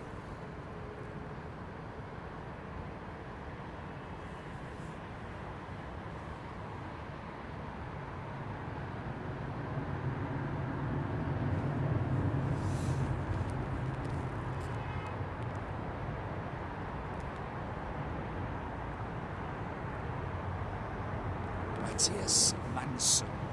Good afternoon, London. Good afternoon to you.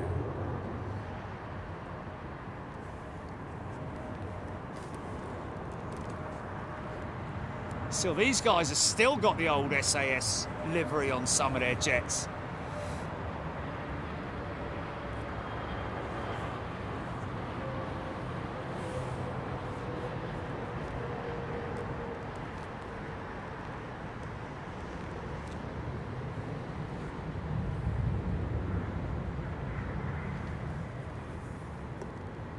That's crazy, man. That's insane how these mics, mate. They've still got 50% on them. It's brilliant, isn't it? Yeah.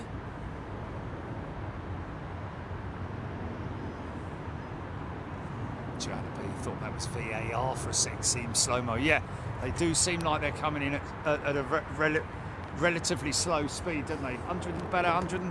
Between 120 and 140 knots, depending on the aircraft size, really, I guess. Something like that. Due south, 1. Caroline Smale, it is indeed 27 right.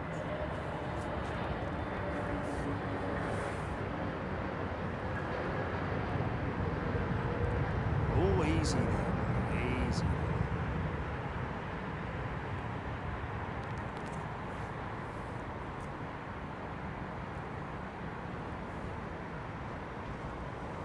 Oh, Ellis Chernoff Lufthansa MD-11 freighters to Victorville Boneyard. Pardon me. I remember hearing that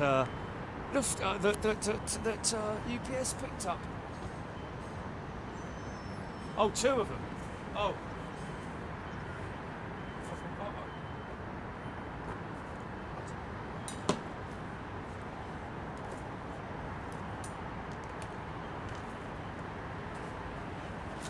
Waste in it, mind you.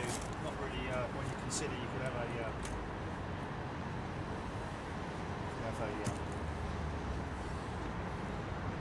777-200 freighter or a 767 freighter. Obviously less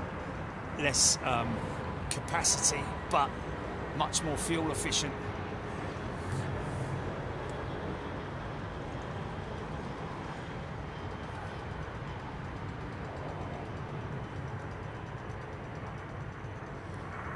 Indeed, Ellis Lufthansa now. Some time ago, I remember being at doing a show airside with Lufthansa. With Frankfurt, and we were driving around and looking at their one of their last MD-11 freighters that were being replaced by the 777 freighter 200s. One of which had the shark skin technology on it, I believe. Okay. Is there only one then? Have they only got one? Maybe, I think that FedEx may have taken 1 or 2 of them. Mark Abraham, remember the old SAS MD-80s and 767s? Wow, in here. Wow.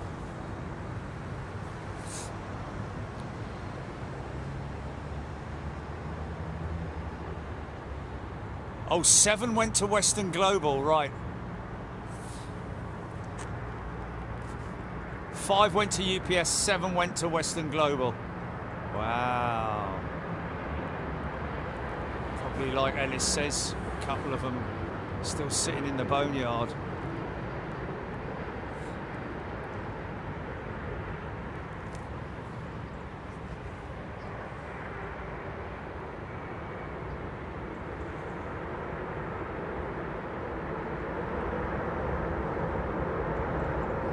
Debash mode.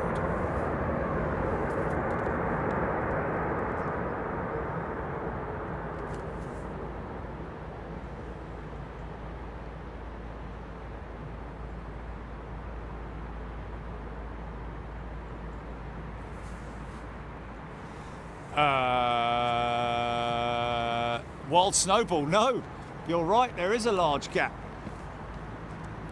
between that Raw Jordanian jet and the BA320, who's just come into shot now. Screaming Emu, I'm seeing someone giving a hands up, a thumbs up to Screaming Emu. I think he's here. Peter Crew, Houston, Texas. Good day to you, Peter. Scott Hetherington.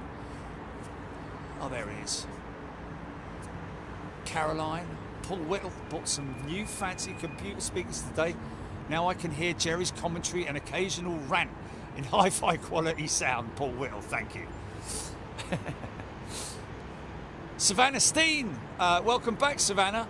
Oh, look at the cat with the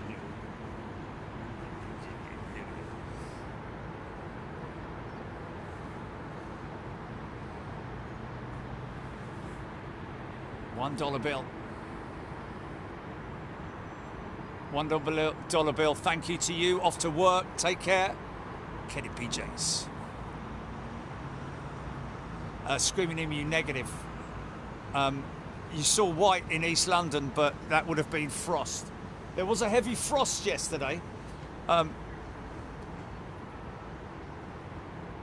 When did we get snow? Oh, yeah. In the middle of the night. In the middle of the night. Was it an inch? Is it that much? Blimey, that's quite a lot for us, isn't it? Randy Bushbaum, thank you. Josh Manchester, good morning, good afternoon to you, my friend. H. Dot. Suho. Chris Clark's gifted a membership. Thanks, mate. Barbara Siegel. Do Saf one. Avia Al was gifted a channel membership. Nice to see you, Avia Al. Can fewer rants be attributed to less trips to McDonald's? I don't know.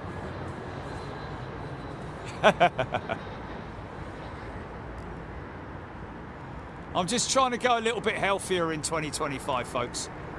I'm done with all the burgers and this, that and the other. I'm going on a full-on nice, just healthy, you know, no beer, I'm off the beer or alcohol. Apart from, you know, if I go and play a game of golf, have a beer afterwards with me mates, that's it. But other than that, no drinking at home anymore. Sad old sod I am. Blake Hurl, welcome to first class, Blake.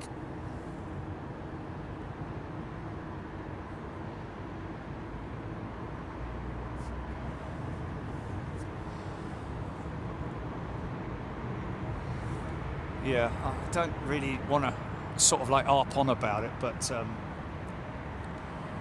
you know, these fires in LA County, should we say? If you look at the blitz, the most sort of like in terms of damage to a city. If you look at the blitz from the Second World War. The London Blitz and the fires that erupted and the devastation around London or in London and around London in some places where they sort of like miscued their bombing missions. In all, it took about 30 years for them to... they were still rebuilding London in 1970. In the 1970s. Obviously, building techniques have obviously improved vastly now, but it's just devastating, isn't it? I think you need to, I don't know, because when those Santa Ana winds come flying over those mountains, you know, it just gets worse. So it's just like a spiraling effect and increases the wind velocity and whips it all up, and you know, I think that you know, they need to really look at their you know, how they avoid it in the future by way of clearing shrubland and trees, and have huge, great big long. I mean, we have, if you look over here, you can see in terms of fire defences, you have fire breaks. I'm sure they do over there, but I wouldn't have any shrubland around my property. I would, you know, I'd just make sure that there was... I know it's embers that caused it, but you've got more chance of saving your house if it's just embers than you have with literally a load of dried brush around your house that's just going to go up like very, very quickly. You've got no chance. Yeah. And use brick. You've got enough materials out there to build brick houses, haven't you?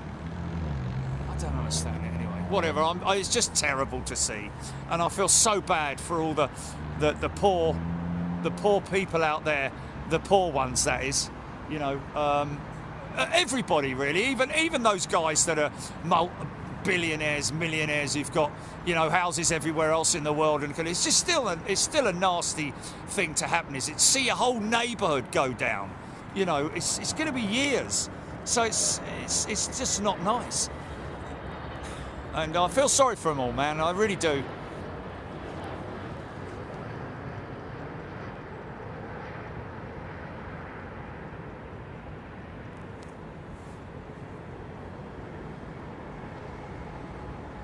HGC, yes, pets and wildlife, just an absolute travesty. You know, humans can kind of look after themselves and, you know, rebuild, but you know, but like I said, you know, it took London 30 years to build back up from. I guess house construction is just quicker if you do it in wood, isn't it? Really? Or is it? I don't know. Let's have a race. Brad. We've got Brad. Brad Rogers is a brand new first class member. Welcome, Brad. Don't forget, all of you guys, Raptor X, Emirates 380 in the hold, 9 minutes out. Thank you, Raptor X. Don't forget, folks, all members, first class and super class members, are going to be joining us in Tokyo in a couple of weeks' time. So make sure that you're aware of that. New members, if you've been gifted a membership, you're going to be joining us, or if you don't want to, it's entirely up to you, but if you're into travelling around the world and seeing aviation in different cities around the world, then join us in Tokyo, Haneda, at the end of this month.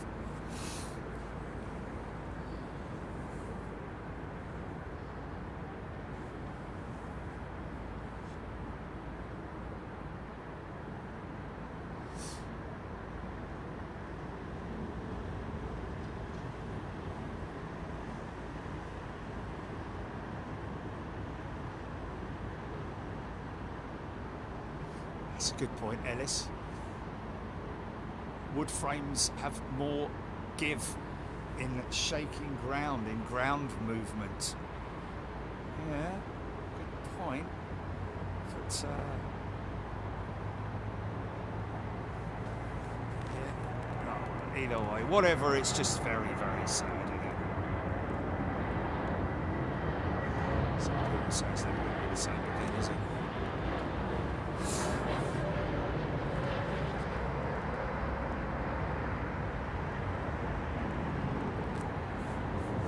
And as far as live streamers or anybody making any videos that have got monetization on them, shame on you, because it's not a nice thing, is it, to make money out of people's hardship. Reese has upgraded to first class membership. Welcome to first class, Reese. Fancies a little bit of Tokyo, does he? We're going to see quite a lot of exotic liveries out in Tokyo, folks.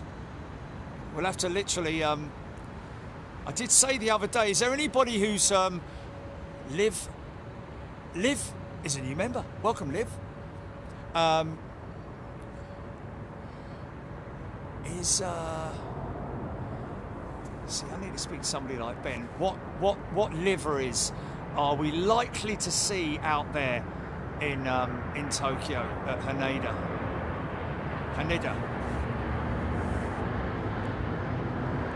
Yeah, I know.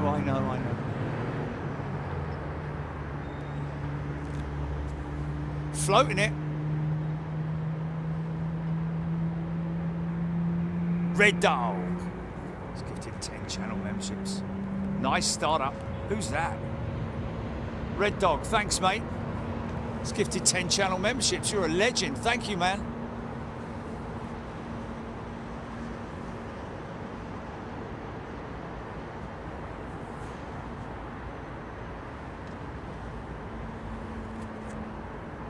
Folks, I don't watch other live streamers.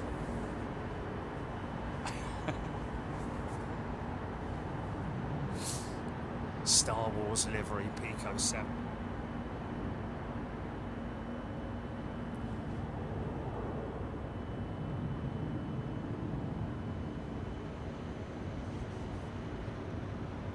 Cars and Aviation, good day to you.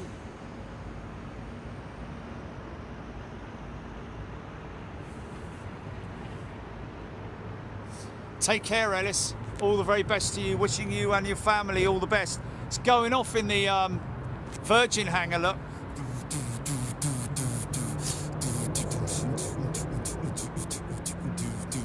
Party time in the Virgin hangar. Neil B, welcome first class, Neil. Reese, I am not your son. What is that all about that they do in the hangar there, on that hangar with the lights?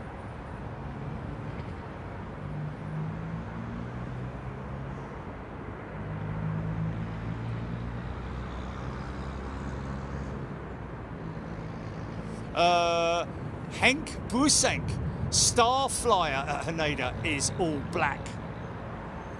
Awesome.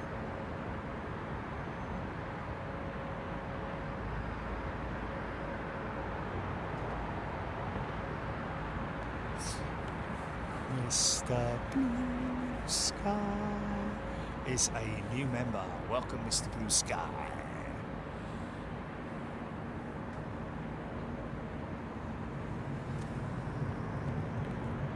Sam Beck, likely see lots of ANA and JAL, Hong Kong Express, Spring Airlines, Vietjet, Peach, Airdo, Skymark, etc. Thanks, Sam.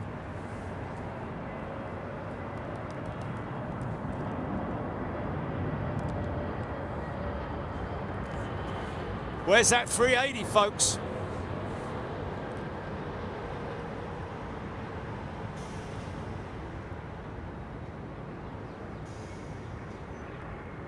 Kevin Jackson, party's over, folks.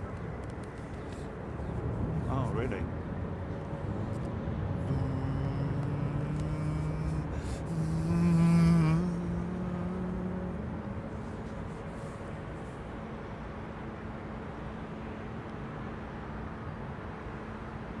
Because I don't.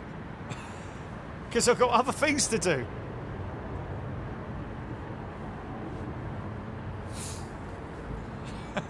Simple as that. I'm not interested. Just not interested.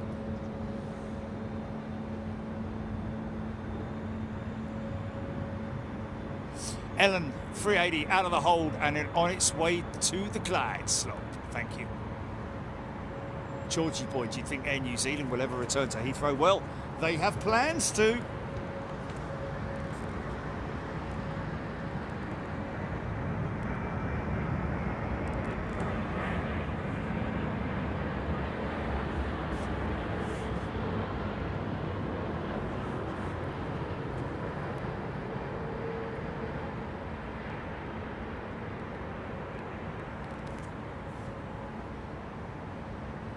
Love the way those wings just relax as soon as the aircraft's on the ground, man. 4 minutes, Aidan Campbell saying. Lee Hesp, thank you. Well, if you want to come up here, folks, and enjoy these scenes, then get yourself up to the courtyard and, well, you have to be a guest of the hotel in order to come out here. And if you're dressed up like I am, even in the winter time, come and sit out here with a nice hot toddy or whatever. You can even go in one of those. You see, look, go in there, go and sit in there. It's all nice and cosy in there, and get yourselves to the courtyard there. It's all enclosed in here. They've got a big window at the side there that they open in the summertime. But you must be. Oh, this is on behalf of Kenya Airways, isn't it? This high-fly jet, and that is because of their jet, I think, being offline due to engine issues. So I imagine Rolls-Royce will probably be paying for this.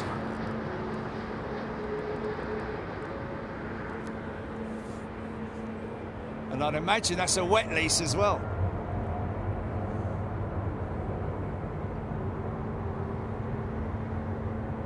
Brian Henry.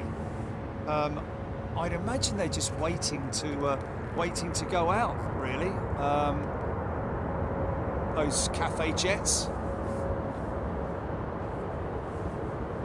Avro Arrow, 4 out for the 380.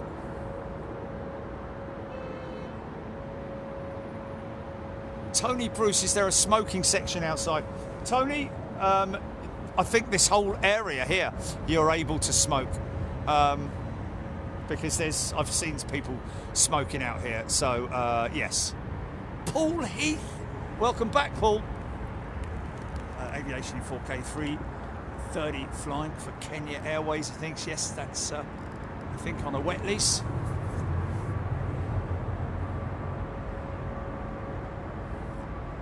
Yo-Yo, thank you. Take care if you're going now, but hang around if you want to see the last 380 before we finish and I head off. Here's my model. She's a model and she's looking good. I'd like to take her home with this understood.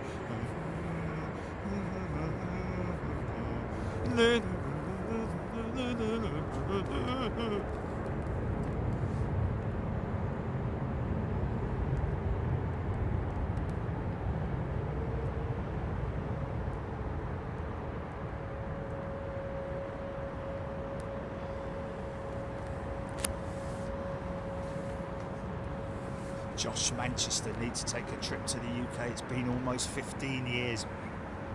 No landing lights on the second one out there at the moment. Ah, there she is, man. Heavy, heavy.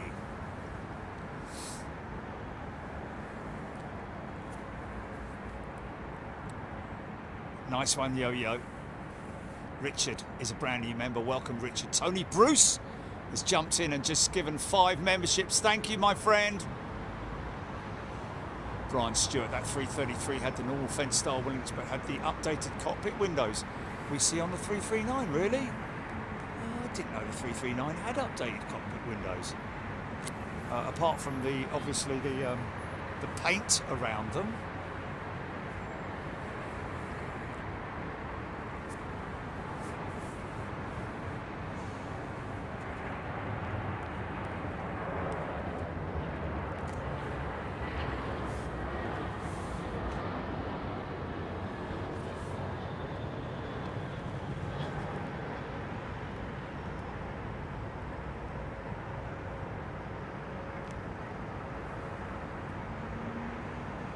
Screaming at me, there we go, it's just paint, the windows are the same. A lick of paint makes your 330 a phony Neo. There we go. Hey you, he's a big fat phony.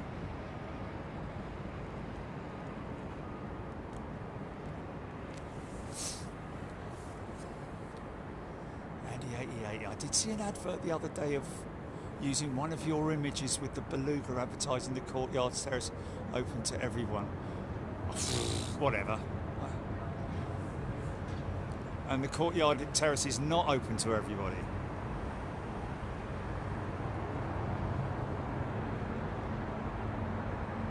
Mark Abraham. I bought myself a Constellation yesterday, a little Connie, plastic Connie, which I'm planning to repaint in my dad's old Skyways of London livery, if I ever get round to it.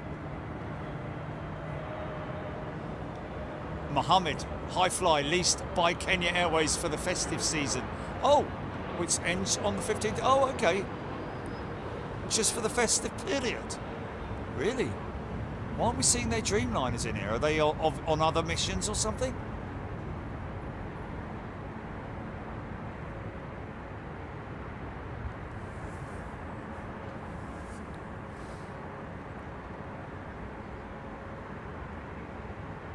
Bob Shalvoy, there you go, Gilly, here's a good one for you. Well, for us, actually.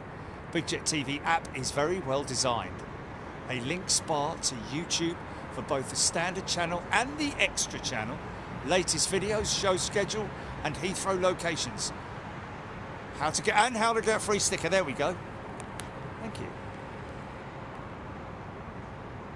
So you only need 2 people running a successful business.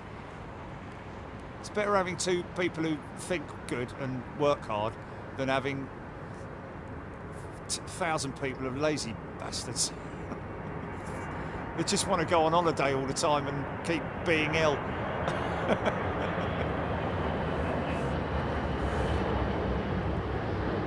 Yes.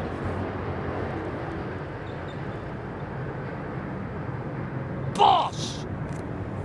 There he is. Get it down, son. Welcome to Heathrow indeed.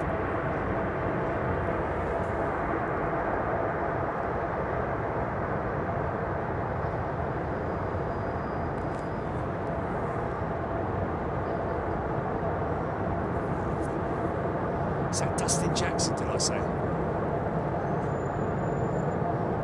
Tony Bruce has gifted a channel membership. Dustin Jackson. Right at the end. Right, don't join.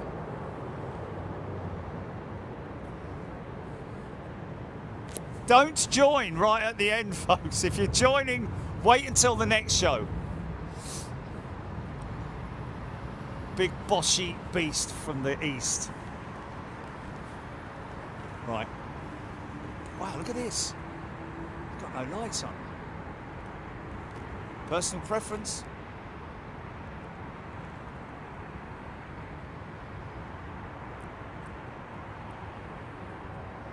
Paul Whittle definitely was a very positive landing. Let's see if this guy's either not interested in his... because they do sometimes create quite a glare, don't they? The old... landing lights, and I don't know. Just can't be bothered. Dave Earl has upgraded to first class. Right, this is it, folks. Nearly swung it round to say cheerio then, but I thought I'd easy. There we go. Oh, there's. God, blimey, get the nose down quick, mate. He's in a hurry, isn't he? We've got tea time.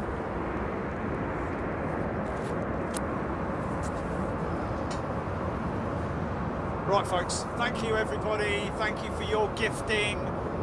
Welcome to all our new members, all new subscribers as well.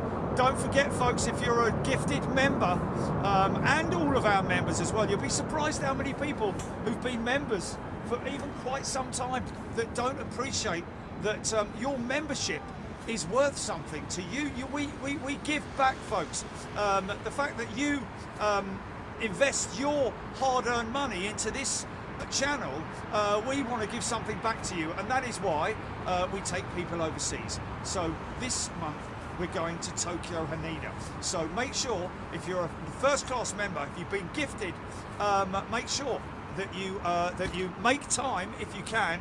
I know it's a bit of a time difference. Obviously, people all around the world in different time zones. Kind of works for all the folks out in the east, of course. And I think it also might work for the folks in America as well, Julie. I think it's just Europe that's screwed, isn't it? But anyway, we'll... yeah, sorry, Europe. We will see you on Sunday, Wednesday. Take it easy. Thanks, everybody. Thanks, Jilly. Thanks, Trish. Thanks, Darren. Just pointing out what, Jilly?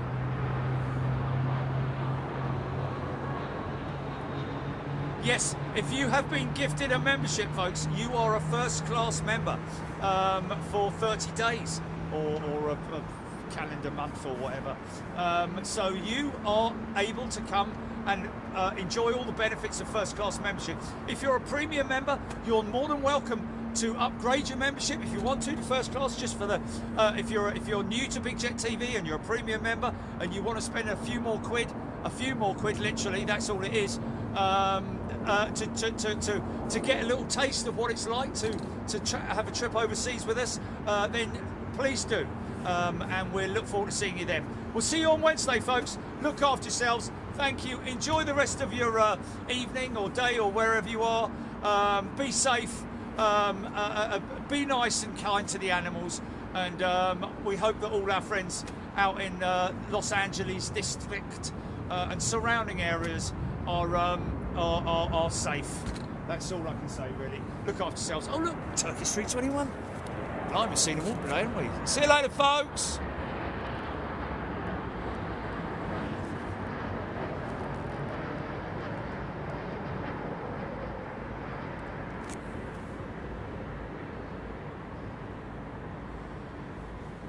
Toodle pip.